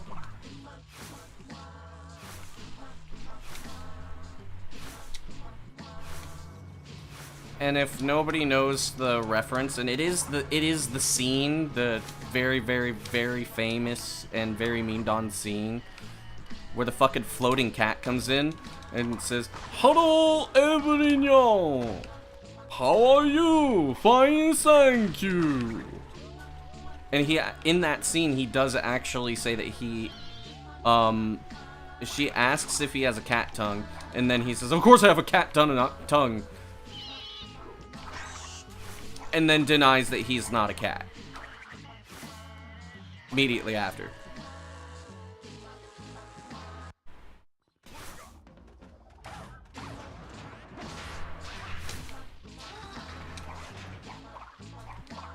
Damn it.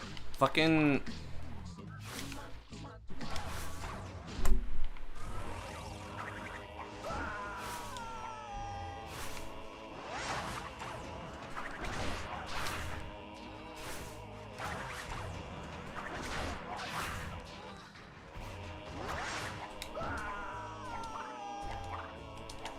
Fuck off, dude. No fucking way.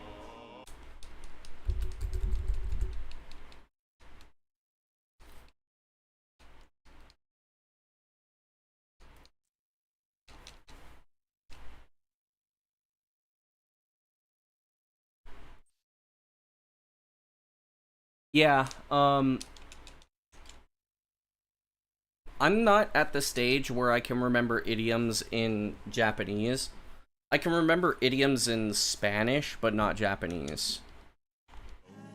I'm not very good at remembering idioms in Japanese, but at the same time, it's like,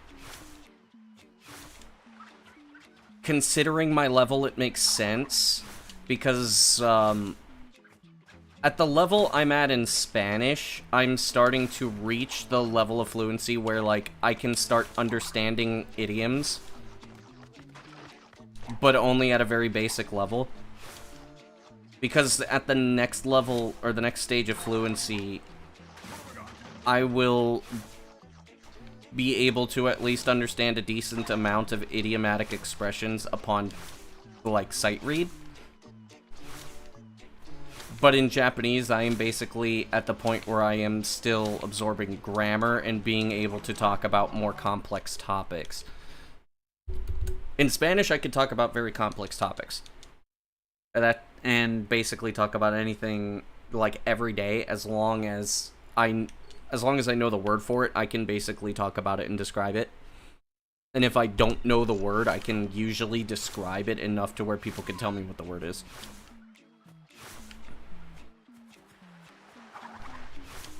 The last thing you understand in a language? Second to last.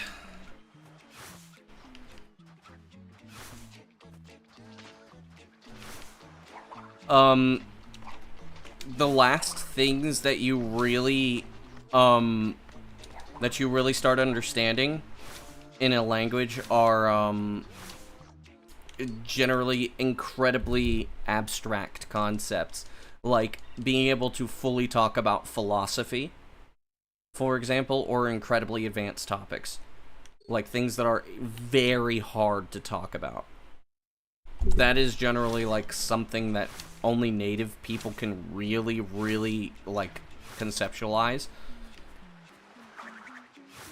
Or, like, proverbs? No, proverbs are considered idioms.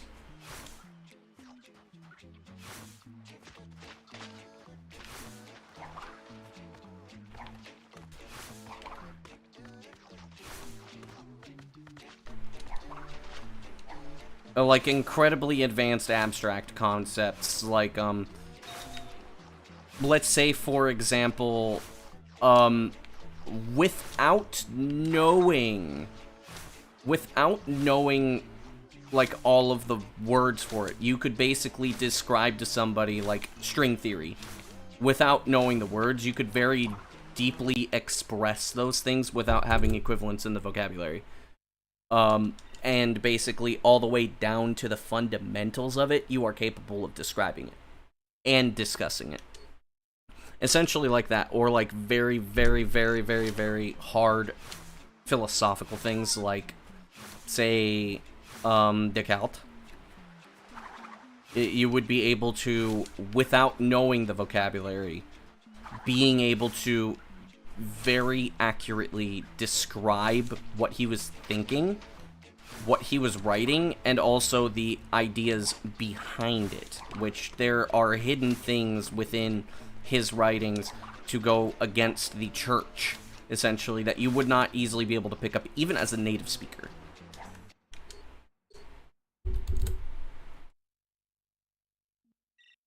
That is essentially like the last stages, but the second to last would be idiomatic expressions, being able to sight read them and understand them instantaneously, because it means that you haven't just acquired grammar or grammatical concepts, you have acquired the logic of the language itself, which includes, like, concepts of imagination and things like that.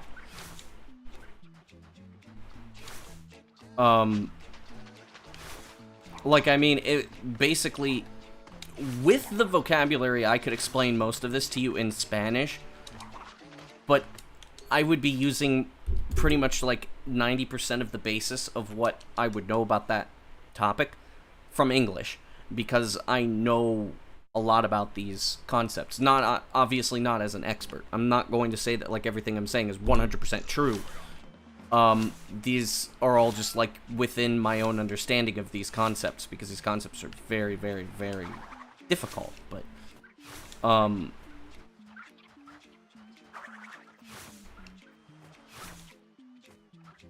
basically, like, the point that I'm at is essentially like the point where you're able to easily talk about all of your everyday activities. Granted, you know the vocabulary.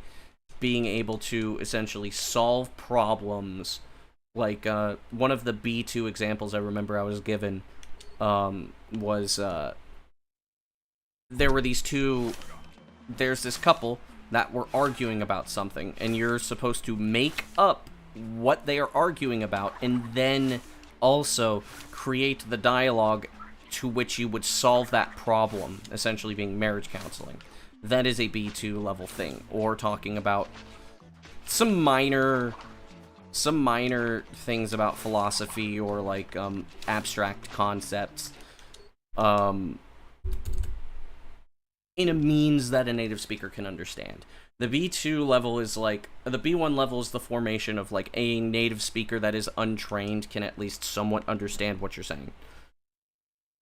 At least that's what I would assume. B1 is where you have a foundation for grammar and you can like utilize that without help. B2 is essentially like you can function in a country, you can do basically everyday things, you can describe certain abstract concepts and all this other stuff. C1 is where you start being able to sight read idiomatic expressions and absorb them more easily, and then basically C1.2 is where you start getting more of a native-like feel of the language, and then C2 is essentially like you are capable of doing just about anything a native speaker can, just without slang, because it depends with slang. Because the thing is like with slang it can be like, I mean, if I were to be dropped into Glasgow, people didn't know that I was American. They thought I was like, huh?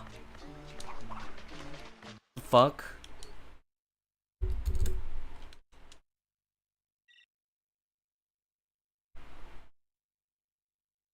But anyways, like if I were dropped into Glasgow, for example, people didn't know who up crashed in their Twinsanity. I'm definitely crashed in Twinsanity.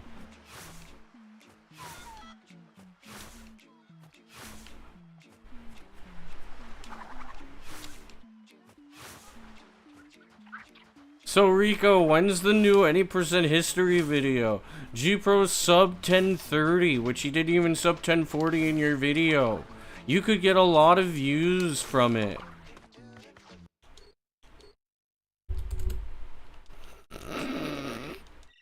I can.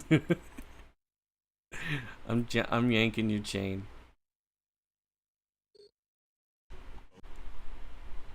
I wouldn't expect you to. I am still waiting the 100%.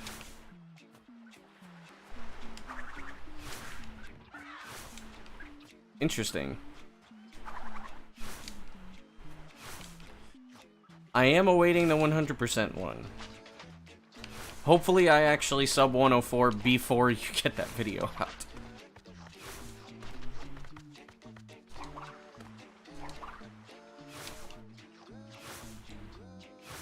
To be fair, the Hundo one is going to be very, very, very intensive because there's so much more. The drive for speed dock, understandable.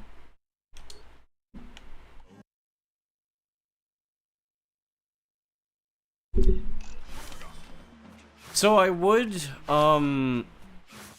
try to organize a twins race, but I have plans in the next 4 hours, and I want to try to see if I can get that sub 1020.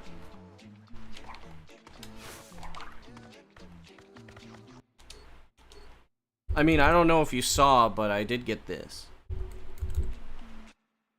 It's breaking down the two routes. That would probably be fine. I also kind of want to try to, like, I made a basic route for entry level for any percent, and then I would like to try to get,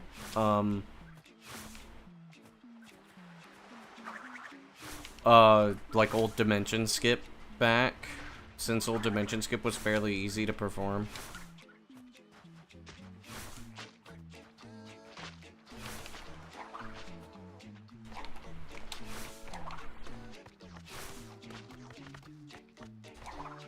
There we go.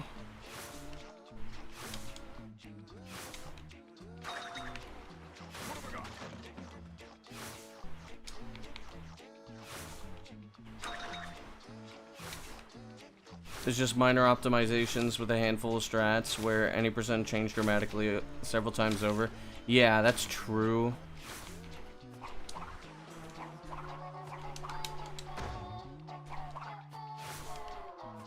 There were a couple of, like, major time saves that were found.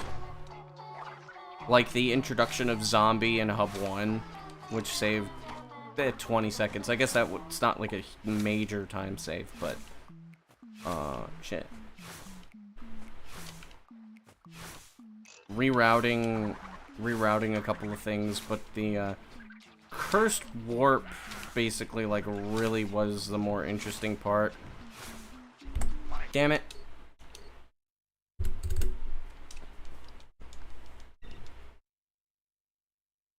And now we have we also have a dramatic change in any percent. And it's just like, well, now... Unless... Well, Bandycraft was supposed to get back to me on a potential Cursed Warp thing that he said, since things changed... things might change on Xbox. He did tell me that it's possible to be able to do another Cursed Warp in Antagony that could get us beyond the treasure room, but he also basically said, like, it's impossible on PS2. He checked it. There's nothing. Like, any percent is incredibly tight now. The only thing that we really could do is Cortex-less Wrong the Rights cutscene skip. And yeah, good luck with that, considering it's just a single triangle. Or doing clip. Alright, 90%. Again, you unplugged your Xbox last night? No. I mean, Cortex route is basically here to stay. It would just... And the thing is that anything that would come out of this would likely be harder rather than easier. Unless you want to try the Cortex route, which, I mean, the Cortex route in and of itself is difficult. It's very difficult. Like, I wouldn't be surprised if, for a long time, I'm the only person that can manage to do the Cortex route and save time. I wouldn't be very surprised.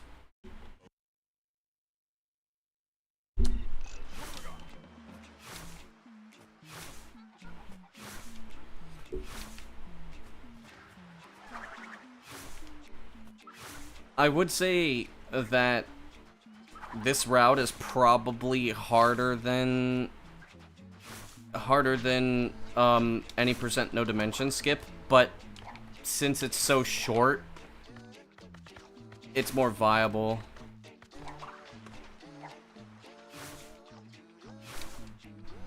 I would straight up fucking ban Cortex route and no dimension skip, to be honest.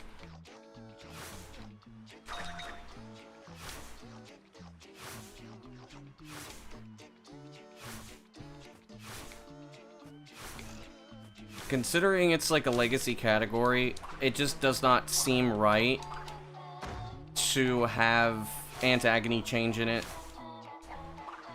Because then it just basically becomes... It's literally any percent with extra steps. Because, like, here's the thing, right? So, any percent no dimension skip, Antagony would be completely different from old dimension skip, where Antagony would be the same as all levels, basically. Maybe not. It might be able to do a save warp on old dimension skip. Then any percent would have a different thing as well. Like, it just kind of basically means the stuff with extra steps instead of, like, completely different things. So if we would want to keep no dimension skip, I would say, like, it would be better just to have an old Antagony. Basically to change up the category dynamic. Mean that you have to learn new stuff in order to play the category.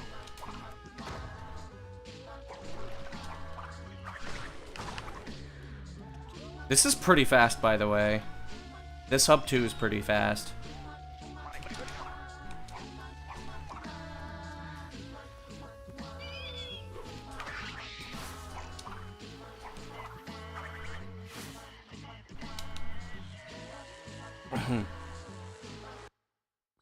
Pre-dimension skip.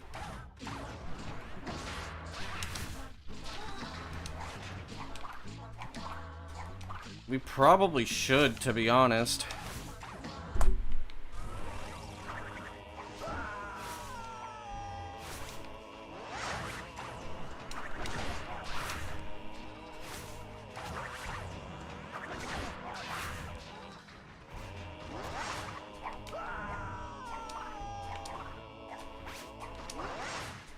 Fuck you, dude.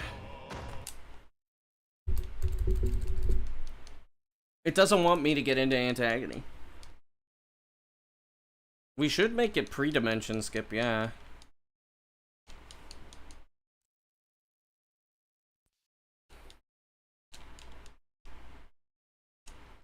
Old dimension skip would be nice because it's like an entry-level category.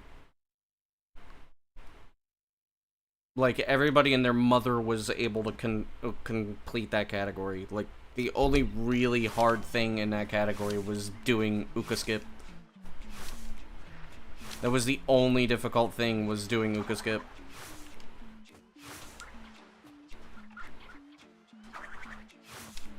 And then depending on the death abuses, we could literally just fucking...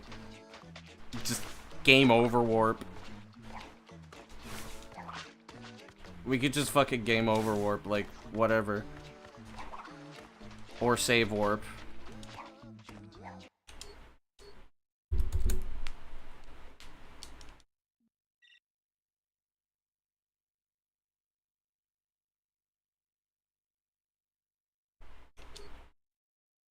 It was almost completely distinct from modern any percent. Yep.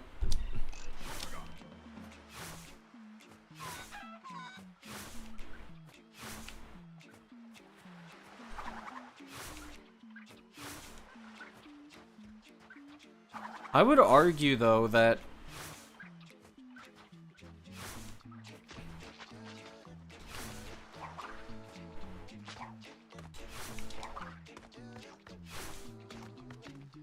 I don't know.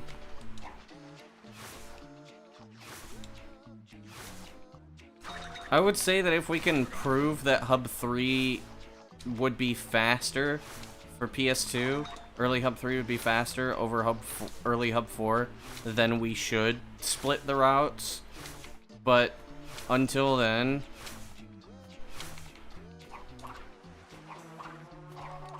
Oh my fuck.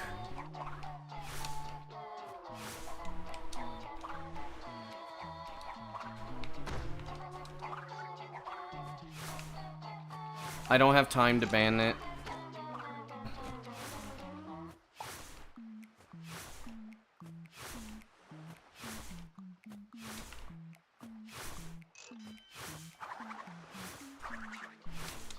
I'm gonna fucking...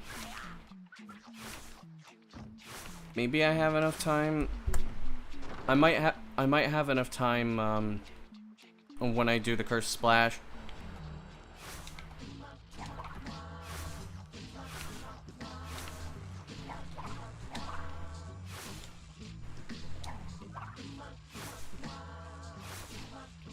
Right now, I don't have the time.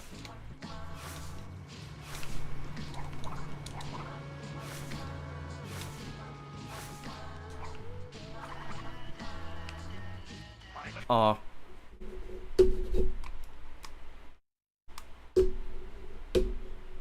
Fuck off.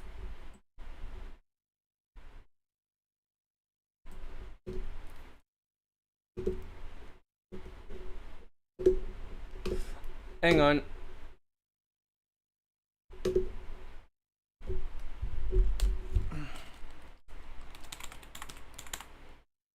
Nightbot. What?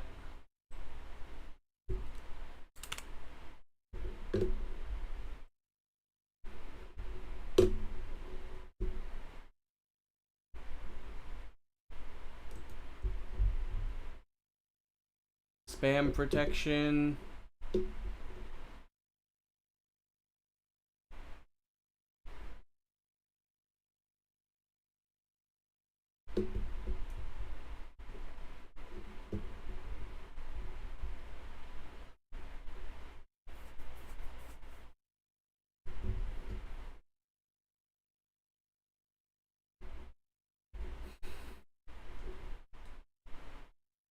Nah, that's not gonna work. I just like to have a bot that fucking just bans anybody that puts best viewers. A filter? A filter's not gonna do anything. A filter's very, very wishful thinking. It does nothing. All it's gonna do is just say a bunch of stuff. Yeah, like, I would say, like, from what I've been checking from emulator, you don't lose that much time over Xbox. And like, classic route for Hundo might even only be about 10 seconds. Easily identify or display. It does, but at the end of the day, at that point, just split the categories.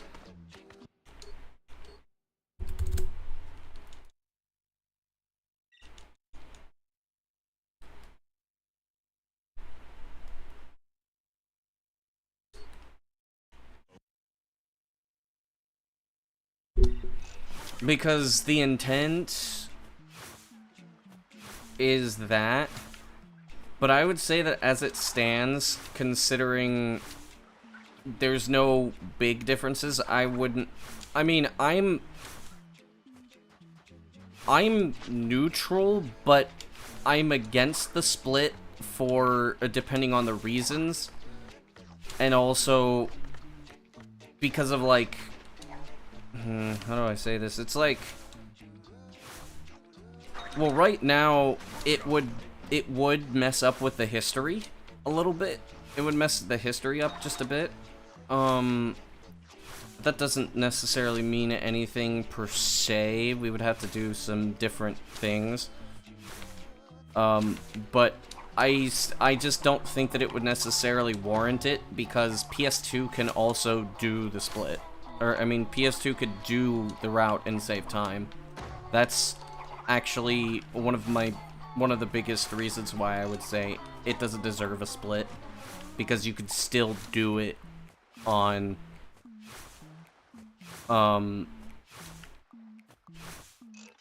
you could still do it on both versions. Now, one thing I think, which, I mean,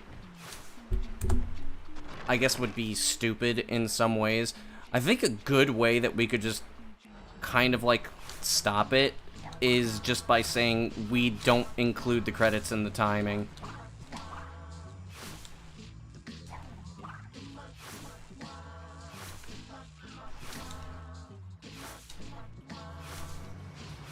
And then, actually, if we don't include the credits and the timing, then we could also split the time, because, like, then people would be more inclined to do it on PS2 instead of taking the big time loss. It still should be included, though, yeah.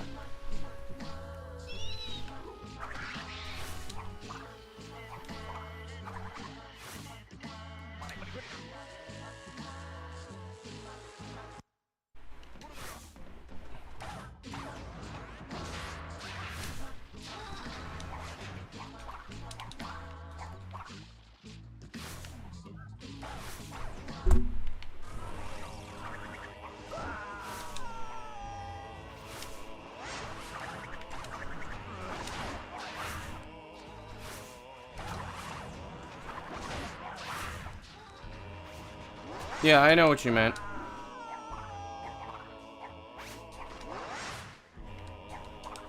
Why do I keep messing up that timing?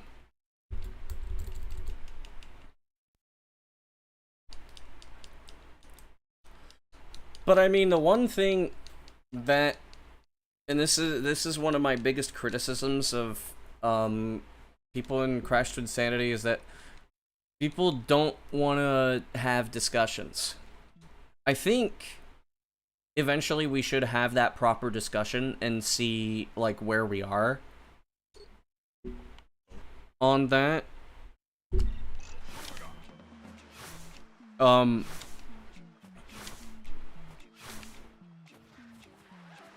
Because I think, like, we should probably open up the floodgates, add new categories.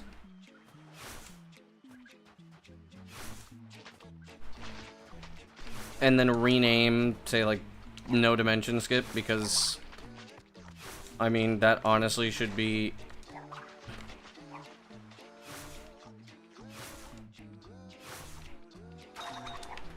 And the server can be hard, you often have peanut galleries, yeah.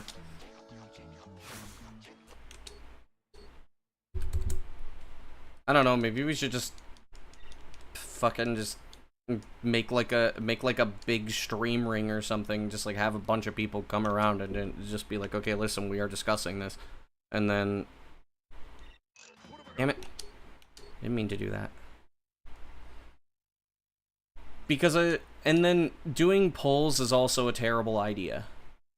Polls get derailed and they don't have, like, anybody can basically go into a poll. I think it would be best to have, like, some kind of level of discussion for Twinsanity. I mean, for one, all levels shouldn't be a miscellaneous category.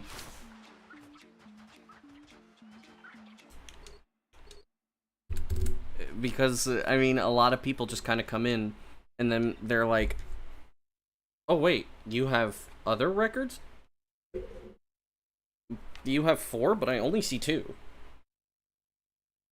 And people forget that all levels is a thing.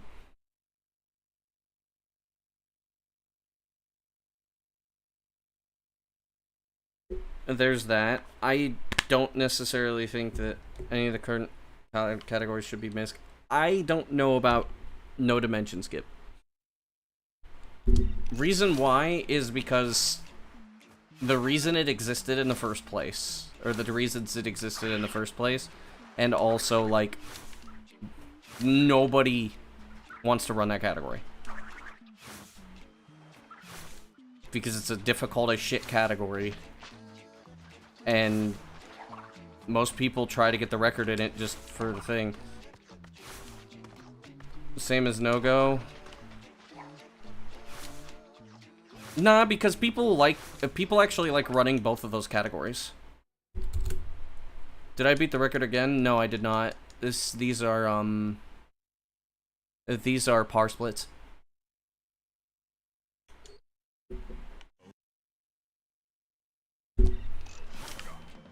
See, the difference with no-go and go is that people both like those categories. Oh, there are people who run go. And there have been people who run go. It's just not as popular of a category.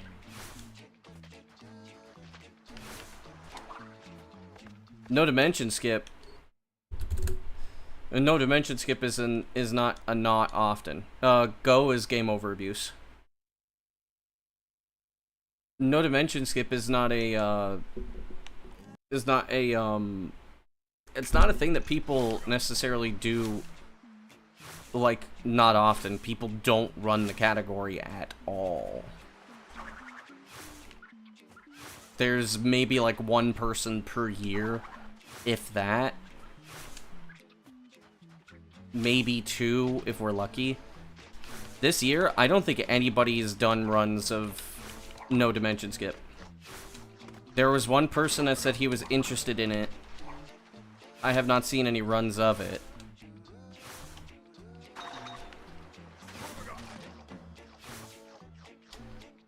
And then basically, if you ask most runners, like, hey, would you run this? They're probably just gonna say, not really. I did it once to get it done and over with to prove that I was able to do it. Go abuse is just like, well, it's not as fun, but it's still there. Oh, I don't mean popularity per se, I mean willingness to run a category.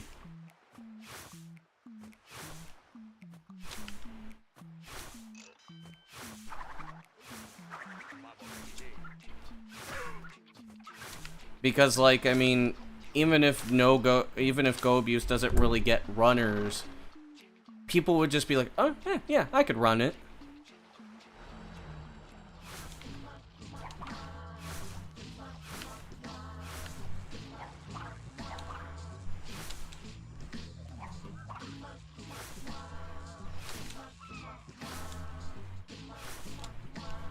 I do think that it should be something worth considering. Reason being that if we just have a run... Yo, what's up?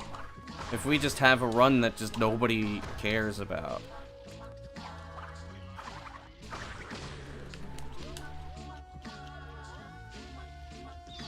All levels should be a main category, yeah. It is distinct. And until we split Hundo, I was never actually banned from GDQ.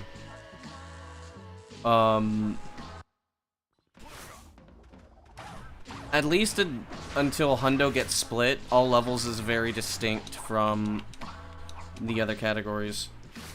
Because standard route for Hundo is different.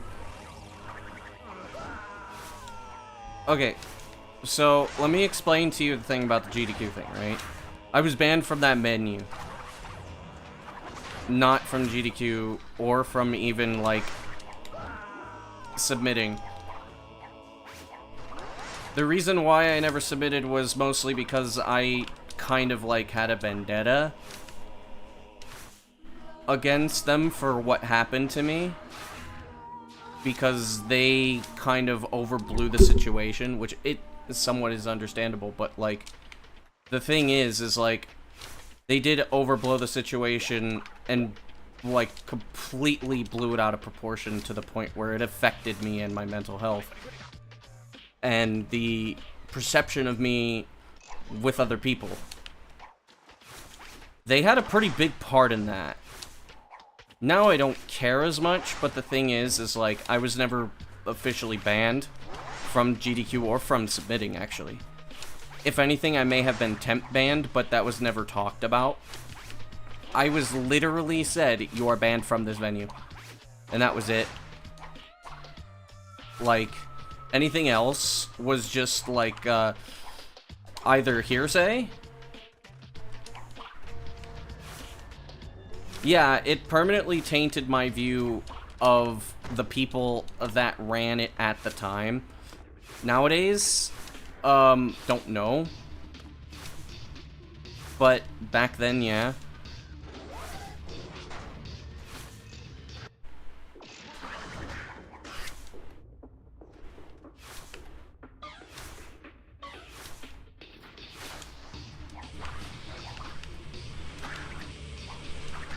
No, GDQ does not have the same people. It's a lot of the staff is different. Some of the owners are the same, but a lot of the staff is very different.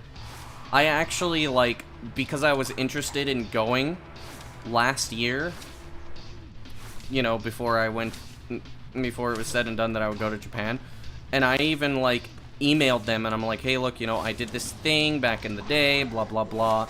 I apologize. Is there anything you want me to do to kind of, like, make it right? And they literally just said, oh, yeah, go to our, like, whatever team and then ask for an appeal if you want. But I don't really think there was anything that you need to do. The dude was actually, like, fairly confused.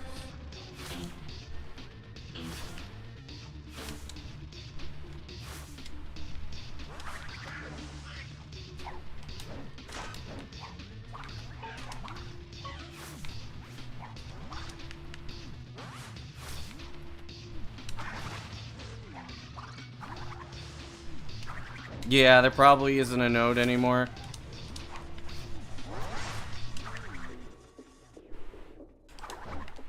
That might have been too close. Nope.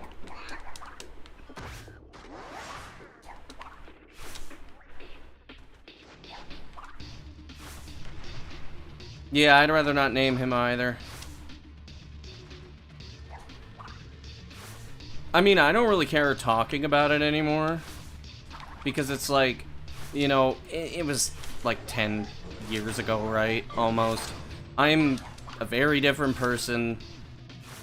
Things have changed. Yeah, it was definitely Rico.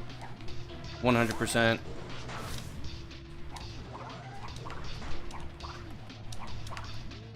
Okay, this might be difficult to catch, but I can still catch it.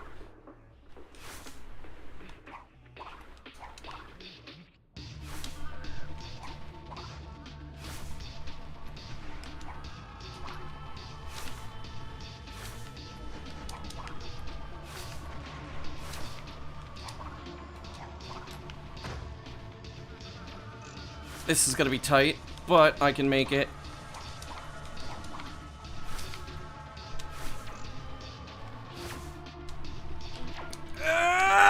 Damn it! Woo!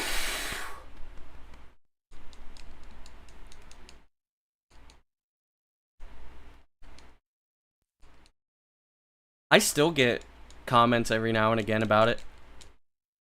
Like, I know what you did. We will never forgive you. It's like, okay. What did I do? I ran Crash 2 Game Over abuse. I made jokes about domestic abuse. And I said I would turn into a psychopath to kill everybody at the end of my run when I crashed it because I was really stupid, socially awkward, and I was very nervous.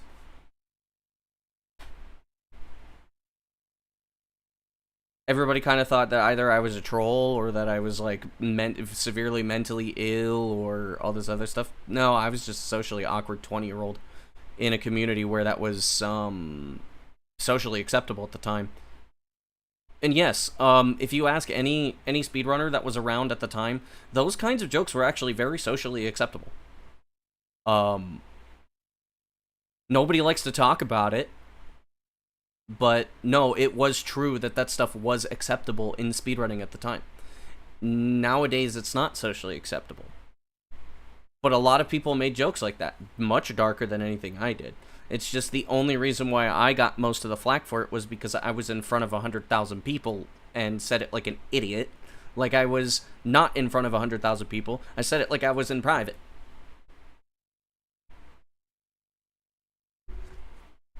Of course, I don't like making those jokes anymore. I think that's fucked up, but...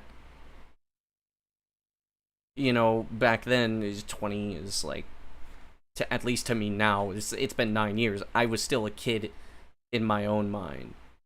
The awkward period where it was starting to become not acceptable, yeah. And also, there was a mass shooting very close to that date. Which, yeah... very awful timing, too. It caused a lot of... like... I got very ostracized from a lot of the speedrunning communities. Nadie está peleando. It still used an insane amount of dark humor. Yeah, because people use dark humor amongst friends. People say fucked up things amongst friends. It's normal.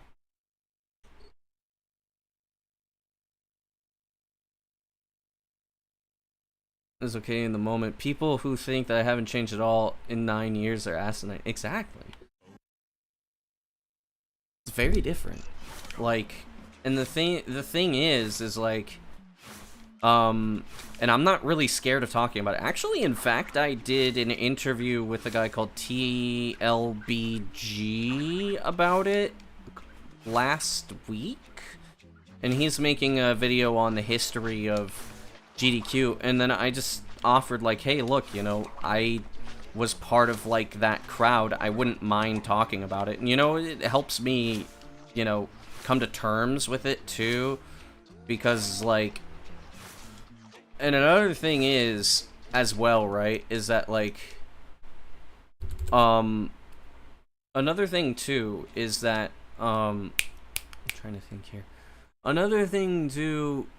is that, like, the reason why last year I wanted to submit to GDQ was actually to say I have gotten better.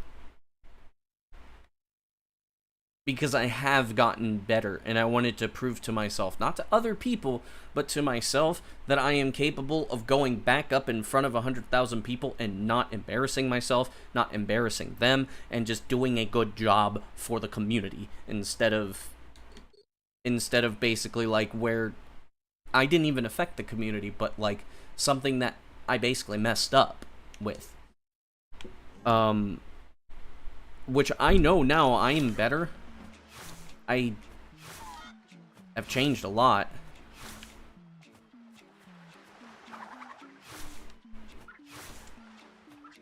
there were a lot of problems starting with me. And one of the things, and another reason why I've felt so culpable, I guess you could say. I'm translating literally from Spanish here, but culpable. No, I'm not banned. Who said I was banned? I'm not banned. I was banned from the hotel. Not from the actual event. I was never banned. I just wasn't accepted. Because the year, or the time that I submitted Crash, which was last year, which we all submitted Crash. A whole bunch of people submitted Crash. It was me, Joe, somebody else submitted Twins, and like a whole bunch of people submitted Twins, and, or not Twins, but Crash games, and no Crash games got in. They literally just, like, completely skimped on Crash that year. Oh wait, no, it was AGDQ 2024. That's right, AGDQ 2024. They just skimped on Crash.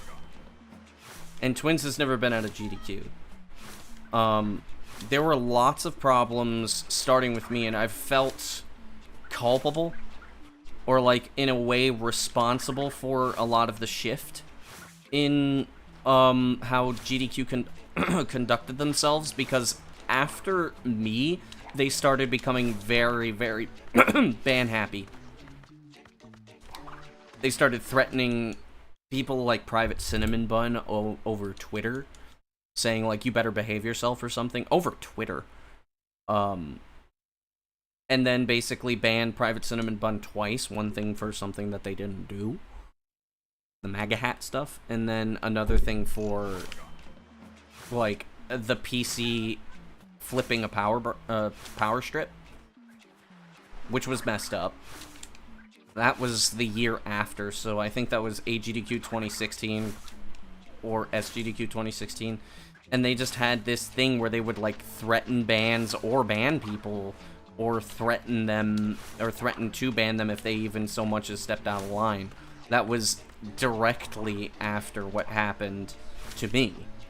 So, and now mind you, I wasn't the first. I believe the first was actually Worcester, when he collected all of the hotel keys, and people said he stole them, when in fact what actually happened was they did it for a prank, and they took a picture and posted it on Twitter just as a joke, like, oh look, he has all the keys, before they turned them all in. That, I believe, was the first act that they did, and then I believe I was directly after that. And then they started becoming really ban happy. Like, really, really, really ban happy. And by ban, I don't necessarily mean ban from GDQ. Like I said, I was never banned from it. I was banned from the venue.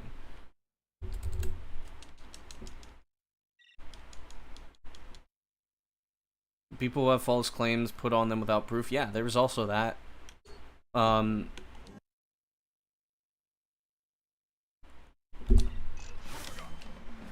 It's a whole bunch of stuff.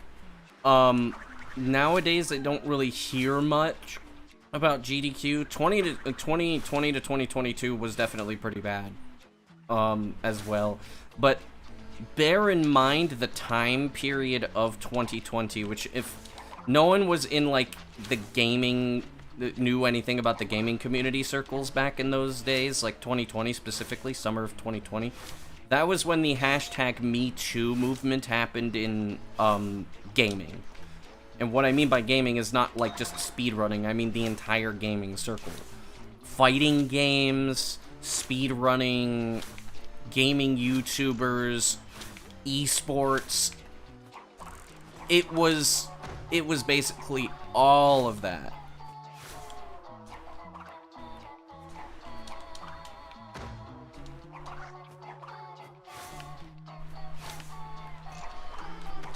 Oh, Shift has been known for being a piece of shit, though. There's a lot of people outside of BFBB that really just do not like his guts, because he has had a history of a lot of toxicity and being a shitty person. Mind you, and I might be a bit hypocritical here, because I can't think of many things in particular, but throughout the years, I have heard very little good about Shift. And I'm not talking about with his viewers, like, community-wise, like, I have heard, and I can't recall much, but I have heard very many positive things about Shift. It's been almost entirely negative. And mind you, and I will, to put this into perspective, coming from the Sonic community, which hated Worcester's guts because of his brother. His brother was the whole reason why, like, the entirety of the Sonic community fucking hated Worcester's guts. Even then, I still heard positive things about Worcester. Even then, I heard positive things about Worcester. Whereas, I have heard almost no good things about Shift. And the thing is like, Worcester has been proven to not be a bad person, just a person with a lot of rage issues, which he no longer has. But Shift, on the other hand, which I can understand why they would nitpick with Shift because of his history. Not necessarily like, you know, it's not necessarily fair to look at something that he said 5 years prior, but considering his reputation as a very shitty person in the community, it does make a little bit of sense that they would be much more nitpicky with him than others. Like, let's say for instance, right? So a lot of people have said a lot of bad things about me because of SGDQ 2015. There are still some spaces where, and I mean, people don't know it's me. Usually when I tell people it's me, it's like, oh, that was you? Huh. I never would have known. Like, let's just kind of, like, be a little bit of a devil's advocate here. And I have a very bad reputation in that... Did I not say 2015? Sup? If you put that... I said 2014, I meant 2015. So if you put that into perspective and they would, like, say, look into my history, you would probably see that in reality, like, a lot of it is hearsay. And me being socially awkward, especially if you look at how I am. Now, I am fairly open about a lot of things. I can be confrontational. Fuck, I tend to be very confrontational. But the biggest thing that if I were to not get accepted at, like, a GDQ is that I have a tendency to like, speak my mind. I'm very open about, like, if I think something's wrong, I will say that. And that's not good for a corporation. Like it or not, GDQ is a corporation, for profit or non-profit. It's still a corporation. They have their sponsors to think about, they have all this other stuff. If there's any reason why they wouldn't pick me, it would be because of that. Because I'm not afraid to speak my mind in a public setting. But outside of that, like, outside of me maybe getting a little confrontational or angry, there's really nothing that like, if you look at my history, a lot of the times, like, I was in a lot of positions of power, actually. Circa 2014, 2015, 2016, I was... And I'm not gonna say that I did good things necessarily, but I definitely did help out a lot, despite the fact that people hated me. Yelling at viewers in chat for run dying. I'm not surprised.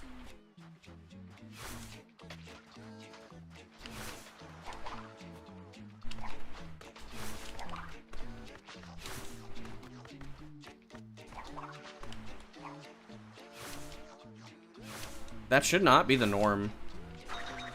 That's, like, really, really bad. Like, I mean, and I'm not gonna say that chat doesn't distract me. Chat does distract me a lot, but the thing is like, it's not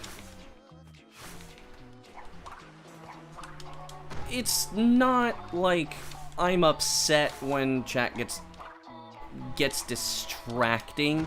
I get upset when it's something that's, like, stupid.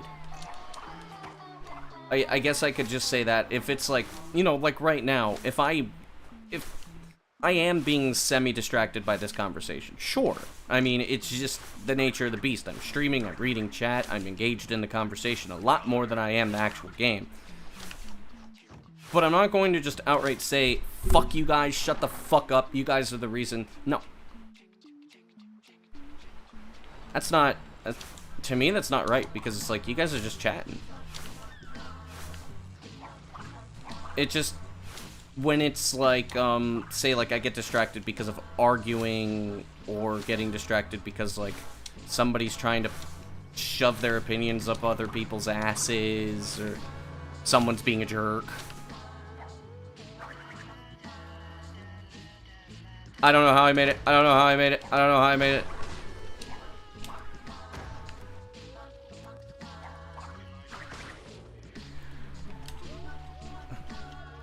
He is sorry.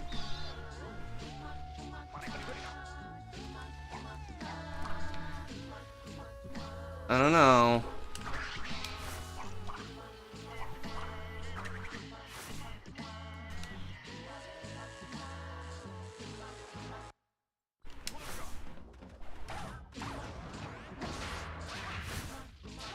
I also don't think that if you are in public or whatever,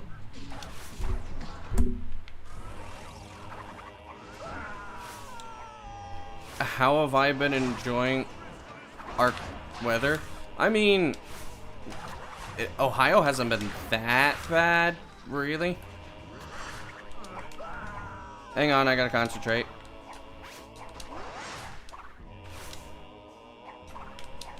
I will answer this shit in a second. What the fuck? What the fuck? What the fuck? I am confused!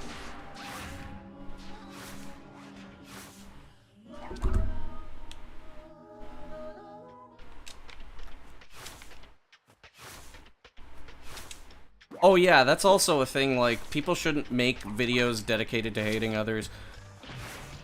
Like, here's the thing, right? Here's the thing, right? Like, I think it is a very good idea to at least acknowledge those kinds of things, right? But not necessarily, like, you know, go on hate rants or whatever, all this other stuff. That's fucked up. You shouldn't do that. No matter who they are. Unless they're, like, a serious, like, detriment to the community and the people around them. And even then, I think, like, you should just leave that in the care of, you know, people who have control over that.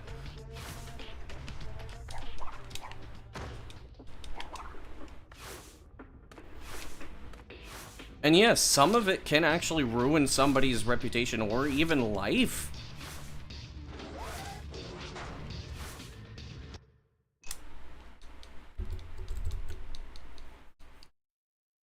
I'm in the northeast of Ohio, so, like, I don't know if stuff's been happening down south, but, I'm more northeast, and we haven't had too much crazy weather, just a couple of squalls. Oh, you're southwest? That makes sense. Making his life impossible? No. I will still acknowledge, like, it makes sense that some of the stuff, like SGDQ, looking into his history, it does make sense because he has a history of doing stuff. Of course, they also do that unfairly. Like, I mean, I think Stivity Bobo, for example, can still compete, and, you know,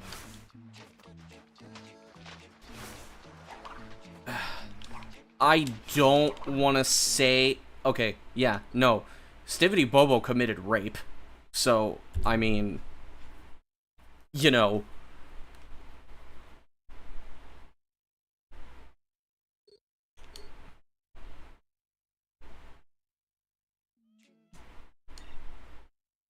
what did Shift do? How's the run? Meh.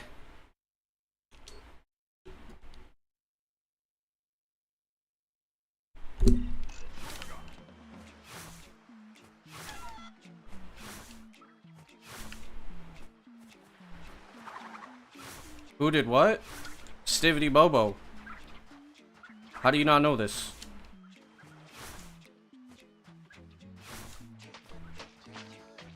Mainly on veterans. Oh hell no! If we're defending Stivity Bobo, you could go fuck yourself. Dude actually committed fucking rape with his best friend's wife. You never heard that name before? You're probably an older runner, or I mean a newer runner then. But yeah, like I believe he still technically could do that. He was or is a big Banjo-Kazooie runner, but no, he literally, like, there was a big meme back in 2014 where it's like, oh no, Stivity Bobo, don't fuck my wife, no, Stivity Bobo, no.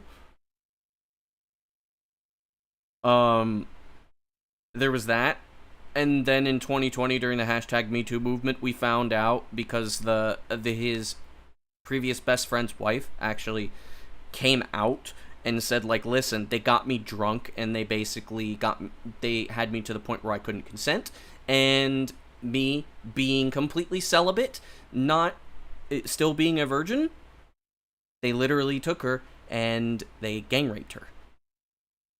So, like, that is something that actually fucking happened in 2014. That happened. An actual speedrunner did this at a GDQ in a hotel. That was a literal thing that happened. And you know what? He got fucking nothing. He got fucking nothing. That's fucked up. He did it at the GDQ hotel. Yes. And the reason why was because it happened in 2014 and she came out in 2020, so they couldn't actually try him for anything, or anybody that was in the hotel room. It wasn't just Stivity Bobo, it was other speedrunners too. I don't know who they were, but it was other people. It wasn't just him. And as far as I know, they all got off the hook because it was 6 years prior. So they can't do investigation. I doubt she's okay. I highly doubt she was okay. They basically took her purity away. Can you like think about that? And it's like,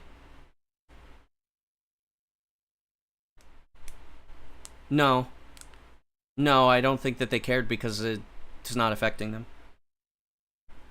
But you take that, and it's like, listen, the thing is that we are, okay, so we are speedrunners.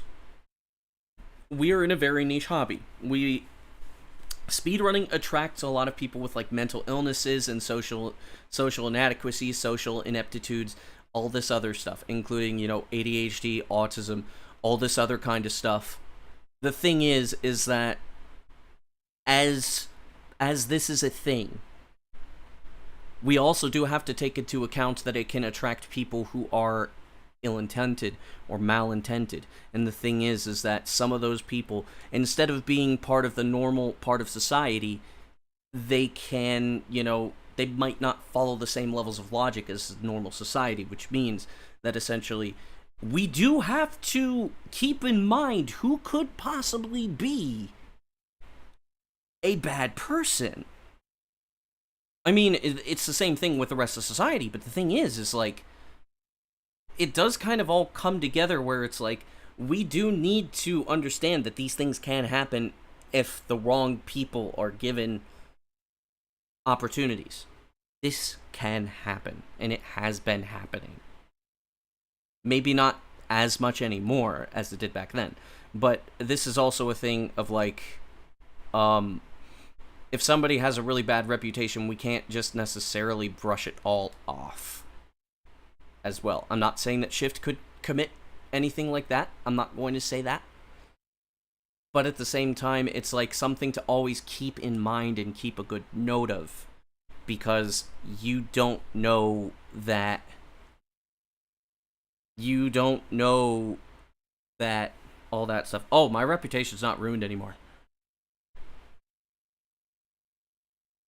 Oh, you meant somebody else. It's like, when you get back down to it,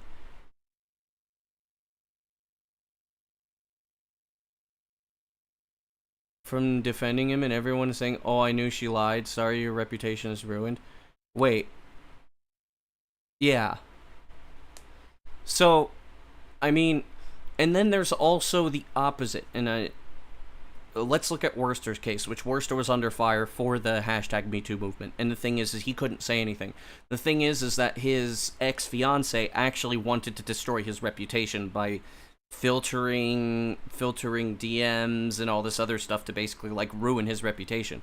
When in reality, when you look at all the DMs, it's very obvious that when he got angry, he never did anything bad. He just got angry and would say mean stuff, and she would be egging him on.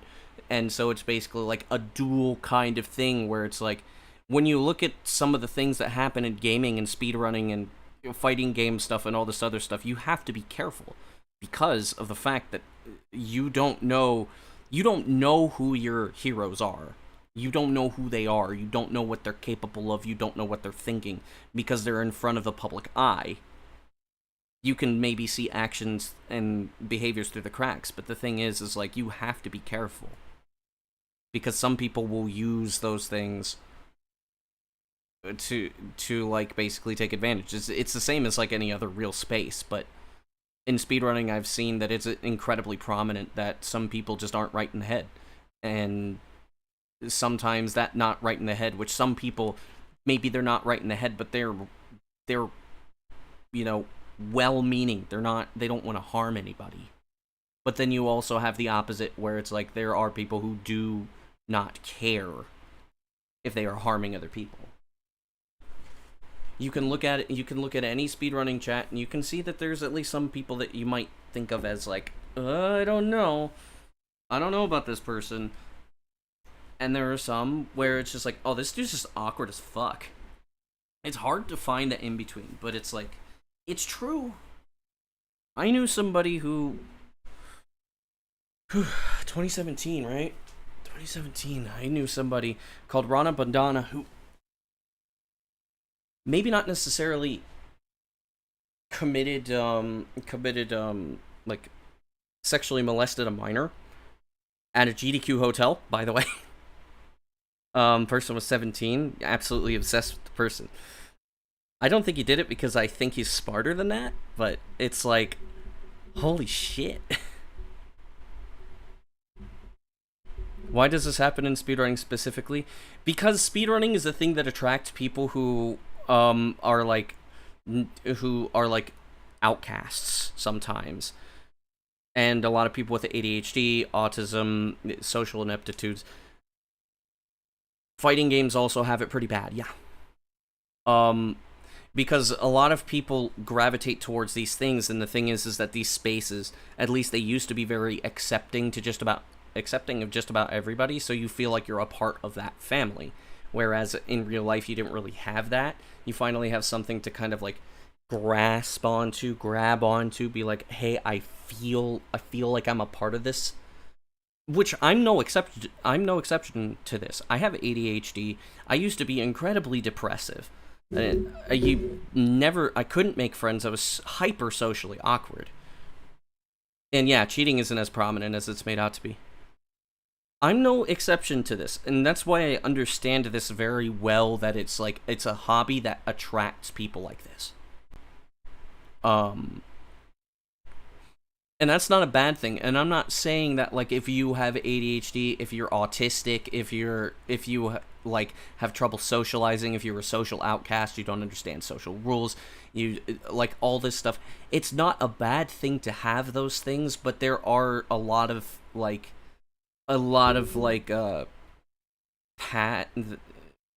there's a lot of patterns of the types of people that tend to get into speedrunning.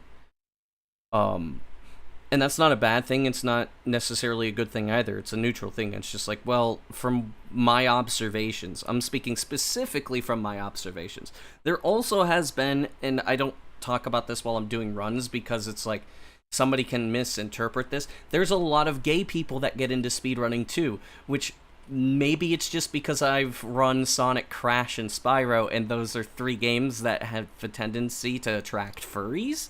And furries also have a much higher propensity to be gay than the average person.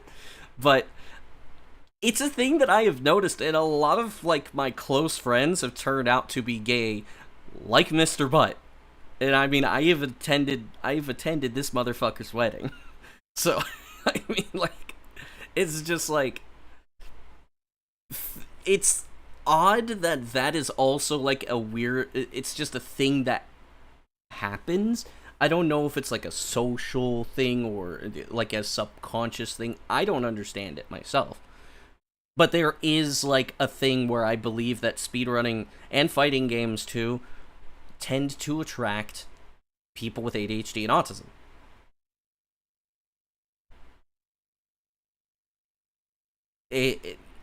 And also people that just generally don't have as much social skills as the rest of people. If anything, now Mr. Butt is the furthest away from speedrunning, but remember, we did meet that way.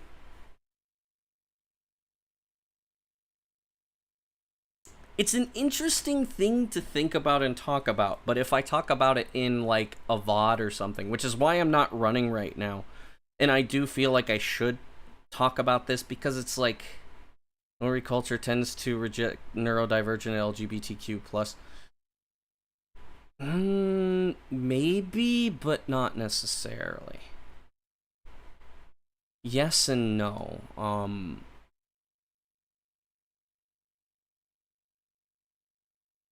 I don't know anymore, because, like, I see all this stuff of, like, LGBTQ plus being rejected in normal society, but I see the opposite. I do see the opposite in a lot of things. I don't know, maybe it's just because I look at it from the outside.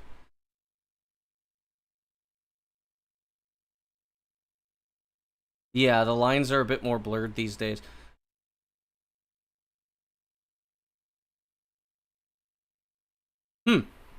Interesting. I think that these topics are interesting, and I like to talk about them, but you know,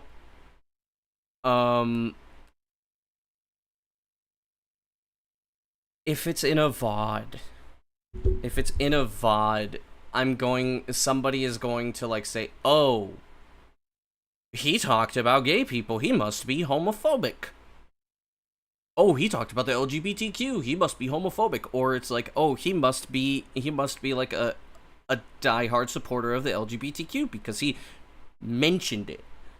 And it's going to bring in, like, attention I don't want. Because that's just, like, how it is. Like, I can say, like, for example, I see Carrie come into my streams. She's trans. And it's like, cool. She's a cool person. I enjoy having this person in my chat. There's no issues with that. Like, none of that stuff. But pointing it out is just weird. It's just like, okay.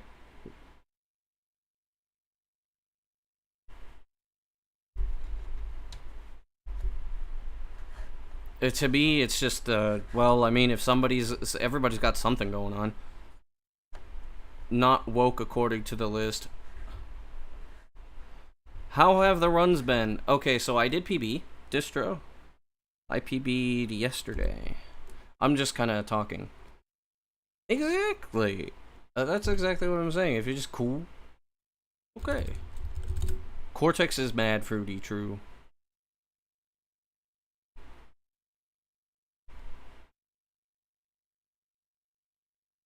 Modern Cortex is mad fruity.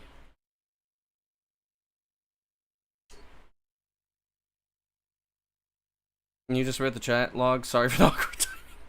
No, I'm just talking about cool stuff. Issues left and right. Yeah. Oops, I turned off the recording. Let's start it again. But yeah, so, like,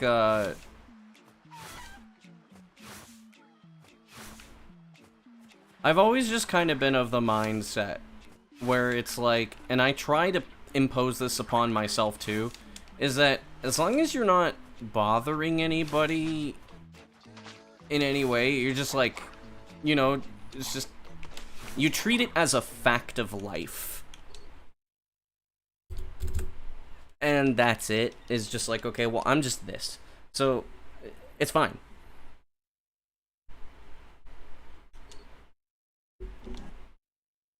And see, that thing about having trans people in different sports, that's a different topic.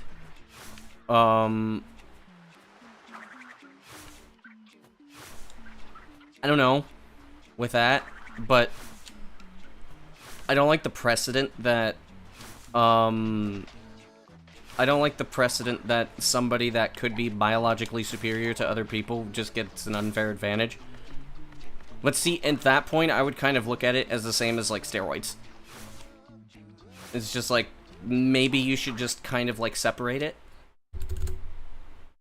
And see how that goes. It would just be like, well, let's just see what happens.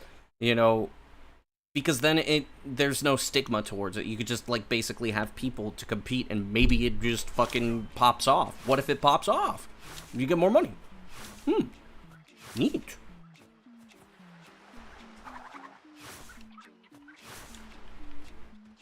That's about it. I mean...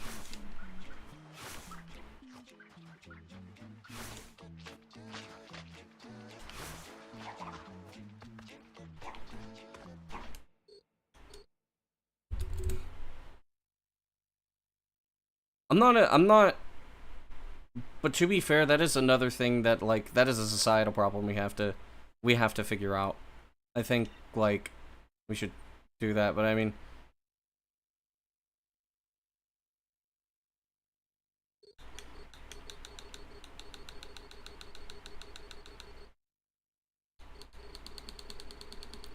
It's a societal thing that we need to work out, but...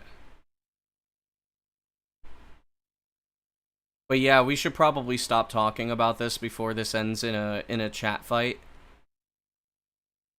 And while I'm usually very open to talking about, like, politics and stuff to some degree, I don't want to have a conversation that is going to cause everybody to, like, nuke. I don't want things to be nuclear, if that makes any sense.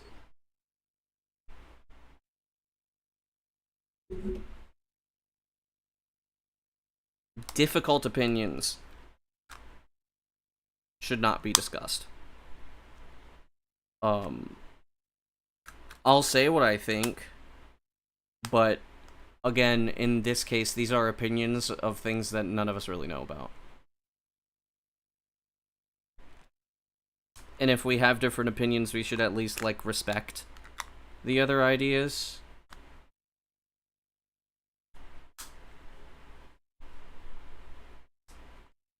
Repetitions.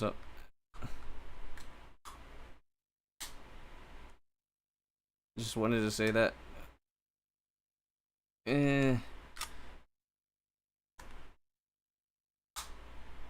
I wouldn't say accommodate.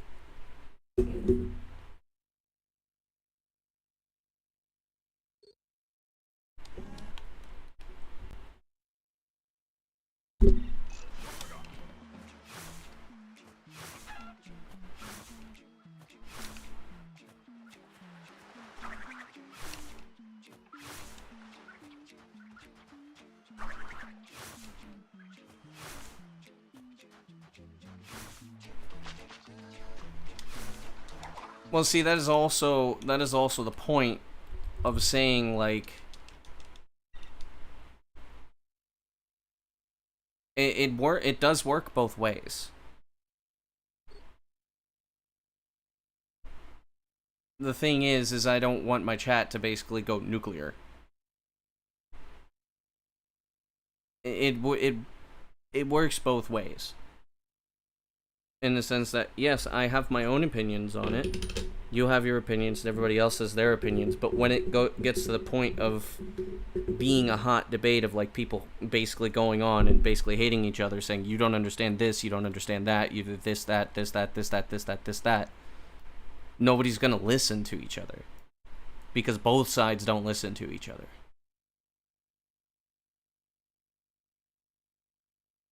That's actually why I'm trying to stamp it out, and why Mr. Butt was stamping it out, because we can't.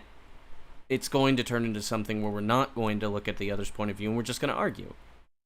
That's not healthy, and that's not good.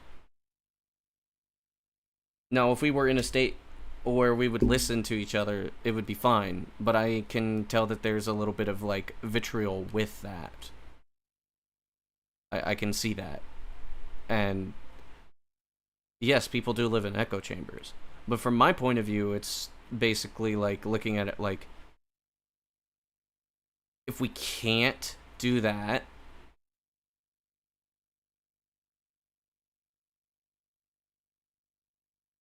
I mean, judging by what you were basically putting out and saying, I think that if, like, Rico was going to say something, you would not listen to anything Rico would have to say, and you would just use this exact thing of saying, like, he can't see it from my point of view, but you also can't see it from his point of view. You get what I'm saying? Is like, when I was looking at what Rico said, the first thing I was thinking of was maybe, you know, there might be something else I should probably think into. But yeah, exactly. That's why we should draw the line. And I could potentially see it from Rico, because I understand Rico is also part of the LGBTQ. From my understanding. He has a different opinion than, say, like me, who's not part of it. I don't want this to turn into a cesspool, and I'm sorry for pointing you out, Rico, but I also want to put it into this guy's perspective as well, to kind of, like, basically make sure that we're all on the same page.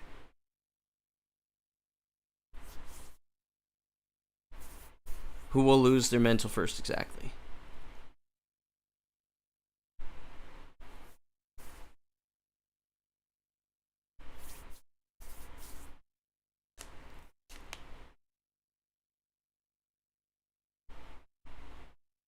So the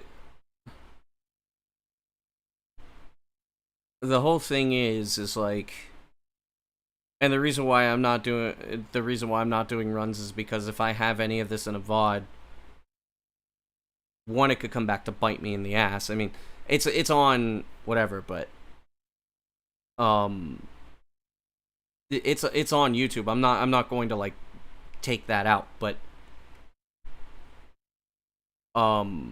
it is a very good idea to make sure that if this is in a record run, I don't want that to be part of a record run.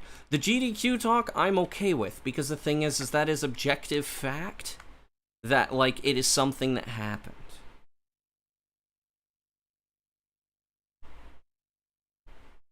But this, I'd rather not have me under fire than somebody looking at the chat and saying that they should be under fire, and then bringing, like, unnecessary attention to Rico or the guy in the YouTube chat or anybody else. It's not right to basically have that. So if I basically have this highlighted, right, and none of this is in that highlight, nobody gets under fire. Myself or anybody in the chat.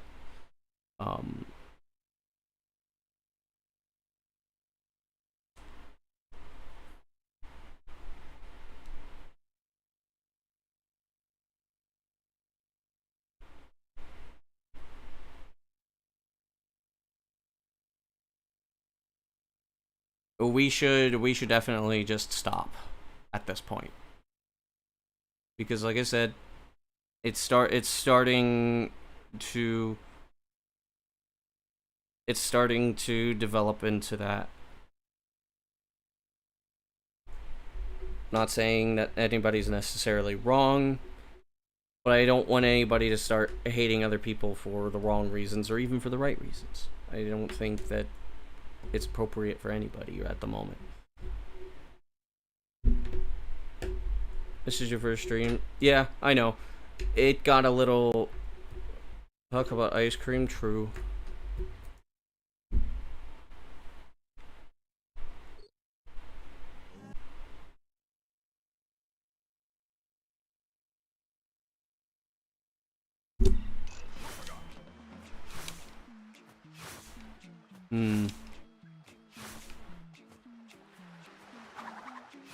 Xbox is smelly? No. Dedicated? Oh, hell no. Hell no. I'm not dealing with that on the fucking daily. I don't want to get stressed out into fucking oblivion.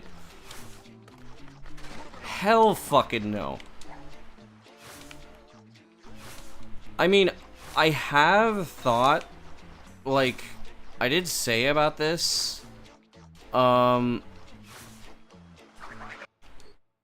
actually, after I get my point, I'll let you know, Rico, something that I found which you may find interesting. Maybe one of the reasons why you find Xbox bad. But let me get my point across first. So, here's the thing. Eventually, I would think that it would be cool to, like, do streams dedicated to, like, speedrunning knowledge. Maybe not speedrunning knowledge, but kind of, like, discussing technicalities of certain aspects of speedrunning or whatnot. Basically, like, to the point of, like, so I can learn more stuff and other people can learn more stuff and stuff like that. And basically, like, kind of, like, do more knowledge stuff or maybe speedrunning history stuff. I think that a lot of that would be really cool. But if it's, like, things like anything... Oh. Appreciate it. Trying to get another one.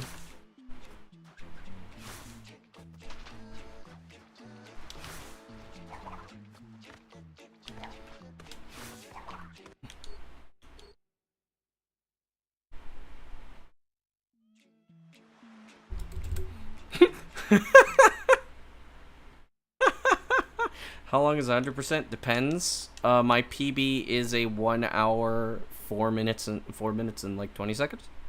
You think? But if you're just starting, like 3 hours is pretty normal. My first run was like 3 hours.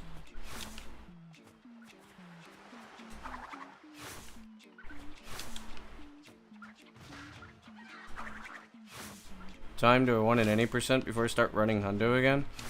I don't know yet. I'm waiting to see what I get for the sub 1020 before I decide if I want to try to go for sub 1010. Because basically, which the video is unlisted right now. If you're in my Discord, you would know that I made a segmented run of Ant-Agony for any percent, or rather, like, basically pre-Ant-Agony to Ant-Agony, post-warp. I got a time of 6:55.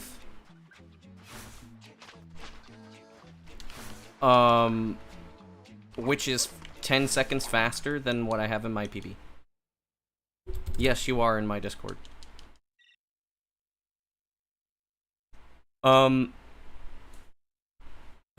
Thanks for the good luck. So, I appreciate the super chat. Thanks for the super chat.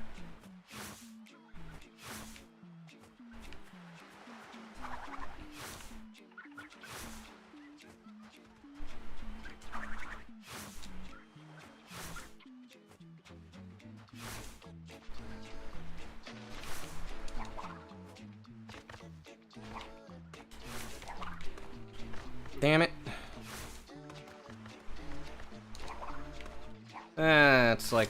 That's like a second.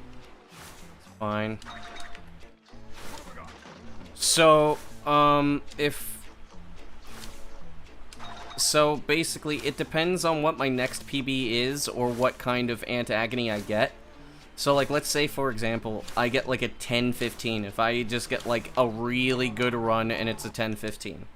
Okay, let's just put that into perspective. If I get a 10-15 without ball glitch, I'm going to try to go for the sub 10-10.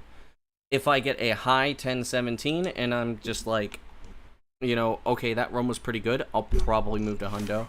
Or if I get a mid 10-10 with ball glitch, like let's say I get a 10-14 or 10-15 or 10-14, it has ball glitch, and I feel satisfied, I'll move to hundo. And then I'll probably try to scrutinize whatever I can about hundo.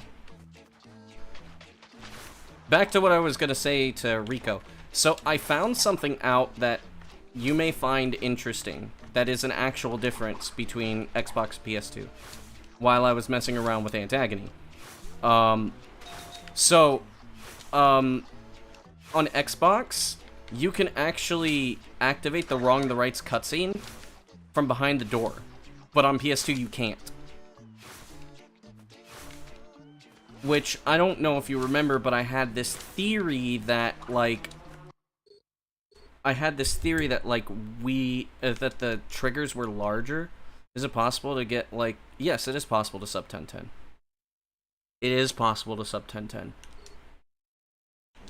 I have 10 seconds to save alone in Antagony, and I also took out the... What? What does that even mean?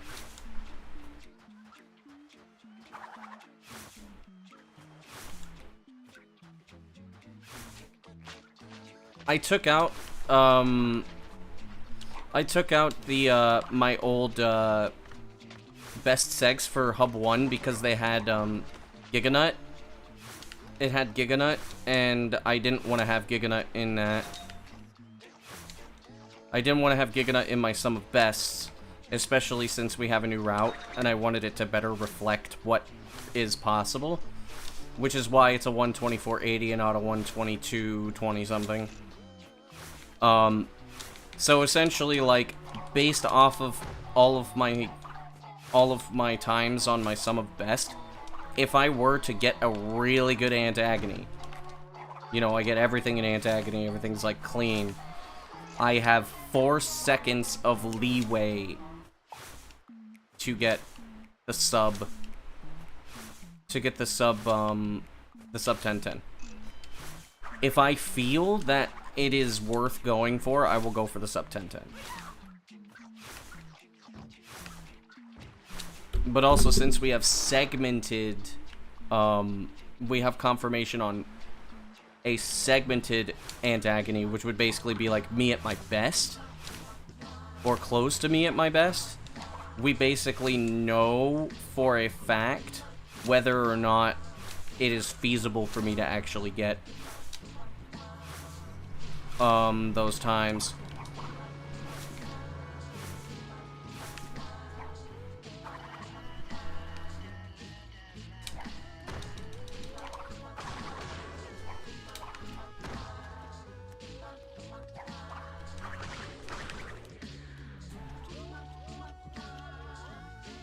No, I'm saying, like, probably the fact that, like, triggers are larger on Xbox. That might be one of the reasons why why you feel like PS2 is better, because, like, for example, I've had issues with the Iceberg Lab cutscene skip on Xbox, especially when I switched from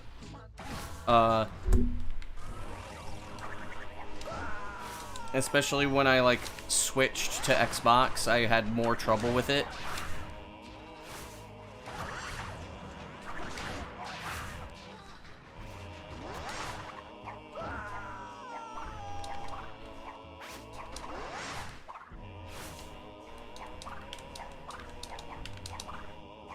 Hey, I'll take that.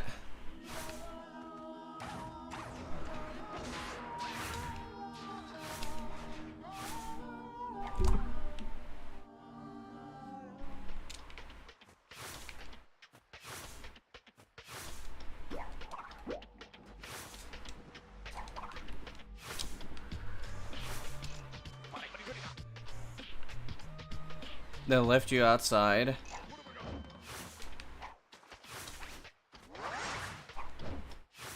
The funny orange creature, yes.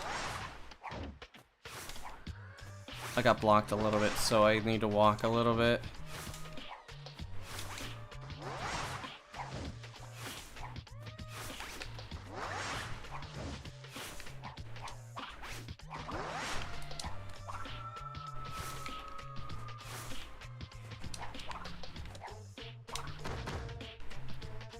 There we go. La criatura 32.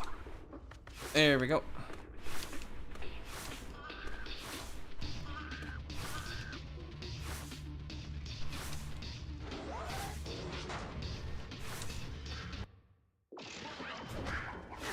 There we go.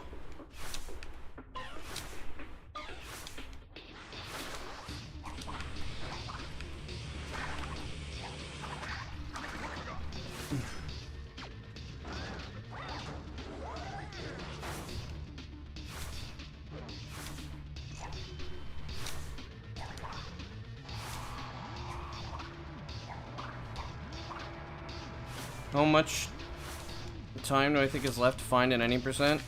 Not that much. Twitch does allow restreaming, yeah.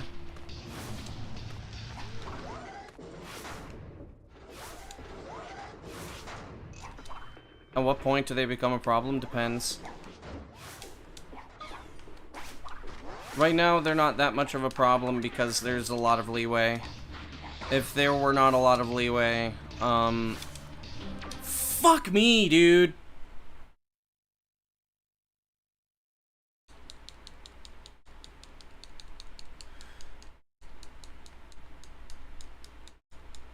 You've never seen that hole again in the ice caves? I don't know. I don't know what hole you would be talking about.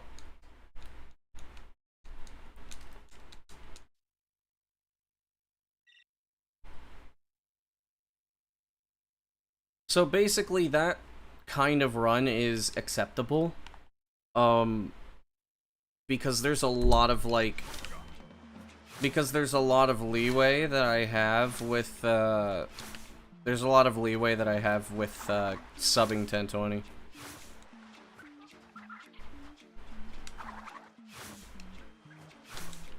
What I am displaying is entertainment in a form that... What? No. It's been allowed for like a year now. Ish. Maybe more. It's been allowed for a while. Fuck. Alright, take it easy, I guess.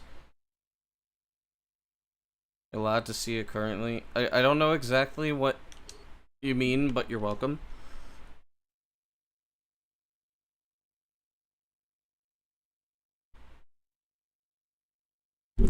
A hole? Platforms on the left. Did you slide jump?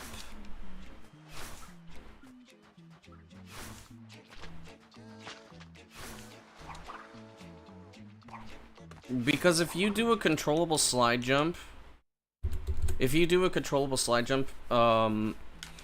where there's an incline that technically Crash can't necessarily stand on, you can actually clip out of bounds. That's possibly what happened.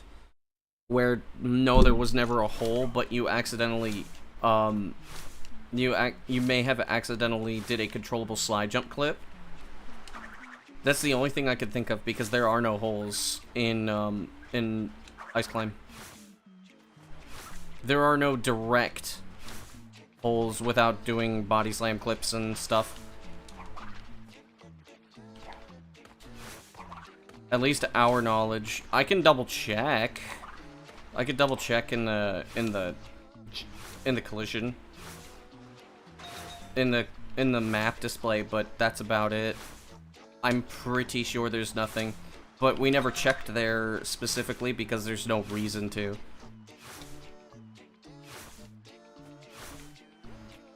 There's basically nothing out of bounds there that would be useful. I can double check for you after this reset if you'd like.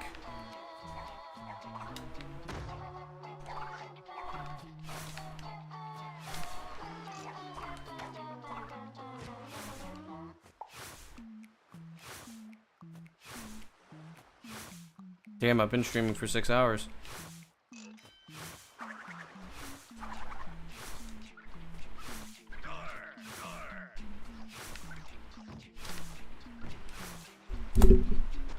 Here we go.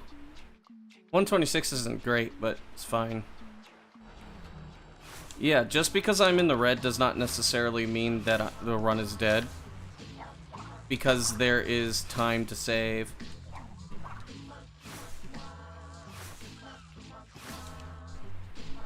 Based when it comes to movement? What do you mean? You mean based on movement? I don't know. That sounds like a question I would normally be able to answer, but I don't know.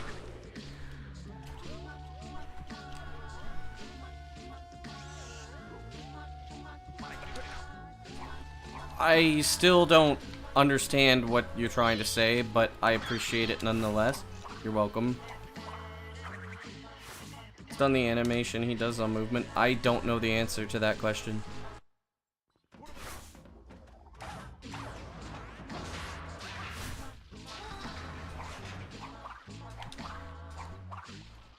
Fuck!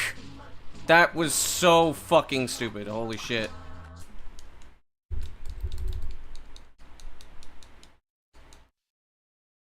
It just blocked. Oh, like the part that I don't understand is in a form that I was allowed to see it currently does not make any sense.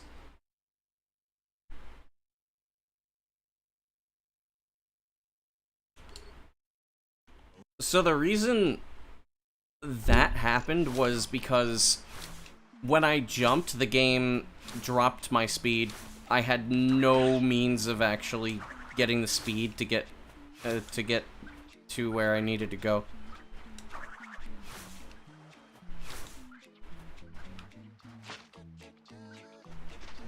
Really?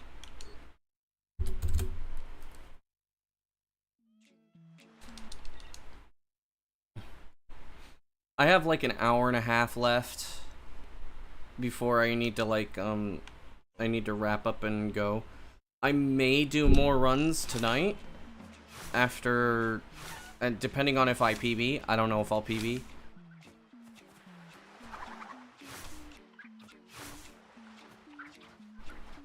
Because now PBing actually takes a certain amount of time. It's kind of rough.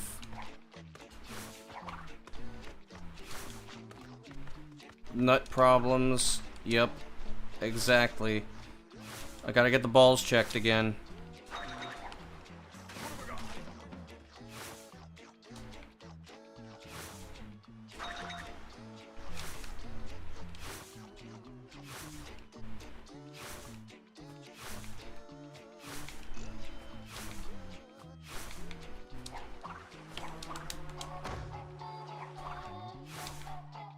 Jeez, my posture sucks right now. What the fuck? Damn it.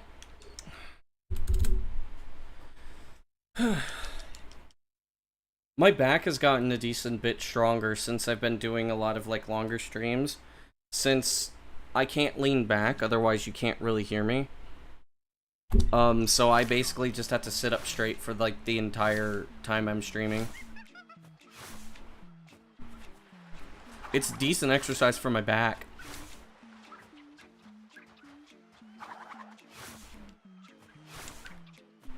Though, if I need to, like, you know, sit back and whatnot. Oh, fuck you, dude.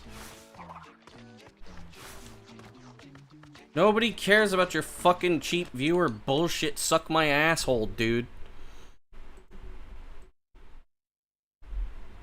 Your mom sucks titties for a living. Get out of here. Ugly ass, bald ass motherfucker. Bro got 3 toes on his foot. That's crazy.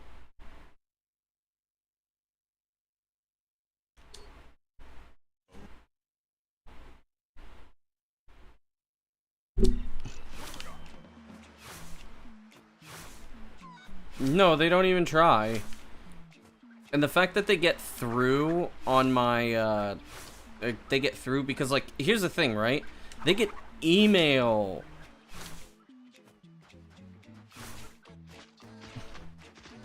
What happened? A bot. Cheap views. Cheap viewers. Fucking free viewers. Good viewers. Blah, blah, blah. It's like, who the fuck actually clicks on those links? Big follows, big plays.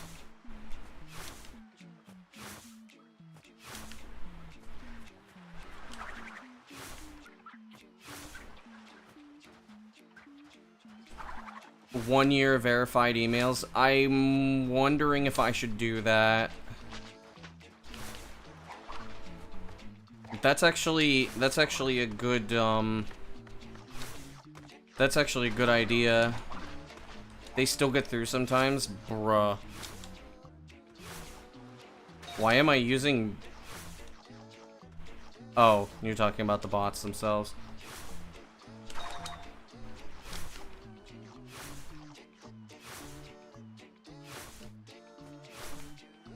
Just have it to followers only. I don't think that's not right. Because, like, not everybody that comes in is a follower.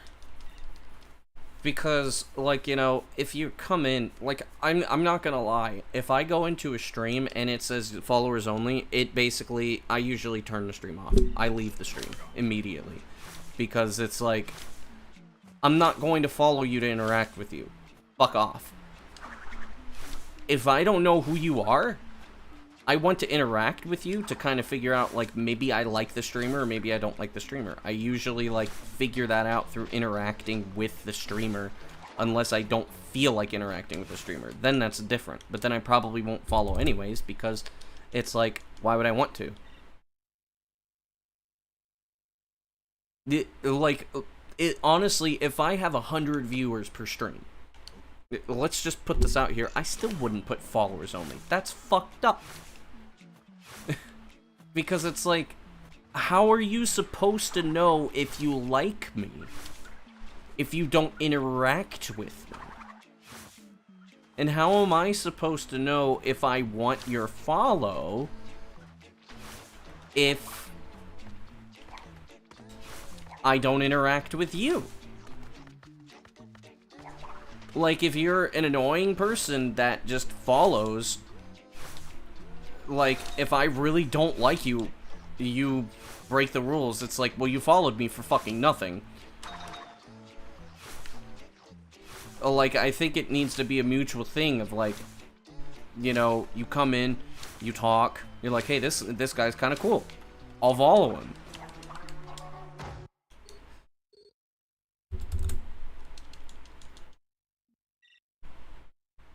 At the end of the day, the stream is to watch, and if those 10 minutes are fun, you interact with them. I don't... But if you want to gatekeep, it's the gatekeeping that's the issue. If you want to gatekeep who gets to talk in your chat based on how much they want to be around you, I think that's wrong. Sub only is bad. Emote only depends on the situation. Followers only, no, because you're basically forcing people to follow you. You're like, oh, give me views. Oh, give me subs. You want to talk to me? You gotta sub. You want to talk to me? You gotta follow me. I only want to talk to people that are interested in following me. Because your number matters more to me than you. That's how I feel about it.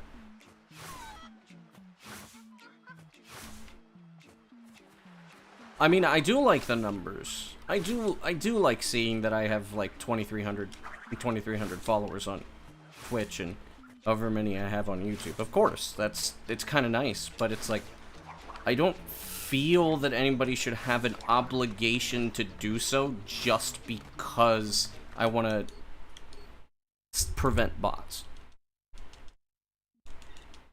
It does impact them because, like, as a streamer, like, here's the thing.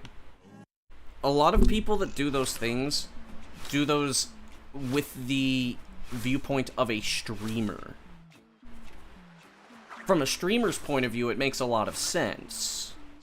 Would you say it's not ethical? I wouldn't say it's against ethics. it's going by a streamer standpoint, it does make sense, but if you go by a viewer standpoint, it's a huge deterrent. Because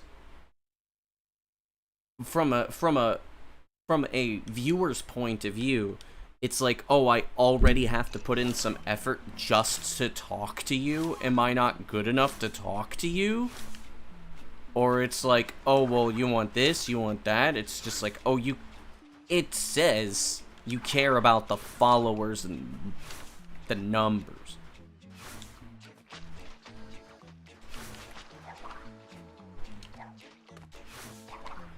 Well, that's you, but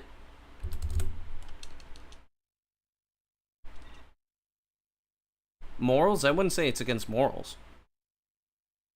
Why? It's not ethical, or it's not a matter of morals or ethics.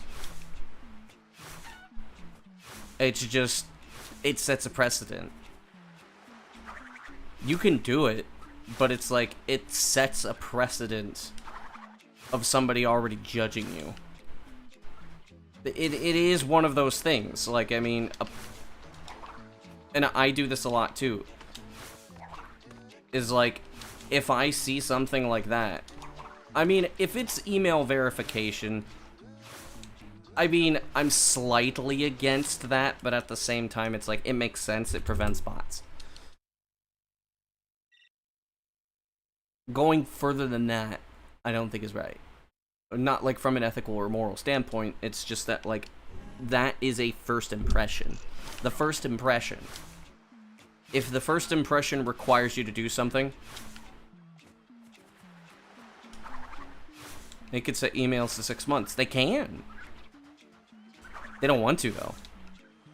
They made a statement, I don't remember how many years back. It was probably like in 2017 or something. They made a statement saying that they were no longer going to deal with bots. As in, like, they said bots should exist because of X, Y, Z. And I'll tell you what a lot of those bots did. A lot of those bots would come into your chat, and I believe I have one in my chat right now. I've been wondering about this one for, like, the past fucking, like, month to 2 months. Maybe even 3 months. Possibly more than that. Like, what those bots do is they stay in your chat and they collect data. Looking at who talks in your chat.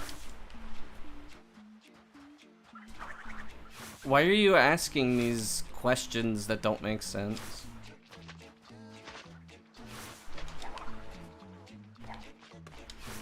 Why would I have a favorite, like, nameless animal character? Secondary option is have a verified phone. I don't like verified phone. The reason why I don't like a verified phone is because having a phone number tied to your Twitch account,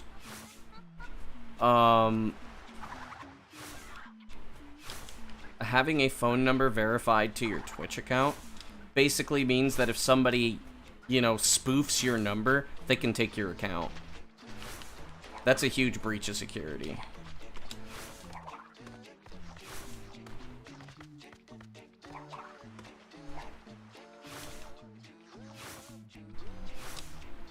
They're just randomly generated objects.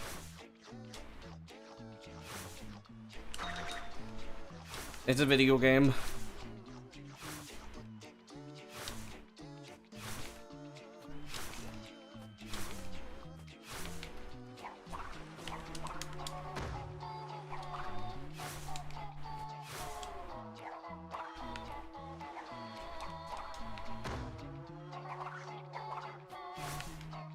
With spoofed numbers to change people's emails? Exactly.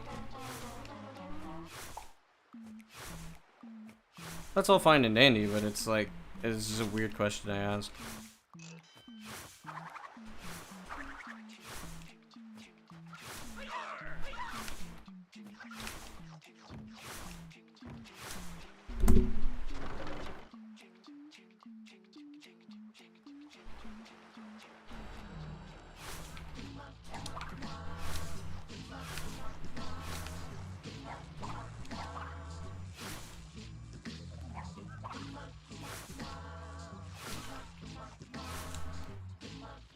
Yeah, email verification.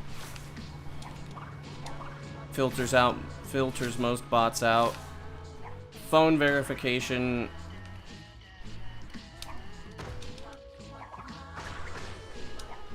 Just because of the phone number thing being tied to an account. Which I don't believe is that difficult to find.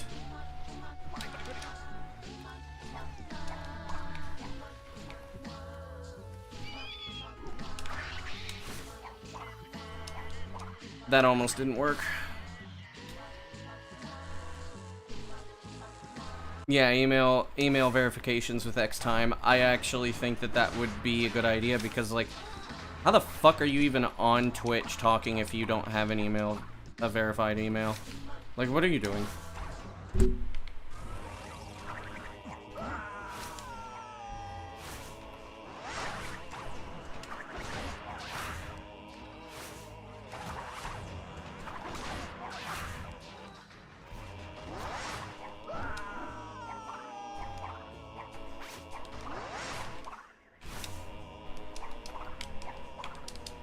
Oh, come on. Why are you insta-volling game?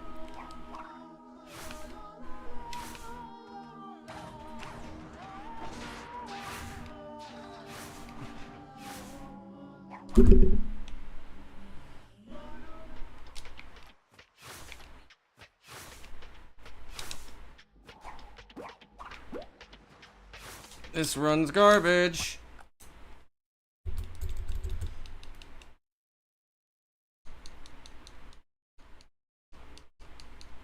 That you can't say you're under 13. See, I remember people that made Twitter accounts before they were of the age where you're allowed. And then they eventually got banned off of Twitter for making the account before they were actually, like, allowed to make the account. Which I don't know how I feel about that, because it's like, well, a person, like, did that. What a time to be alive. I don't know about that one, Chief. 20 years is a long time. You get old fast.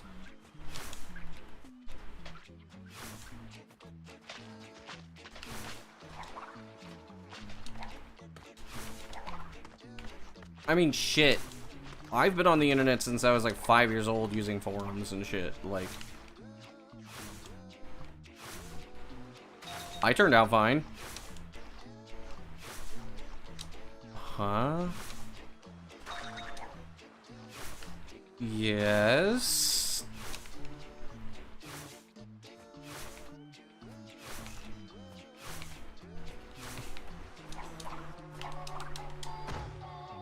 I think most people that have access to the internet look at memes. My dad peruses Facebook all the time. My dad's also pretty good at shitposting. Like, I mean, I don't know what's socially acceptable in your country, but it is unfortunately very socially acceptable that people will watch shit on their phones for, like, in public, just like having the noise very loud, which was one of the things that irked me the most when I was coming back to the United States from Japan. Like, even in the airport, when I was just instantly surrounded by Americans again, that was the first thing that just said, like, I really don't want to go back to my own country. I do have more of an appreciation for, you know, people from my country now coming back. I kind of learned to find ways to appreciate my own culture, but it's like, whatever.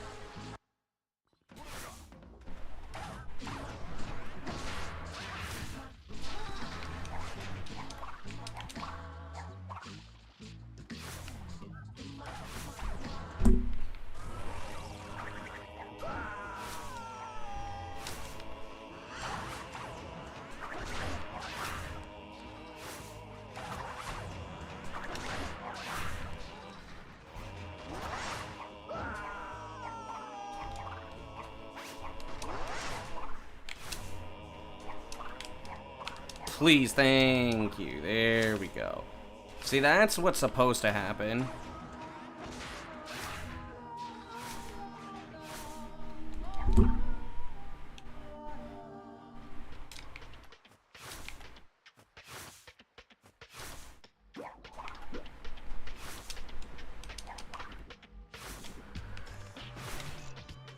There we go.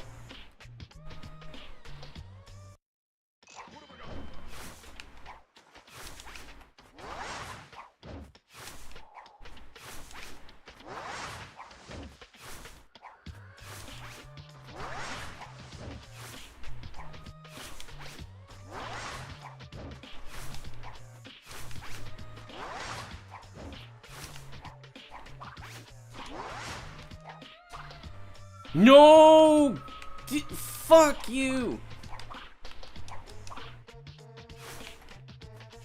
That's 6 seconds of just straight fucking time loss. Ugh!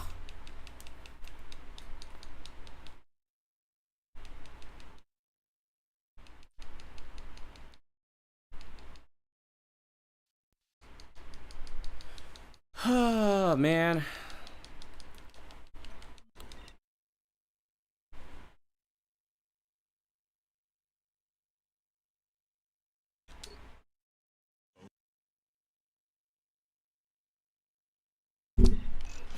Basically, so here's the thing, right?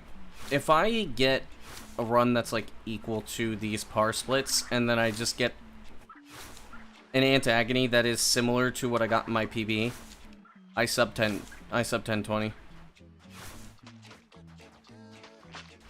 It's the hardest trick.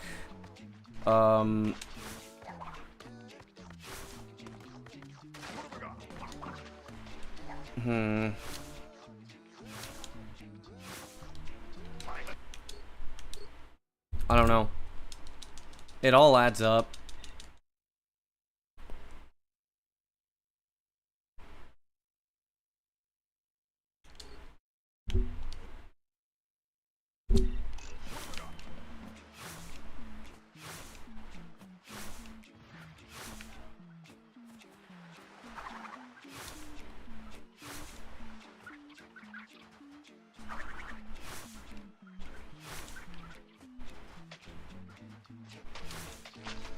A lot of times it's just nuts skip. Why do you keep talking about the chickens? That's weird. That's really weird, dude.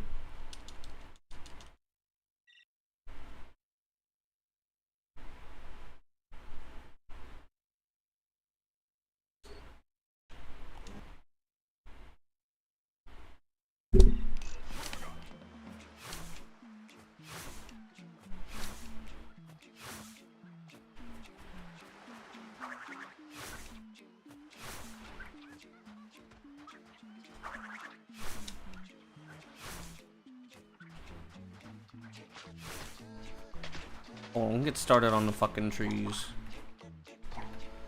Bolsonaro was right. We should deforest the entire Amazon. Fuck the trees. We don't need oxygen. Deforestation. Fuck the trees. Fuck the planet. Down with society. Fuck humanity.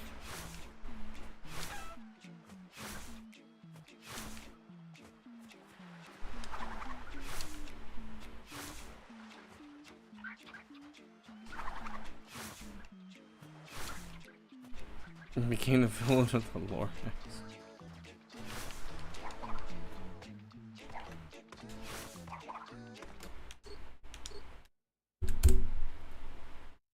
Really tempted to ban this thing that I think is a bot. You know what? I know what to do. The tree cop? You're not gonna catch me? Fuck you. Twitch bot list.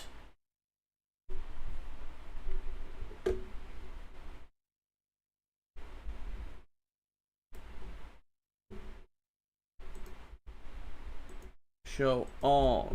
Control find.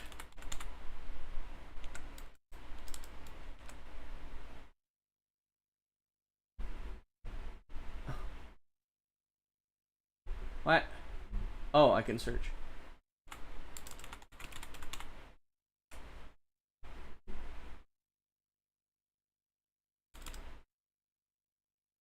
Huh. Not a bot. Supposedly.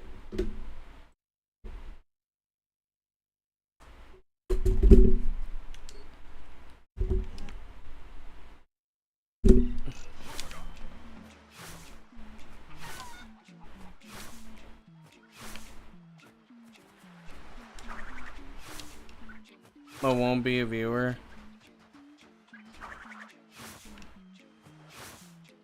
No, it's just a name that I've seen show up a lot.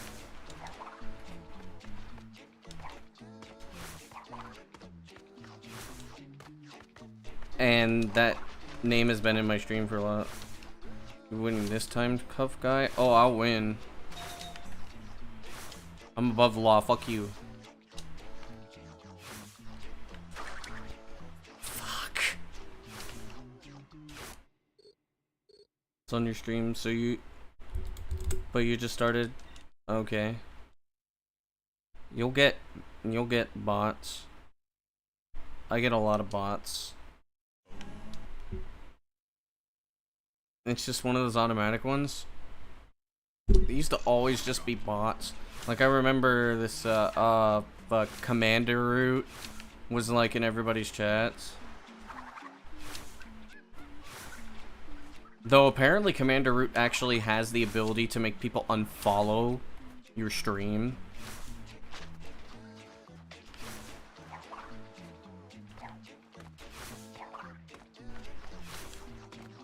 I am above the law. I play Twinsanity, bitch.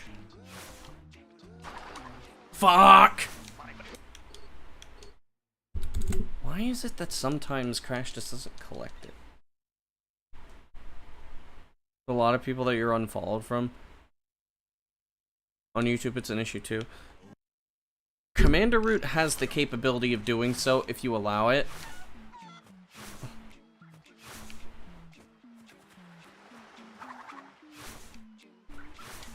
Oh, Commander Root is a bot. That is a bot.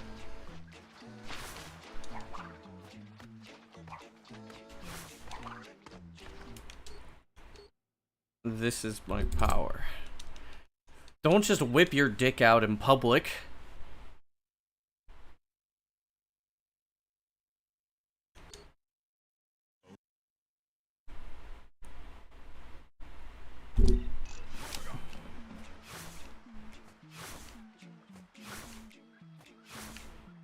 The person who runs Commander Root is not a bot, but Commander Root is indeed a bot. It's allowed in yours. Wait, it's allowed in Ohio? Since when is it allowed to do that in Ohio? What the fuck? Dude, Cincinnati's weird. No wonder they got fucking Clancy Brown. Yeah, fun fact, the voice of Mr. Krabs is from Cincinnati.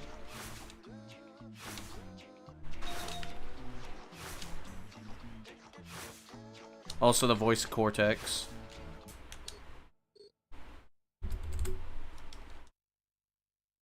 No, Giganut is not going to be consistent enough.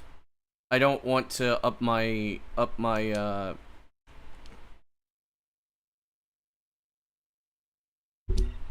trying to ban Matt. What is that? Why are you asking a question like that? That is not an appropriate question.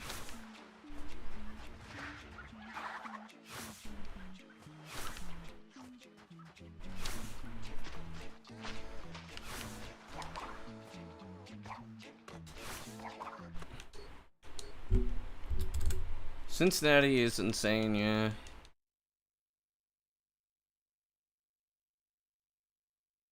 Like, listen. It's fine you ask questions. And it's fine you want to know opinions. But moderate it. Try to stay on topic.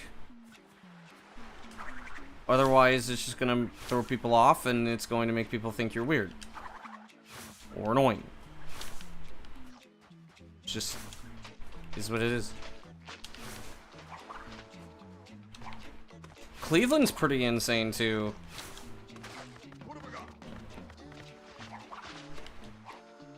But, I mean, it was like, I got into, not really a real argument, but there's, somebody in one of the communities I'm in that's from Toledo. And I was like, dude, Toledo's such a pisshole. And the person got mad, and I'm like, well, it is. Toledo fucking sucks. I prefer Cleveland over Toledo. But I mean, every Ohioan can admit that Columbus is probably like is just like the worst of all the large cities in Ohio.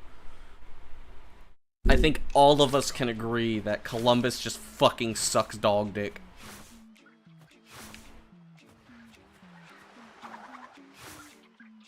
I've only been to Columbus a handful of times, and I just know it's bad. Columbus is the most fun? Bruh, but you have, like, Kings Island right by Cincinnati.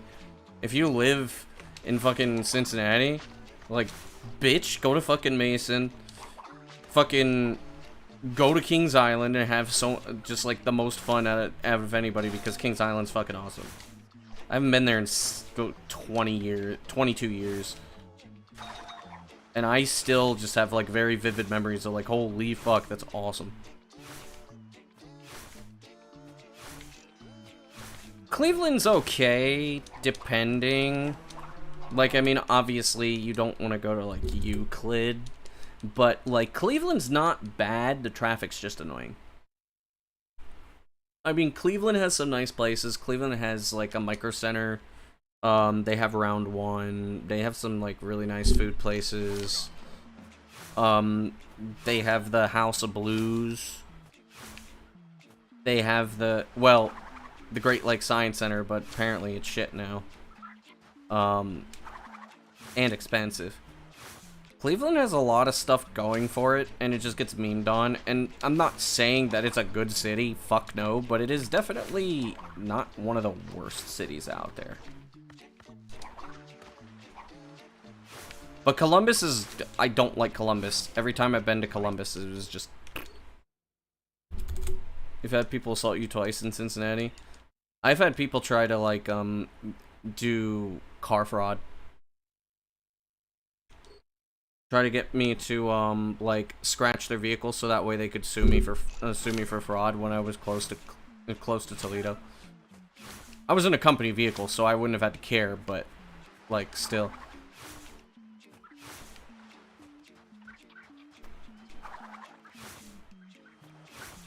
It's all about what you want out of there.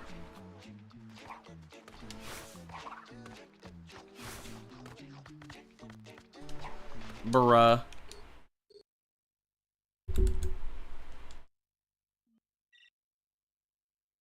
Dude, that's wild. I wouldn't even think that something like that would happen in Cleveland.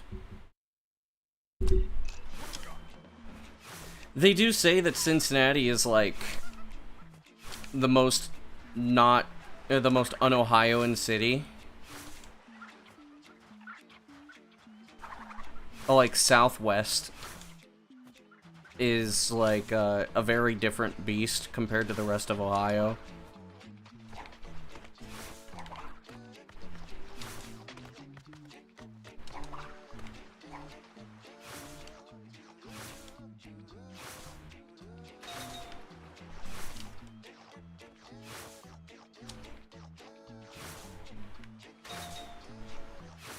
Oh, damn. That was gonna be sick. Did get a proxy slide, so there's that. Damn you, come on. Get me out of fucking Hub 1, please, dude.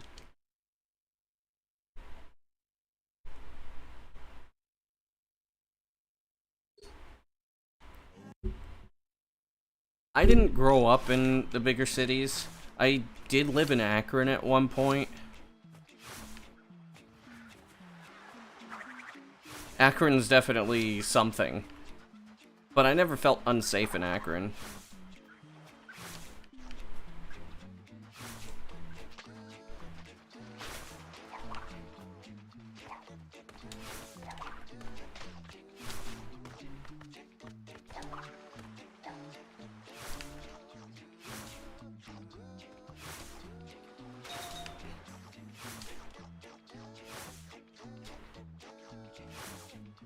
Damn it. Wanted to save time, and look where it got me.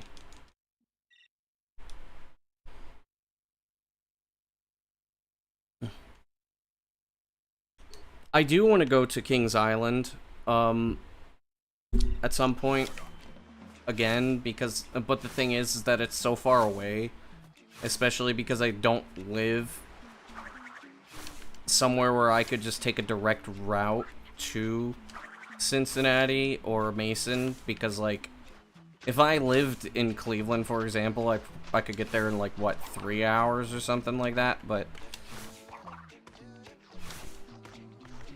you know, even though I live closer to it because of all of the direct stuff, it takes about,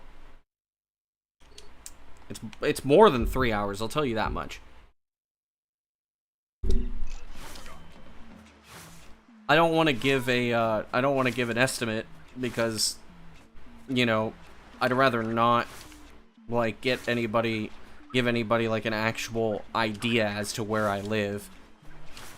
Not that I think anybody would do that, but, you know. Privacy reasons.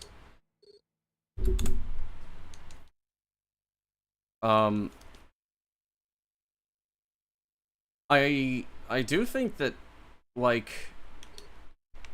I do want to go down there, like, maybe next year. Maybe during my spring break. What is the hardest? Any percent or 100%? Depends. Depends on what you would consider hard. Because any percent is very difficult to perform, but it's short. So, like, you can reset more and you could go for harder stuff.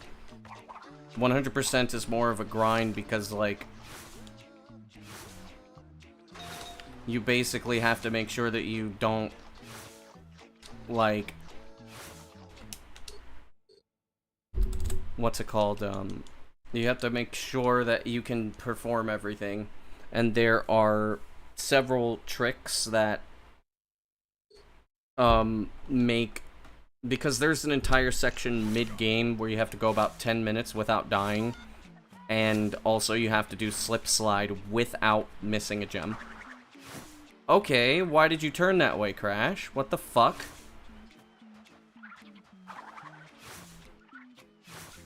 It just, like, stopped detecting my controller for a second.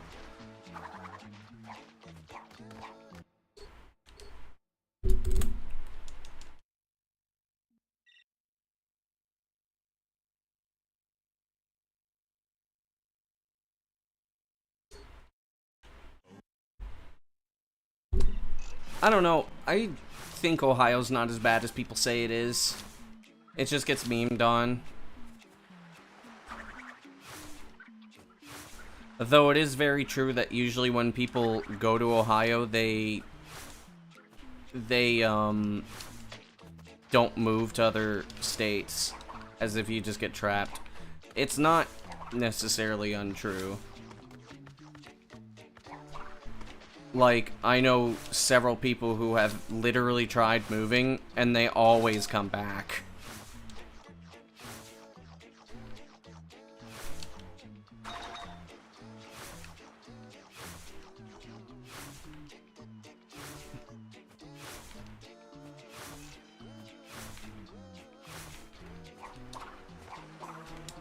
There we go.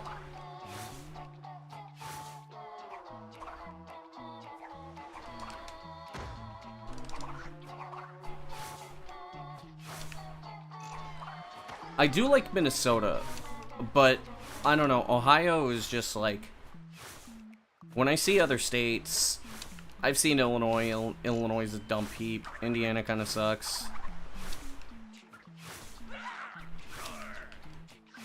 Yeah, Ohio is just cheaper to live in than most other states. It does have jobs, it has a lot of things that basically make it livable.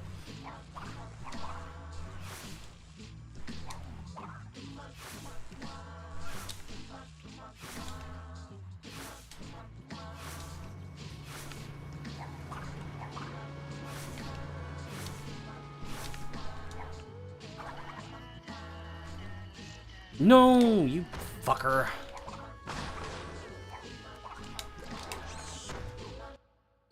Arkansas? Nobody talks about Arkansas.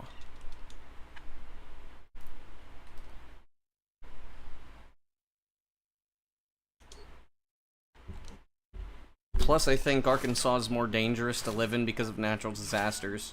If I remember correctly, Arkansas is around Tornado Alley. To be fair, Ohio's in Dixie Alley, but... whatever.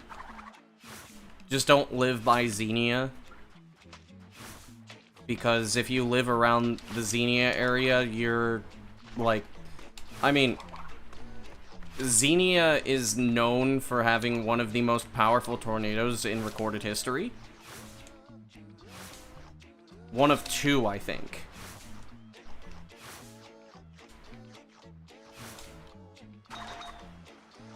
There's a reason why the natives did not really go live around that area. And it's because of the fact that, like, that area is very tornado prone. And when it does have a tornado, they're usually very powerful.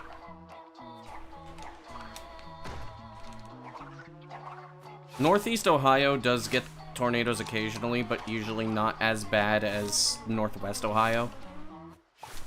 Northwest Ohio, which is Xenia, Toledo, like, those places tend to get tornadoes more often.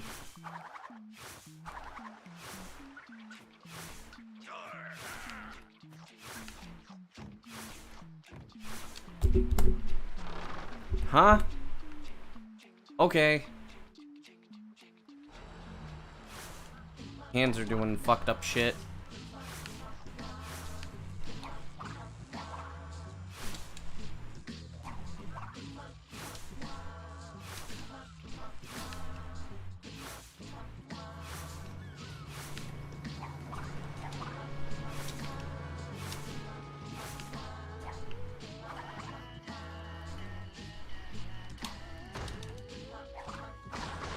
Yeah, I would imagine that Southwest Ohio does that.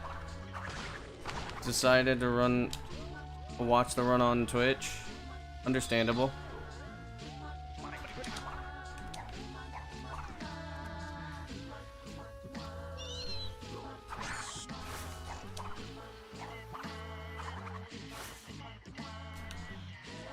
This is fast, actually.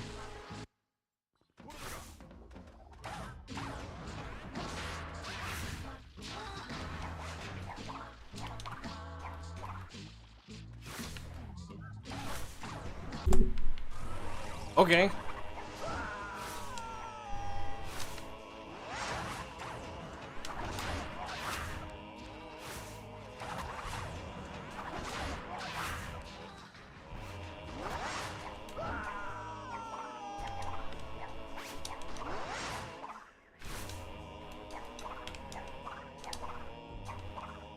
There we go, baby. Hold up. Okay.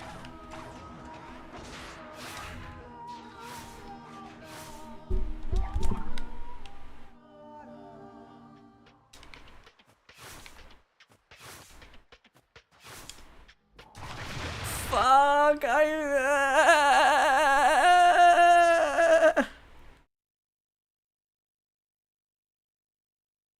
That is definitely a sound I don't want to make again.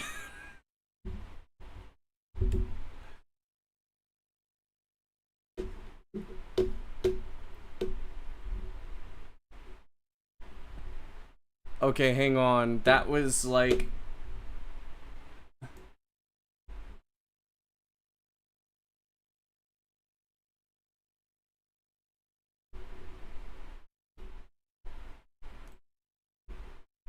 What was my fastest?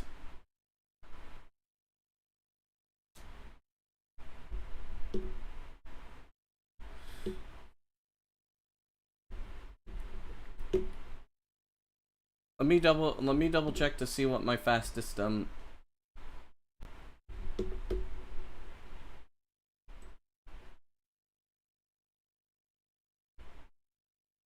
me go over to here. Let me see here.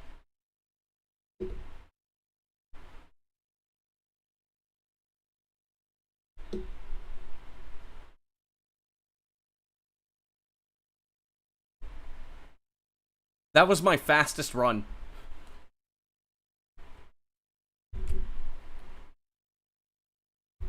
That was actually my fastest run that I've ever had.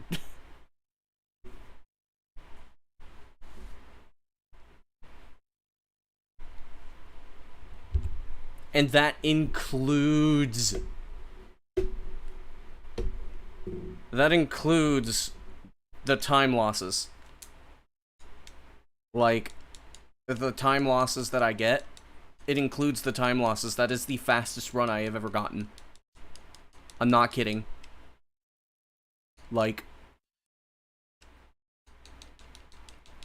it includes the time losses for hubs 1 and 2.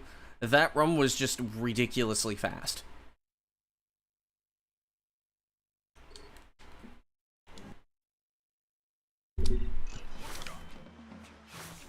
Like, that kind of run...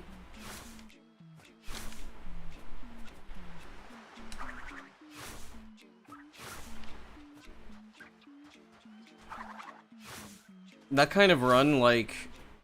Shit, I don't even know exactly what the fuck would be possible with that kind of run, but it was like... A 707 is... Or a 706 is doable without ball glitch.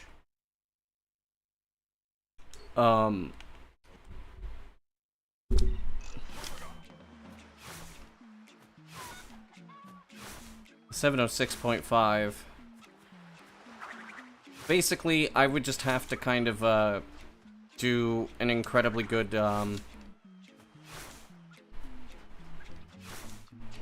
what's it called? I would pretty much just have to do a really good,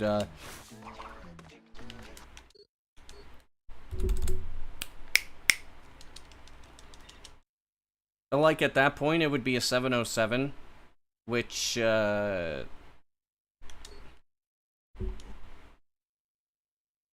mean, actually would still be, it would still be feasible to get the, sub 1020.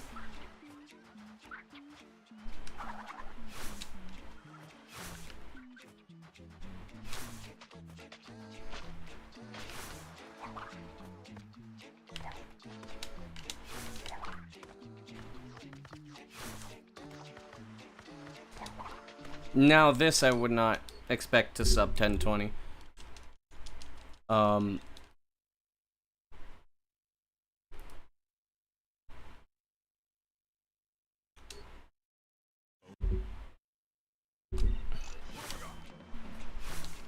Starting to think,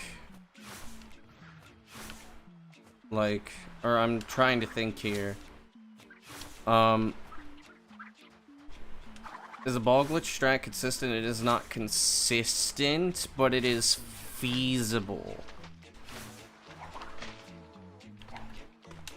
As in, it is no longer a pipe dream to have ball glitch in a run. That's essentially what the ball glitch strat is like, it essentially takes something that was thought of to be a pipe dream, or rather like something that we would just consider, you know, like, oh well, maybe one day I'll get it. It's like, no, you're probably going to get it in a PB. And Cortex route also makes it more like feasible to get it in a run, because you don't get ant RNG. Pretty much most of the run is now execution based, instead of being reliant on RNG. So essentially, like, the only like big variable factor is ball glitch. How does it work? I don't fucking know. Essentially, like, you stop for like a bit and then you spin the ball when you have a certain amount of speed. Something like that. It has something to do with the ball's speed. That's the current theory.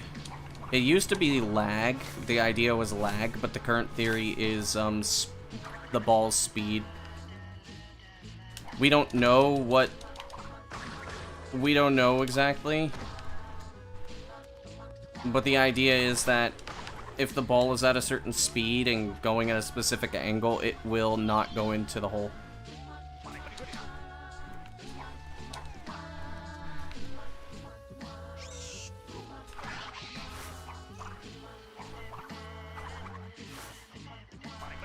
Oh, come on, man.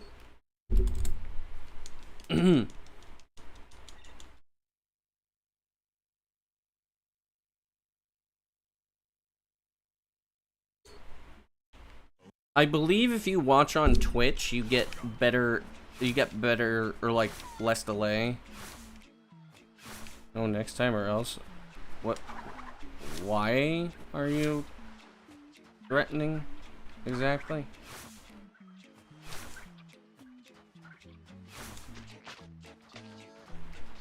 So essentially, like, since we have a means to like manipulate it, since we have a means of like quote manipulating the ball's since we have a means to manipulate the ball's speed to get it, it is feasible to get it in a run. So like, I mean, the TLDR final exam is tomorrow. It's worth 99% of your grade. Go fuck yourself. On break, understandable.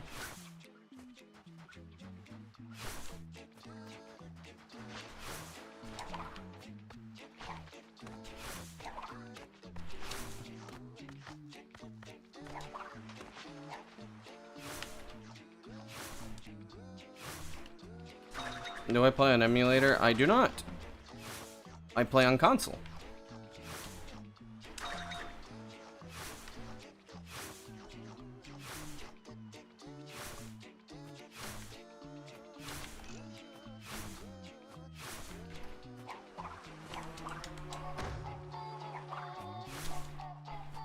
I'm playing on an original Xbox.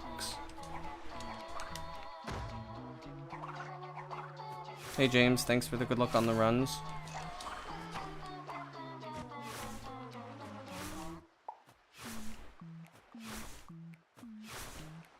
See, I could tell it's James because I know he's like the only person in my chat that has an orange color. So I don't even need to really look at the name. It's just I know it's James because the color of his username is orange.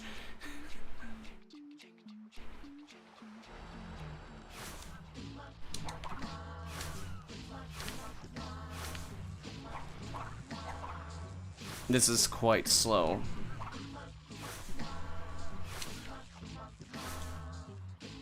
First split wasn't. This is looking very slow. This is very slow now. Holy fuck.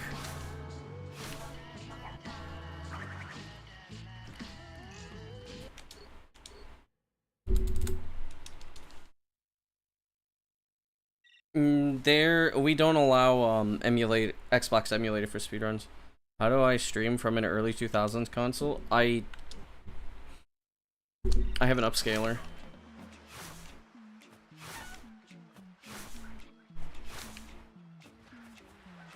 I plug it into the upscaler. Essentially, like, what I have is I have HD retrovision cables, which actually I have the Wii retrovision cables, and then I have an OG Xbox adapter, and then I plug them into RetroTink 4K, and then the RetroTink 4K upscales it, which is why you see these menus sometimes.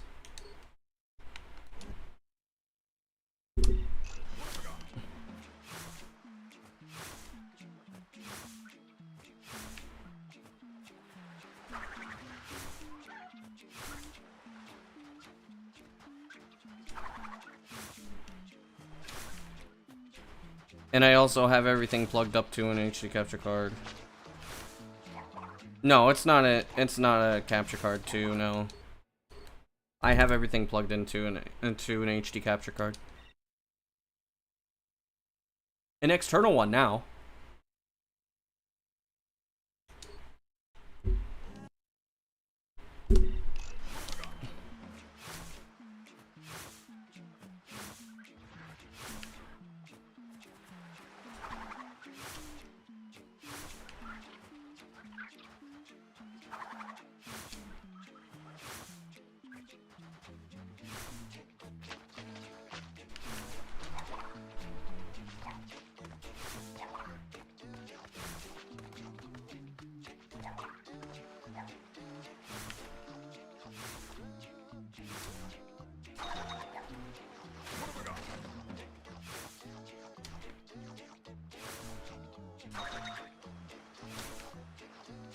So you got confused? I forget that I have to mention capture card because I usually think it's like very obvious that I'm using a capture card. I mean, by the way, this is fast as fucking... Okay, it's no longer fast as fucking fuckballs.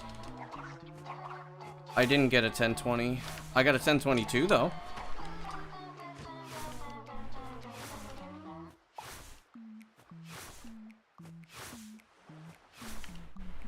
I was on best sec base. And then I just missed one input. That was still... Damn. It's my first sub 125 in a while.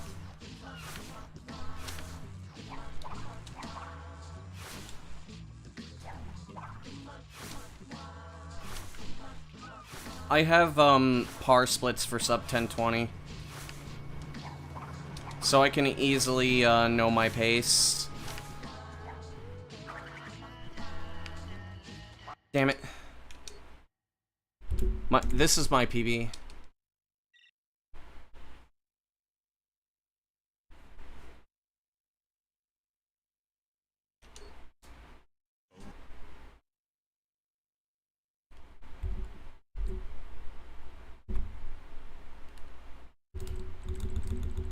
Yeah.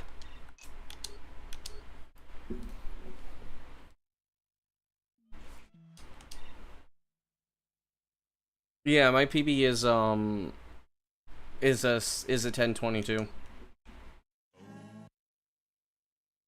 I actually don't even think that that it's even been accepted on speedrun.com yet.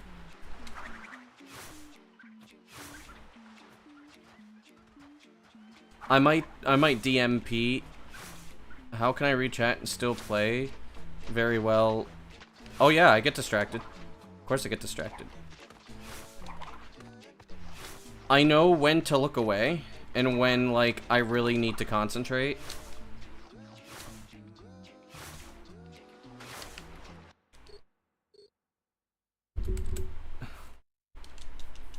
Two seconds off, you mean?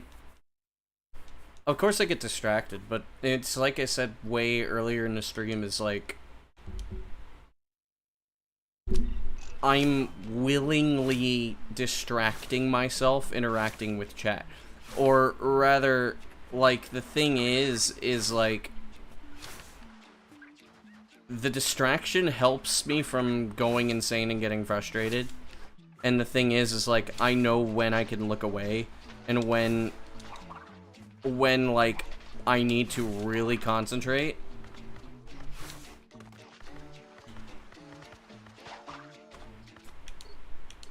How far I've pushed this run? It's gonna get pushed more. It's gonna get pushed more than before. It's actually on the website? Okay, so it was accepted finally. Okay.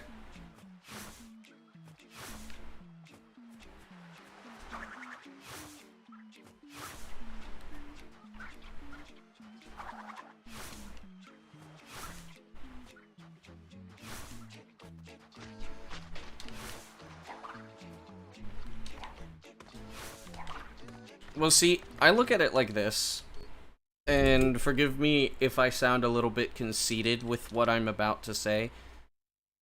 I'm the only person that's really trying to push the game. And because of that, I feel obligated to try to do the best that I can. And plus, like, I'm not patient enough to wait for somebody else to overcome me. Is it possible to sub 10? I am almost absolutely sure it is not possible without figuring out either a new cursed warp, a new skip, or going for a TAS strat that is, like, borderline impossible to do in a run.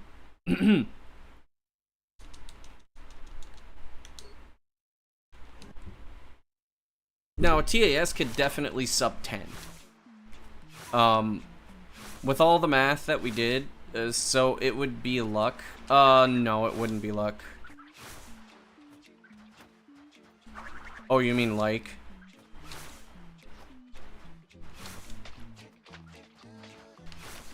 If you mean luck, no, it wouldn't be luck as much as it is, like,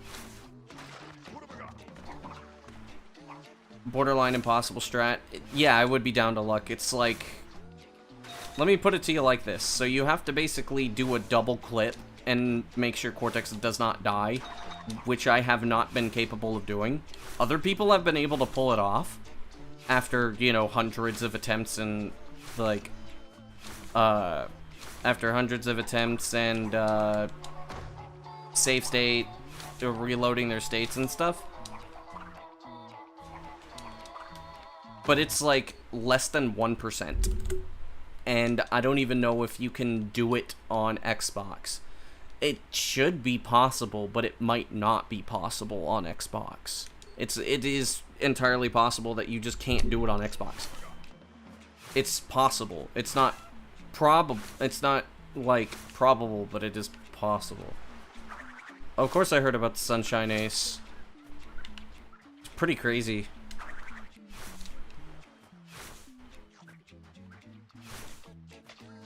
But that Cortex thing saves, like, it saves, like, 5 seconds. Or that clip saves, like, 5 seconds-ish. It might save 6.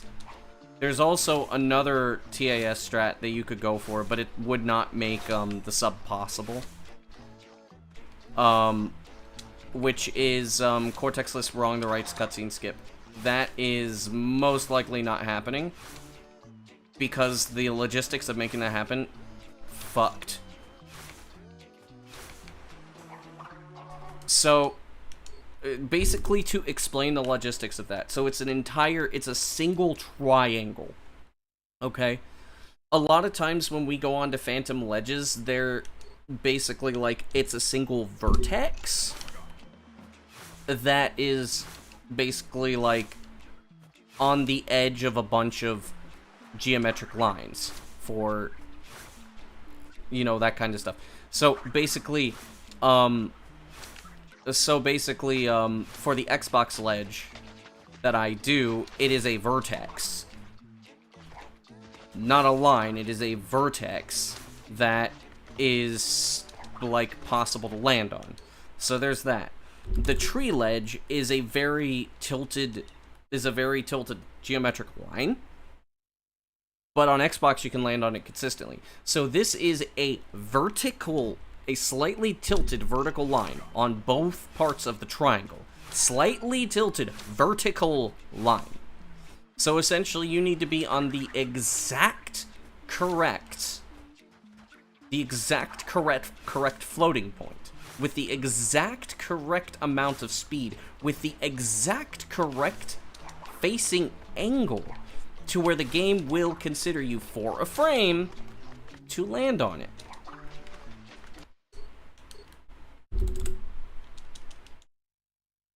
There's two different sides. The one that most people have landed on at least once, you usually fall very slowly. So if you fail that, you lose all the time to save. It only saves 4 seconds. So you would have to do that first try. After doing all of this other shit, nut skip, then cursed splash, which cursed splash isn't that bad, and except for skipping the world checkpoint, then not having the geometry fuck you up, and then basically doing warp skip, and then pretty much doing the one thing afterwards, which is harder, and then you basically have to do something like that, where you have to get something that's within, like, hundreds of thousandths of a unit in precision, along with possibly the same thing for your facing angle and speed? No, that's most likely not going to happen, but it saves 4 seconds.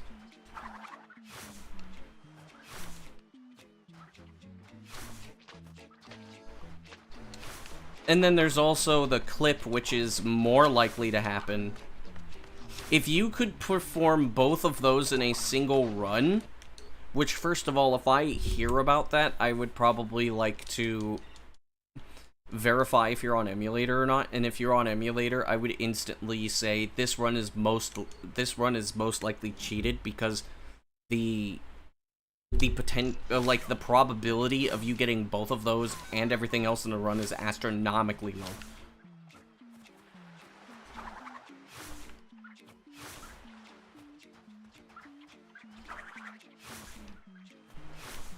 I'm not going to try it.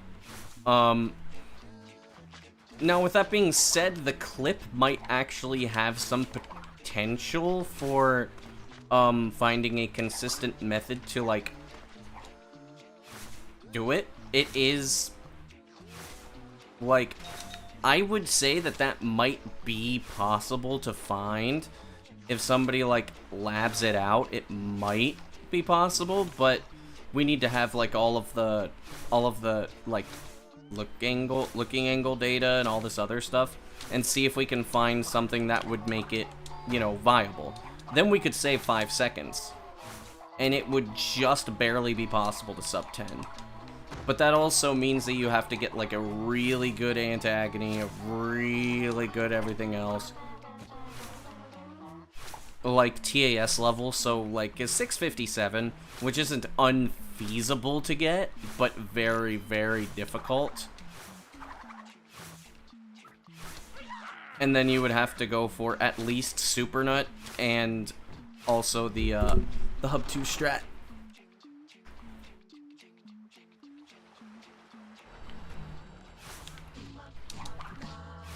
You'd have to get a sub 124 for the first split, a 112 for Hub 2, at least a 33.5 warp skip, and then you would have to get like a 657, or no, a 657 equivalent anti-agony. When did I start running Crash Twinsanity? I started learning in 2015. I ran a lot 2016, 2017. I did a little bit in 2018, and then I came back around 2022.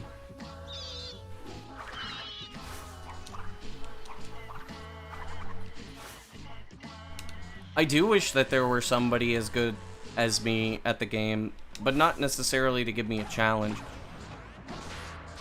It's more interesting because if I have somebody that's like about my skill level, we can lab stuff out and basically like create movement strats and stuff, and then we can both push the game. That sounds like a lot of fun.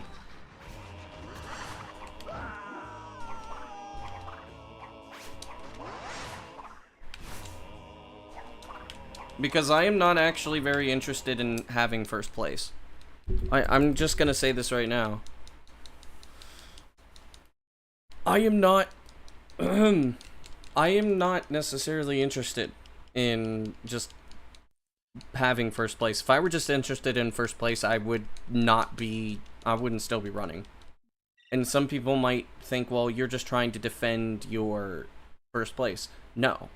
Absolutely not. Like, I mean, the thing is like,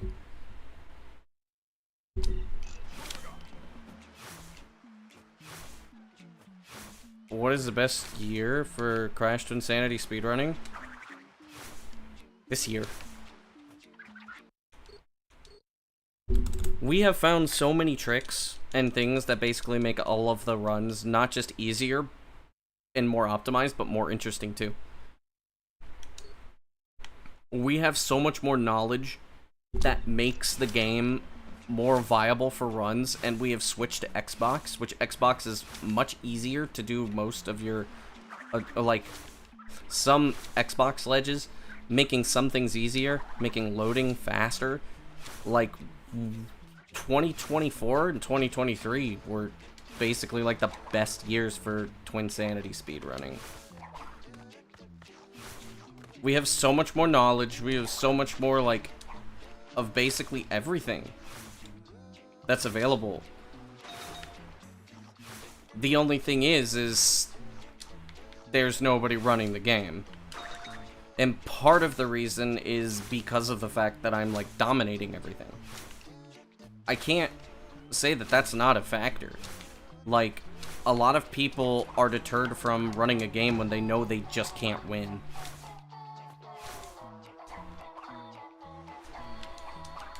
That's not me being conceited, it's just true that it deters a lot of people away. Like, when they say, oh, well, this isn't viable, or like, oh, if I just try to get good, this person will pretty much fuck me. Twinsanity's always been like that, though.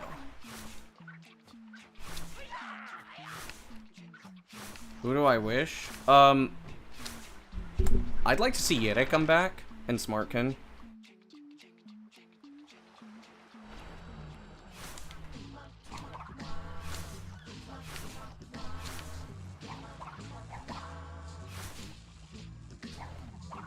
Smartkin's just too busy.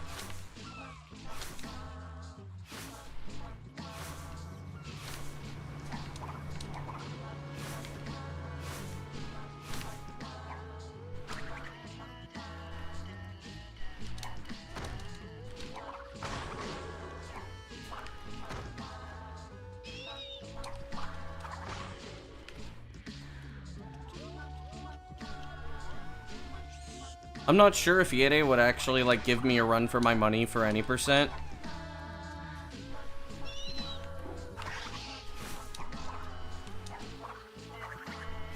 But, holy!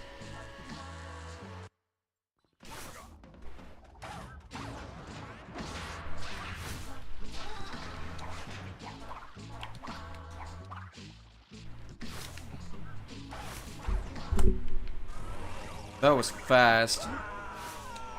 Sizable? I don't even think so. Things are so different. Yere had very good, he had very good, trick execution, but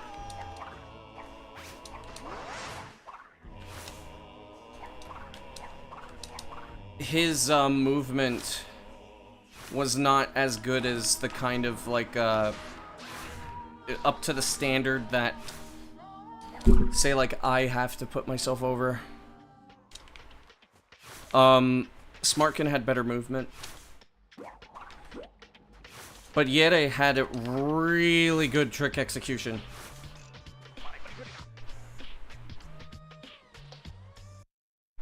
And the things that would have to change are that, like, for example, Yere used, like, an old mentality where, you would do long jumps everywhere, which is slower.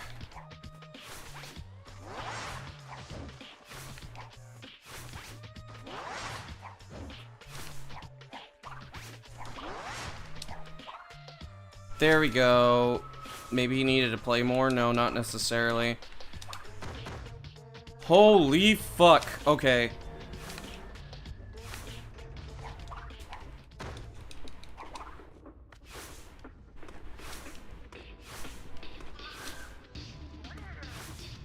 But that doesn't make him a bad runner. Doesn't make... It doesn't make anybody a bad runner per se. It was a different time.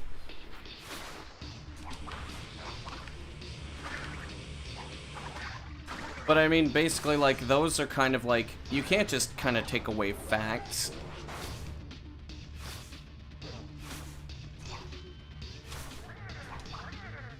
Like, Noah's movement was not very, great, but his trick execution was very, very, very good.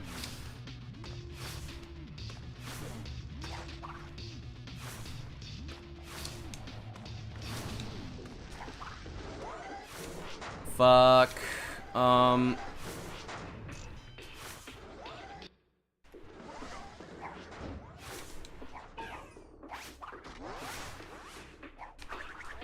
And mind you, this is not me shit-talking. This is not me shit-talking them. It's just viewing these things from the lens of, like, what is good nowadays versus back then.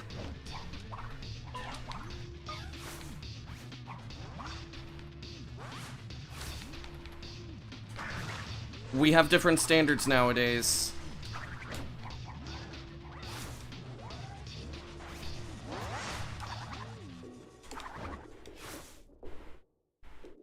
That was fucked. What the fuck?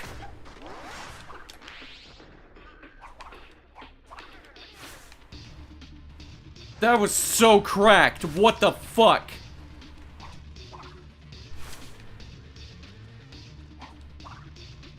I just fucking went for that. I don't care if I lost like 2 seconds to like not getting that. That was... No! I don't think I'm making it! No. Fuck. Okay. That's... I mean, I gotta take a shower and do stuff. I need to double check. I want to double check to see how far ahead I was. Or if I wasn't far ahead at all.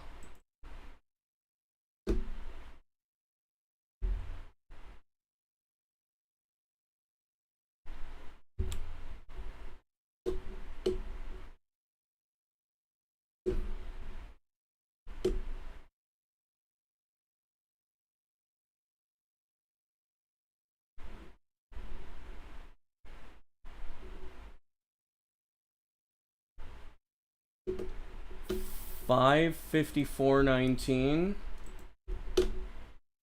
Let's check what my PB was. When did I get, No, that wasn't... I mean, it was close to being a good run. Let's see.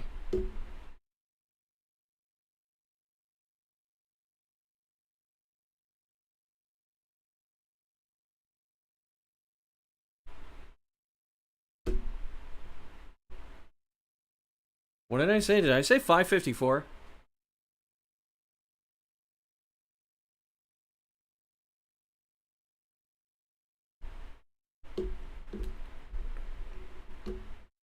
No, I don't.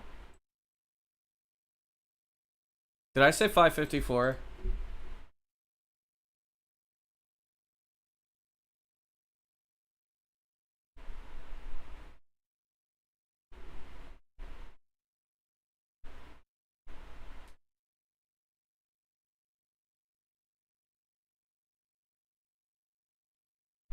I was 6 seconds ahead. I was 6 seconds ahead.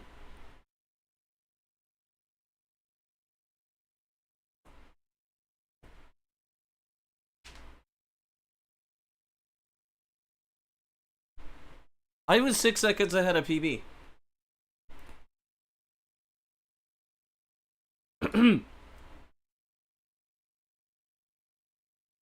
So basically, to put that into perspective, to basically put that into perspective, right?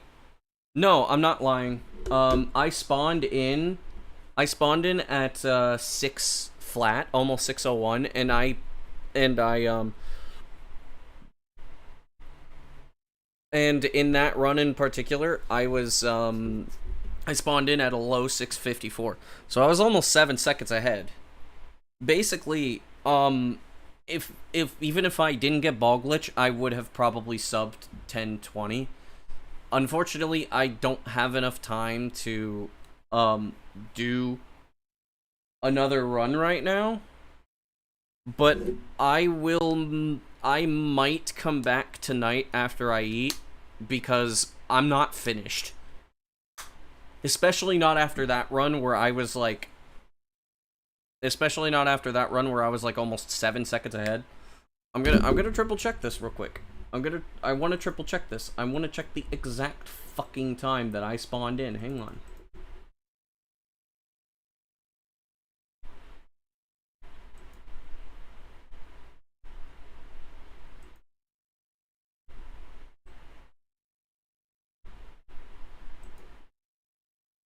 When's next stream? Tonight?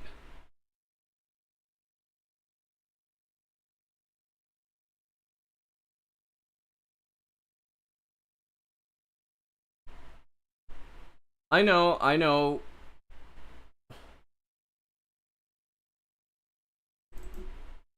I was almost 7 seconds ahead.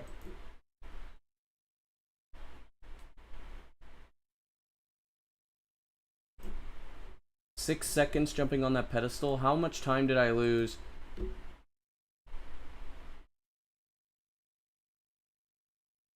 I was 5 seconds ahead after messing up that body slam. I was actually still potentially on the sub pace, on sub 1020 pace, without ball glitch. With ball glitch, that would have absolutely subbed. Okay, so here's the thing. I'm gonna search for somebody to raid. If anybody wants to join my Discord, I am going to be streaming in the next couple of hours. Here's my Discord. You can also, if you're on YouTube, if you're on YouTube, here you go. Let's see if there's somebody that I would like to raid. If there's anybody that I feel like raiding, and I will definitely be back later. I saw Torque. No. We are going to raid Kobalski.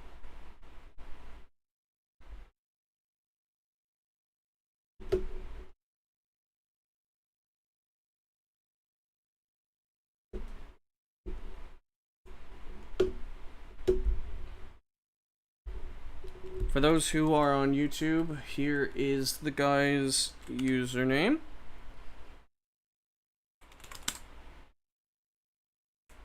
We're going to raid him. I'll probably hang out and chat for like 15 minutes or something, and then I'm going to fuck off.